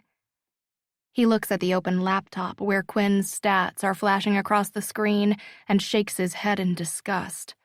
I wait for him to ask me to change it and find a Big Bang Theory or one of the other sitcoms that always has him laughing himself into some red-faced coughing fit. But he just tucks into his Euro and quietly watches the Slayers take control of the game. We watch in comfortable silence for a while, and when I'm licking the last of the tzatziki from my finger, he nods in approval. better. I nod, meaning it more than I can explain. You want to talk about it? What? I ask, looking around for another napkin. Your brothers said you told them you were sick, but they know you aren't. He sits back into the cushions. Asked me to take care of it. I don't really know what to say. It's astounding the boys noticed anything like that, but the truth is, they're smart guys. Just not the most mature. But that explains why I haven't seen any of them since I came up here. So, he smooths a hand over his barreled chest and then waves to the game. Why you watching this guy? Something happened with that banker, and now you're back to beating yourself up over a mistake and trusting a piece of garbage like him again? My eyes start to well, and my breath comes in little hiccups that have me hiding my face in my hands as my dad wraps an arm around me and pulls me in tight. Pop, there was no banker. Quinn. Need to see you. That's what George texted on the one night I couldn't do a damn thing to get back to her. Heavy snow and wind had the planes grounded in Chicago, and no flights coming in. So after waiting half the night to take off, we were finally ushered to the closest hotel for a few hours of shut-eye before getting out early this morning. She understands about the travel and team commitments, so I know that's not it. But I still haven't talked to her, and something about it feels off.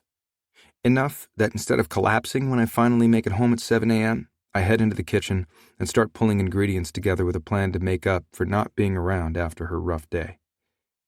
By 10, I've slept for an hour, showered, and run a quick errand I'm counting on putting a smile on my girl's face. The plows have been through already, making the roads passable, but parking is nuts, so I grab a lift and head over to the shop. Hours are reduced in the winter, but they're open now. Stopping out front, I balance the plate of lemon bars in my hand before tucking the flowers I picked up under my arm. My pulse starts to jack, like I'm waiting to jump the boards with 2 minutes left on the clock and a single point needed to win. I'm doing the right thing. George might not be nuts about whatever attention I attract in her shop, but this early after a storm most of the city hasn't dug their way out of, I'm banking on business being slow enough that a surprise visit isn't going to be an issue. It isn't. There's one guy on the phone behind the counter as I walk in, and the station where she was working last time is empty. I kind of hope she's sleeping in, since I know she was up late waiting for me before I finally got word we weren't making it out. The guy behind the counter seems familiar. Gotta be one of her brothers. I don't think anyone works here but Bowens. He hangs up, looks my way, and "Jesus, fuck!" he barks, double-stepping back.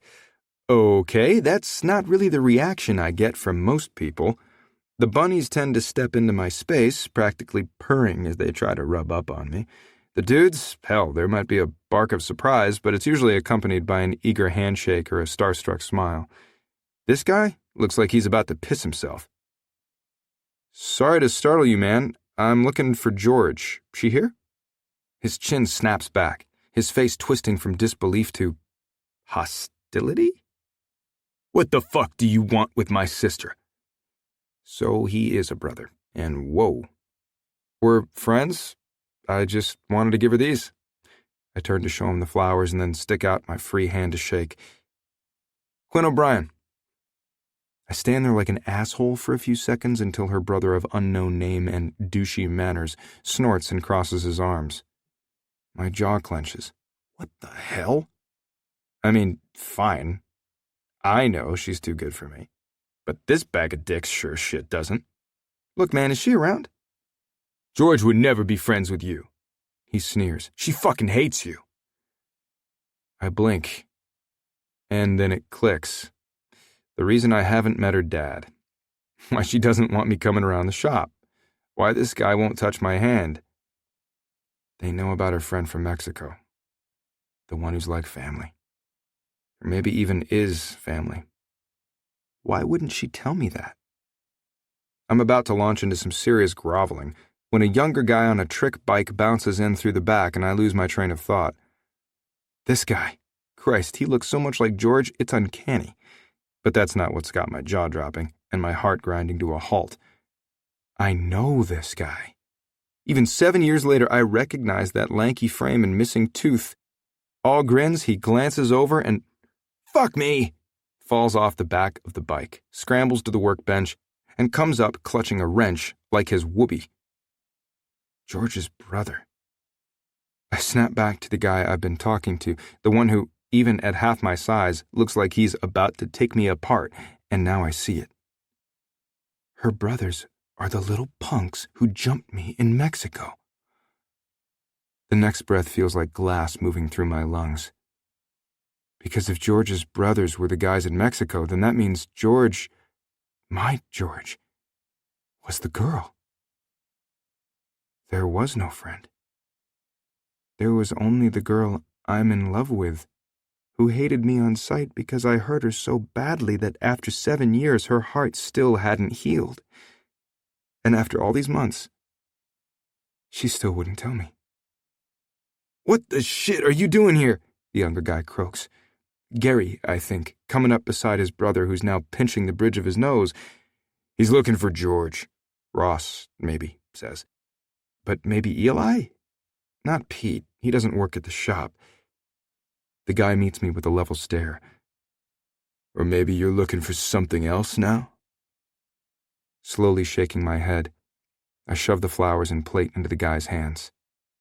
He says something else, but I'm already walking out the door. Why wouldn't she tell me? Chapter 25. George.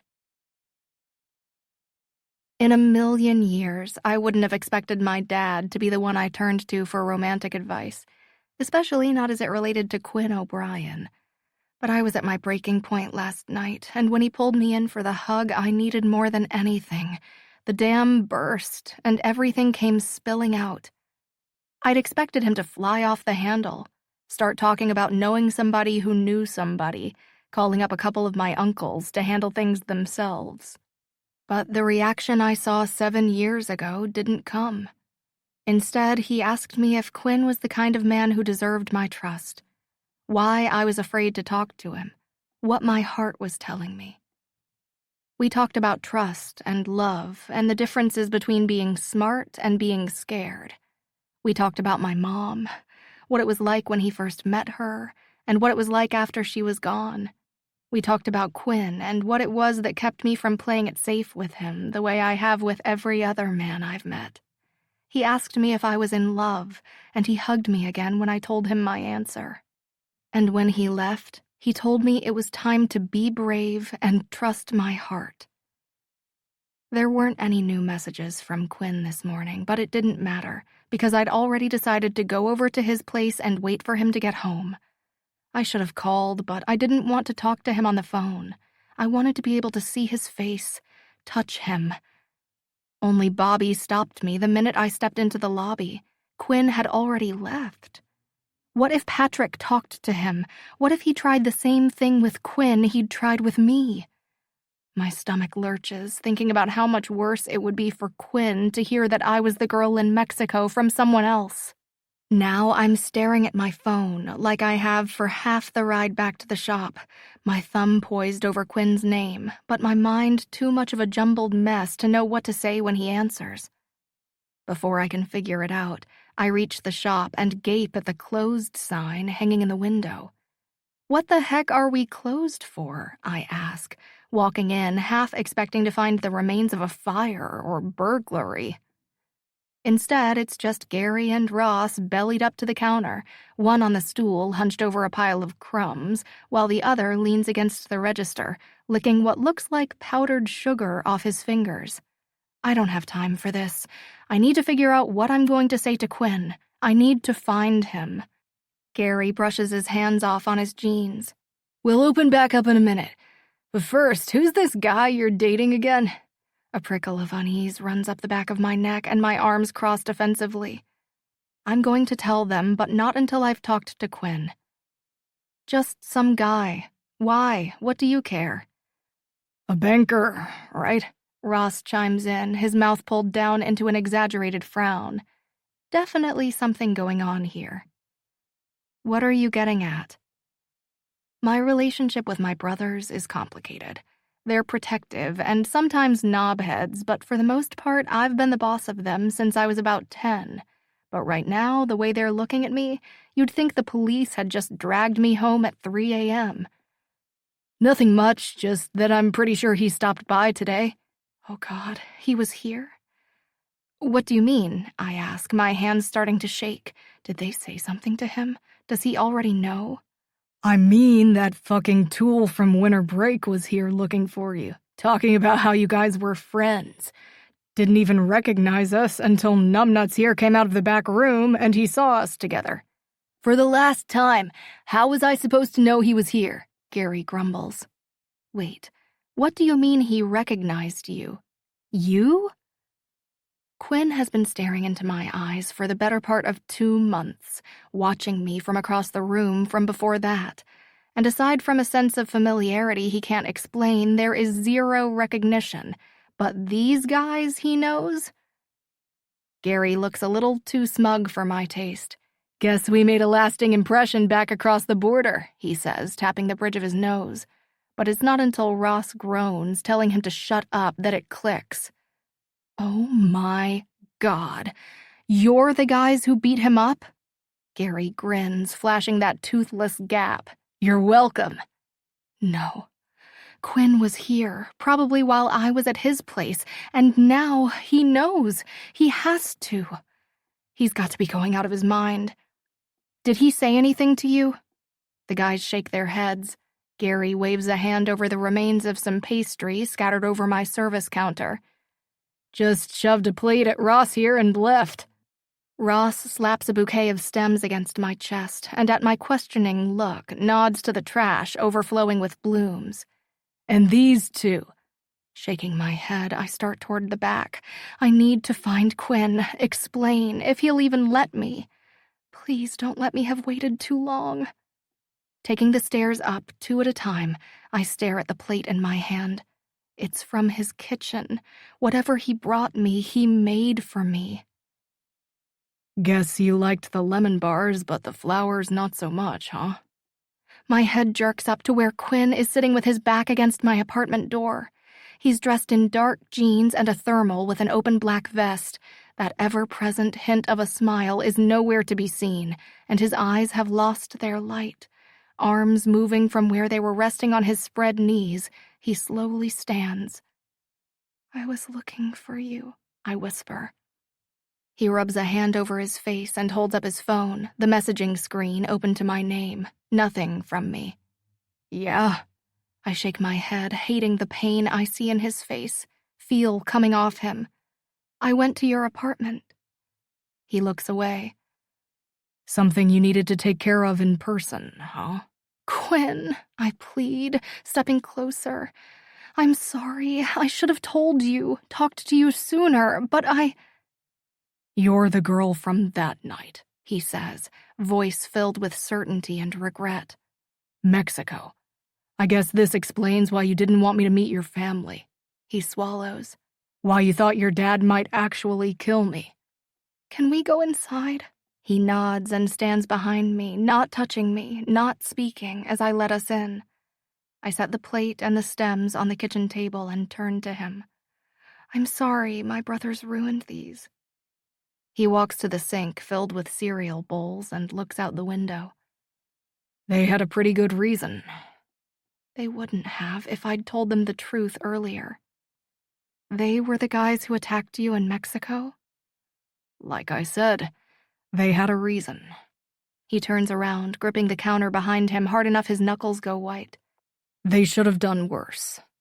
I take a step closer, my hands coming together in an anxious lock. I'm going to ask, once, and then I'm never going to need to ask again. Do you remember that night? Do you remember me at all?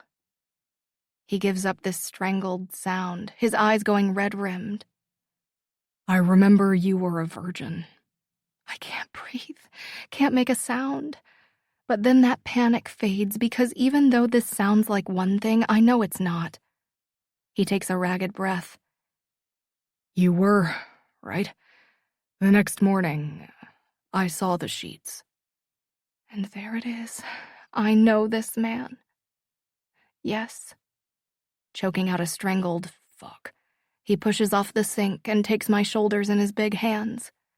Why would you ever let me near you again?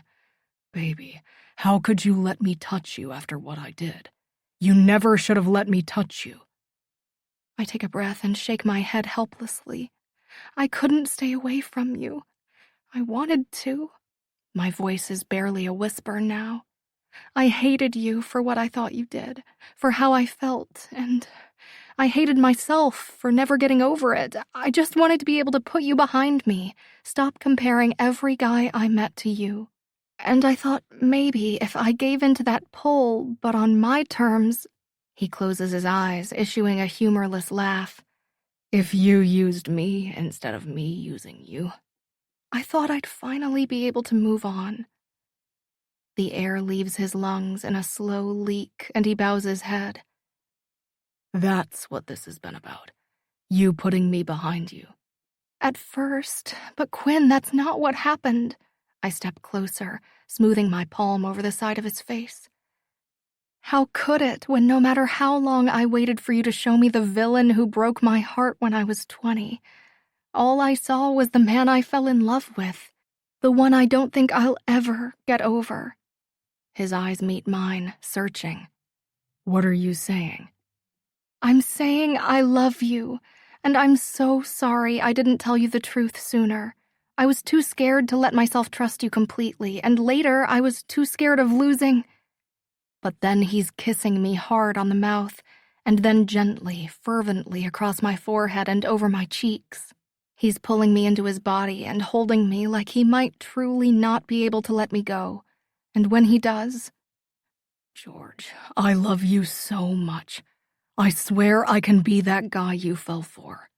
I shake my head, smoothing my fingertips over his mouth, his jaw. I love you. I see that guy in you. But who you are to me now is so much more. I don't want anyone else. I swear to God I tried to find you, figure out who you were. If I'd known, Georgie. He shakes his head, the pain in his eyes fresh and raw. Can you imagine what it would have been like if I'd found you? The first tear slips down my cheek. I can, I admit quietly. I've imagined it too many times to count. But this is the first time I've felt the loss of that might have been quite this way, because I could have given us what we lost. I saw you, I whisper, my heart breaking all over again. The next day. His brows crush together and his head pulls back. You were supposed to have dinner with my family. I'd told them about you, but you didn't come.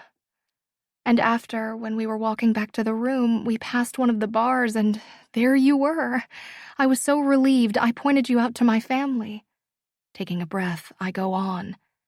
I was about to run in, and then this blonde slipped into your arms, and instead of confronting you about it, I was so hurt, so embarrassed. I ran away. Georgie, I'm so fucking sorry.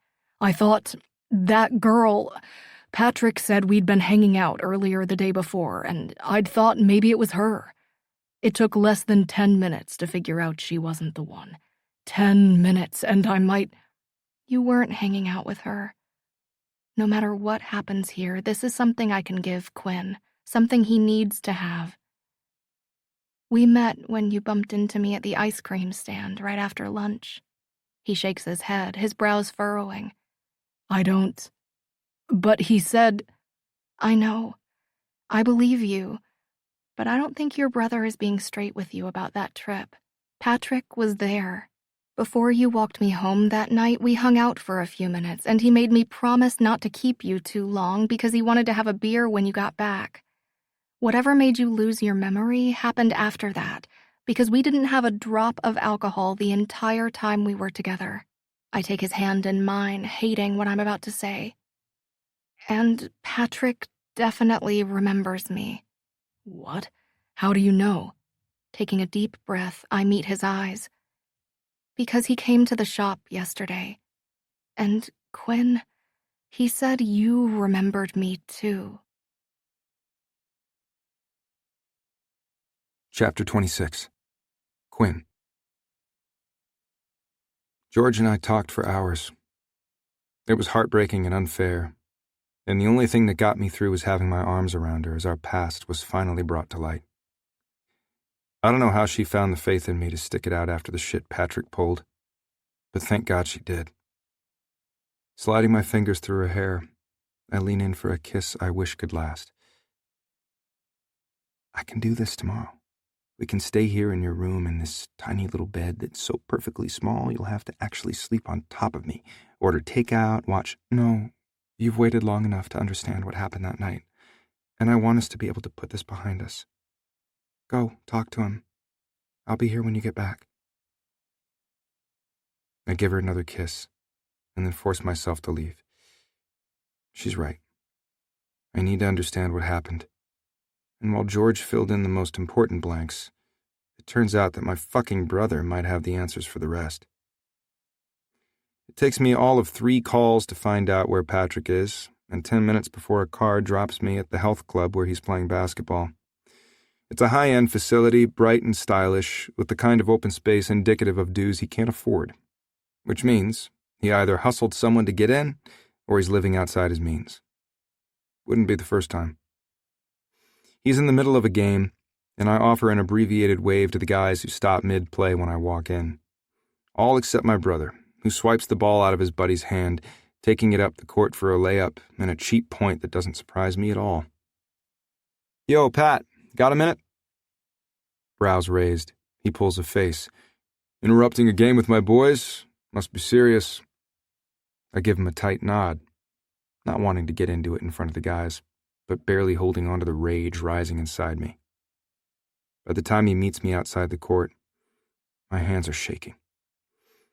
You knew, I accuse, pacing the length of the short corridor. Knew what? Dude, you're freaking me out. Playing dumb. He has no idea how close I am to losing it. You knew it was her. George, you fucking lied about it, and then you went to find her, and you fucking lied about me. I drag in a lungful of air that does nothing to calm me down. Pat's eyes bug, and I can already hear what he's going to say, that he doesn't know what I'm talking about, or I'm way off base, but I'm not. And before he even opens his mouth, I'm back in his face. Why the fuck would you do that? His expression goes slack, and he staggers back a step, glancing toward the door where his friends are back to playing ball. Look, bro, we need to talk about this, but not now. Why don't you meet me at my place tonight, and I'll explain everything. Right, so he has time to get his story straight. Yeah, I don't know what I was thinking interrupting your basketball game to find out why you lied to me about the woman I love. I thought I was helping you out, he says, wiping the sweat from his face on the back of his arm. You were so messed up that night, and she looked like the kind of girl who might read into things. The next morning when you didn't remember, I figured it was for the best. This is rich. So this was for me? Always, man, always. Sincerity is oozing off him, but I know better. You were going pro, and you needed to keep your head in the game. You were so close, and we'd all been pulling for you for so long. So you were thinking about my career when you drugged me mid-season? It's only a hunch. But if I wasn't drinking with George, I sure as hell wouldn't have started throwing back shots with this asshole. His shoulders drop, and he turns away. I swear I didn't know it would fuck you up like that. It was just a Molly. Or shit, I thought it was. I wanted you to loosen up a little, party, have some fun. Maybe. Patrick's dumb and self-centered enough to make that kind of justification, but after dealing with his petty resentment toward me since the first time I outplayed him on the ice, I'm not so sure. Then why lie? Throwing up his hands, he looks around. What's the big fucking deal? She was. And then she was gone like she'd never been there at all. Except I've spent the last 7 years feeling like something was missing. Trying like hell to fill a void I couldn't begin to understand. When you were there. You knew exactly who she was and what I lost. Yeah, a chick you banged. How the hell was I supposed to know she was anything more than that? You forgot the whole night and I figured, better for everyone. Better for her? I demand, ready to put my fist through his face, because right now all I can see is the hurt that must have been in hers. Maybe. You were going into the draft, man. You think you were going to have time for a long-distance piece of ass? I think I would have had time for George. But we'll never know. I lean into his space, for once unconcerned about my size intimidating someone. What about now? What are you talking about? I'm talking about you going over to her place and lying to her about what happened. About me. I'm talking about you being such a selfish prick that you'd rather see us both gutted and alone than own up to the fact that you knew who she was in Mexico, that you knew everything. Why? All I knew was she had every fucking right to hate you. I figured she was out for revenge and tried to stop it before you ended up married. I looked my brother in the eyes. Bullshit. This is because you're a jealous little prick, too lazy to put in the work for the life you want, too entitled to understand why you can't have it anyway, too selfish to tolerate anyone else getting what you can't. Screw you, man. No, screw you! I start walking away because this isn't going anywhere good. I know what happened, and now I just want to get back to George. I don't make it 3 steps before 2 hands land at my back, shoving me. You get everything handed to you. I stop, closing my eyes. If he backs off now... But no. You don't even have to try. You play a fucking game for a living. Bitches falling to their knees begging to polish your knob. More money than you could ever need. Another shove. And you still won't help your brother get a leg up. So fine, you know what? Yeah, maybe back then I thought it was time you didn't get what you wanted instead of me. And hell, now I just wanted her to go away before the dumb cunt told... My fist connects with his face before he can finish. And before his knees hit the ground, I'm leaving. I'm done. This is probably a mistake after everything that's happened today. My nerves are shot, my emotions raw. And more than anything, I want to get back upstairs to George. But this needs to happen. For the second time today, the old-fashioned bell rings as I step into the bike shop and once again come face-to-face with the guys responsible for my first broken nose. Did you fucker seriously eat that entire plate of lemon bars? I made them. From scratch. For your sister. Ross gives me the crossed arms attitude again. Figured she wouldn't want them. Gary starts a slow, totally conspicuous grab for the wrench beside him. But they were fucking good, bruh. Jesus, knock it off, I say, taking the wrench away and setting it out of reach. Look, there's something I need to say to you, so listen up. They give me matching attitude, and I laugh before going on. I'm in love with your sister, okay? What happened in Mexico between her and me is something I'll regret for the rest of my life. But she somehow found it in her heart to give me a second chance, which means I'm going to spend that same time making it up to her. I take a deep breath and meet their eyes. One, and then the other. Here's the thing, guys. I need you to know that I'm not pissed or holding a grudge about what you did. You saw some cocky asshole disrespect your sister in a messed up way, and you did something about it. And as much as getting jumped from behind and having my nose broken sucked, I'm glad she had someone who cared enough about her to do it. Her brothers straighten, exchanging a demonic look that has the hairs on the back of my neck standing up. But before they can act on whatever ideas they've got cooking, George comes up behind them and takes them each by the ear. But if you ever try that crap again... Their hands are up, their voices going high. He'll kick the crap out of us, we got it. Leaning in between them, she purrs. He won't, but I will. They go white as a sheet, mumbling their understanding as they back off their stools, leaving George and me alone in the shop. She rounds the counter and steps into my arms, clinging to me in a way that feels so complete and right, I have to swallow down the emotion it stirs. How did it go? She asks, peering up at me with concern in her eyes. I run a hand over her hair and take a long breath. Rough. I mean, I had a pretty good idea what I was going to hear, but he kind of lost it at the end. I'm glad she wasn't there. I'm sorry, Quinn. I know that has to hurt. Cradling her cheek in my palm, I tip her head back so she can see my eyes. What hurts is knowing how much I hurt you, and knowing that I'll never be able to get back that day we had together. She blinks and pinches her lips between her teeth. What? Her eyes shift to the counter, still covered in powdered sugar and crumbs. "Are there any more of those bars back at your place?" I let out a short laugh that feels damn good after everything else today. "There's one, and it's yours if you come back with me." "Deal. Let me close things up down here and we can go." 10 minutes later, George and I head upstairs to grab a few things from her room, a few more than required for one night, and I'm smiling bigger than I was when I got called up for the draft. She threatens her brothers within an inch of their lives about cleaning up the mess in the shop, and then we're heading back to my place. When we get into my apartment, I take her hand. "Georges, I've been thinking, maybe we shouldn't move in together yet. I feel like I've disrespected your dad and family so much already. Maybe we ought to wait for the wedding." She coughs, those honey browns meeting mine. "The wedding?" "Yeah, the wedding." I tug her into me, loving the feel of her body against mine. "You got a problem with that?" I know from the spread of her smile what her answer is before she says it. "No. No problem at all." Good. I'd wait for her forever if that's what it took. But I'd rather get my ring on her finger and make her mine in every way as soon as humanly possible. I'm betting we could pull one off within a month. But again, I don't want to piss your dad off any more than I already have.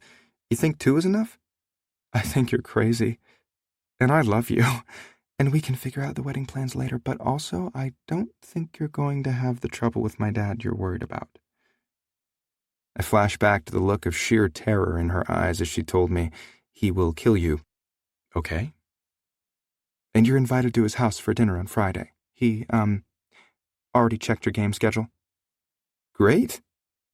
Damn, I thought I'd have more than 2 days with this woman before going into the light, but if that's what I get, it's what I get.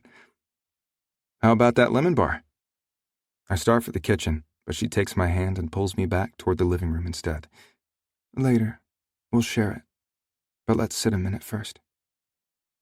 I ease into the corner of the couch, and George pulls her phone out before tucking in beneath my arm. "You know the reason we didn't exchange numbers was because you dropped your phone in the pool or something. Of all the shit to remember, I do remember that." She cuddles closer. "So there was only one phone between us, but you kept taking it." I look at her, my heart starting to thud. "Georgie, do you have pictures?"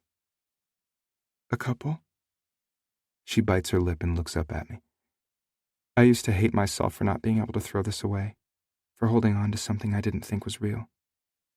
But now I'm glad I did." Swiping her phone to life, she clicks on a video clip with palm trees in the background, and my heart nearly stops because there she is. Georgie, my Georgie, but years younger, her wavy red hair streaming halfway down her back. Her younger self looks back at me, laughing. "What are you doing?" "Documenting this moment for our grandkids," I say from off screen. Her eyes roll, but she's delighted and adorable and sexy as fuck in that little crocheted halter she's got on. "Georges, you going to let me kiss you again?" And she grins, pulling me down to sit beside her on the sand. "Not on camera." "Just one. You can send it to me so I've got something for between visits." Her hand covers the lens, but not completely. And then after a few seconds drops away, or maybe it's the camera that drops, because then the angle is different and we're in the corner of the screen, but you can see both our faces.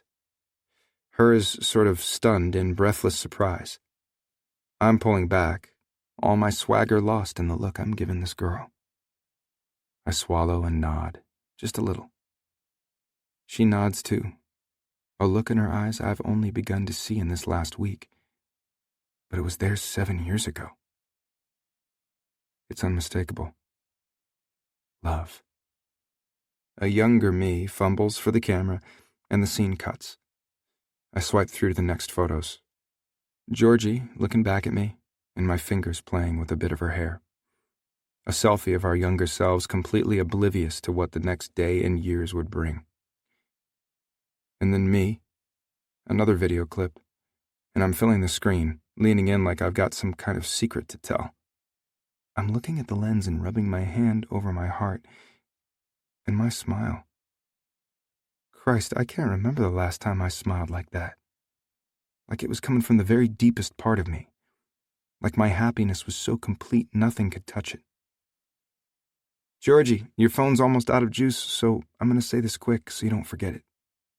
One look at you and I knew. I found the girl I'm going to marry.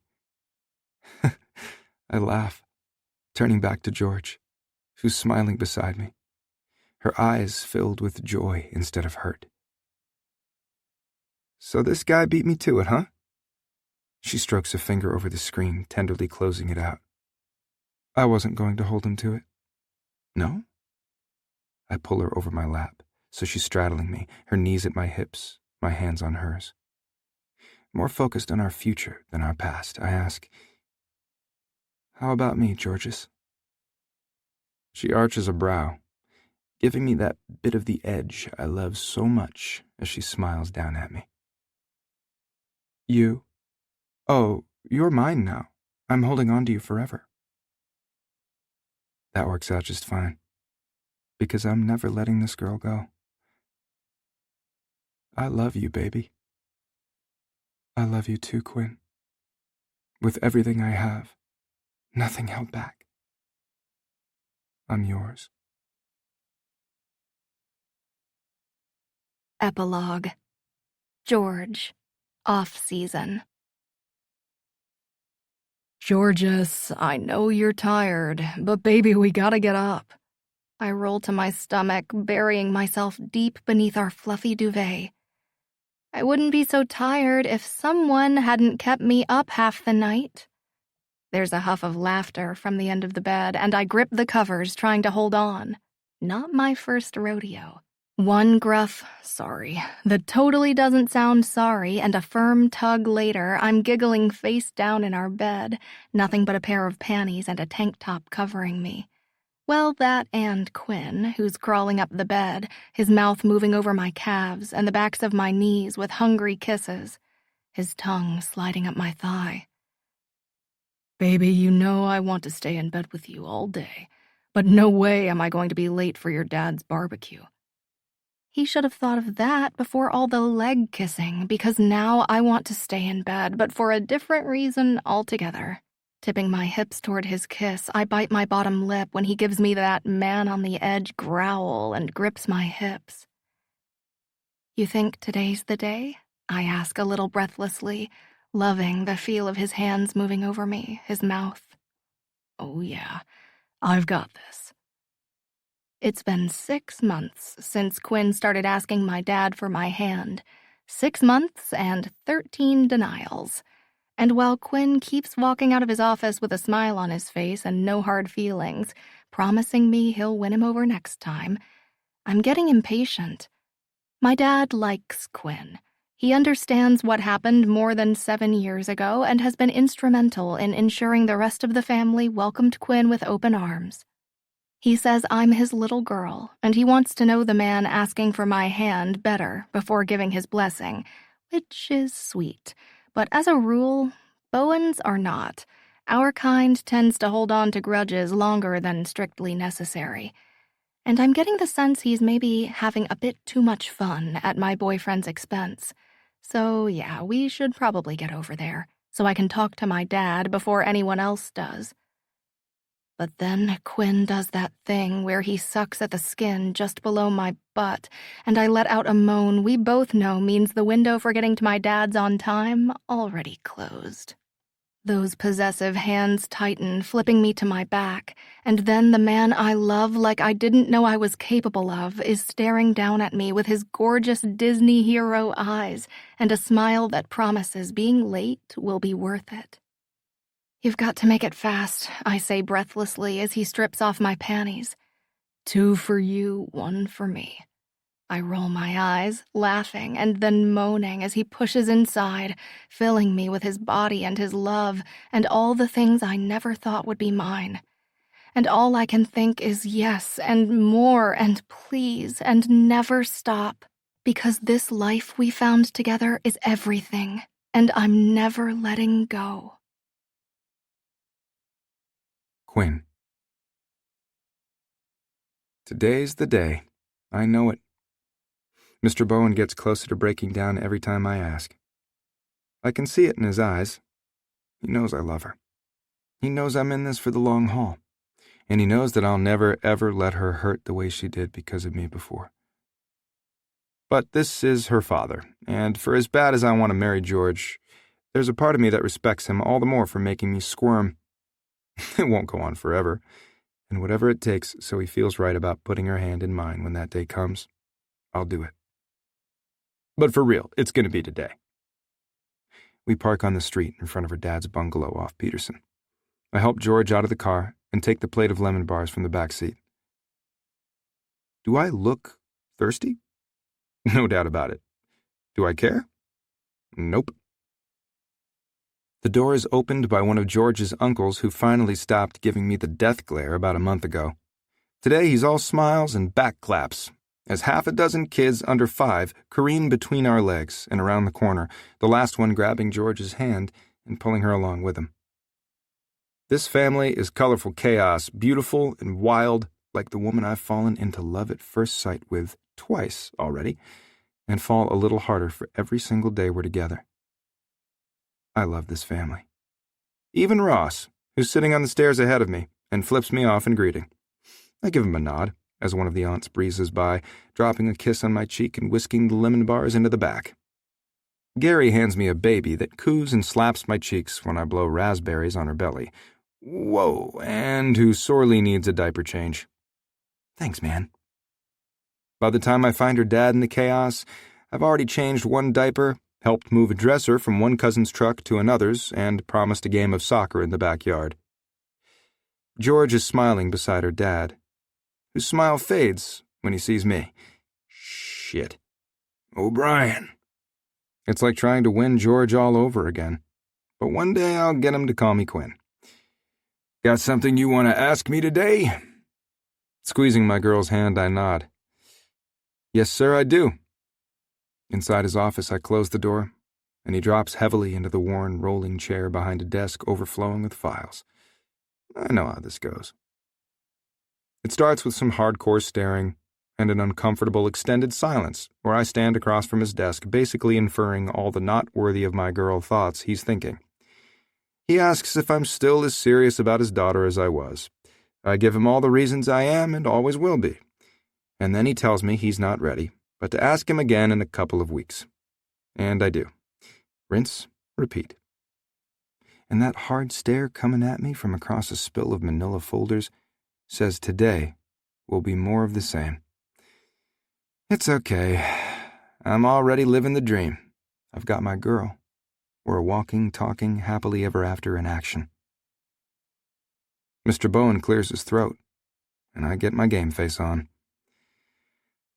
Okay, son. Sit down and show me the ring. Happily ever after in action, baby.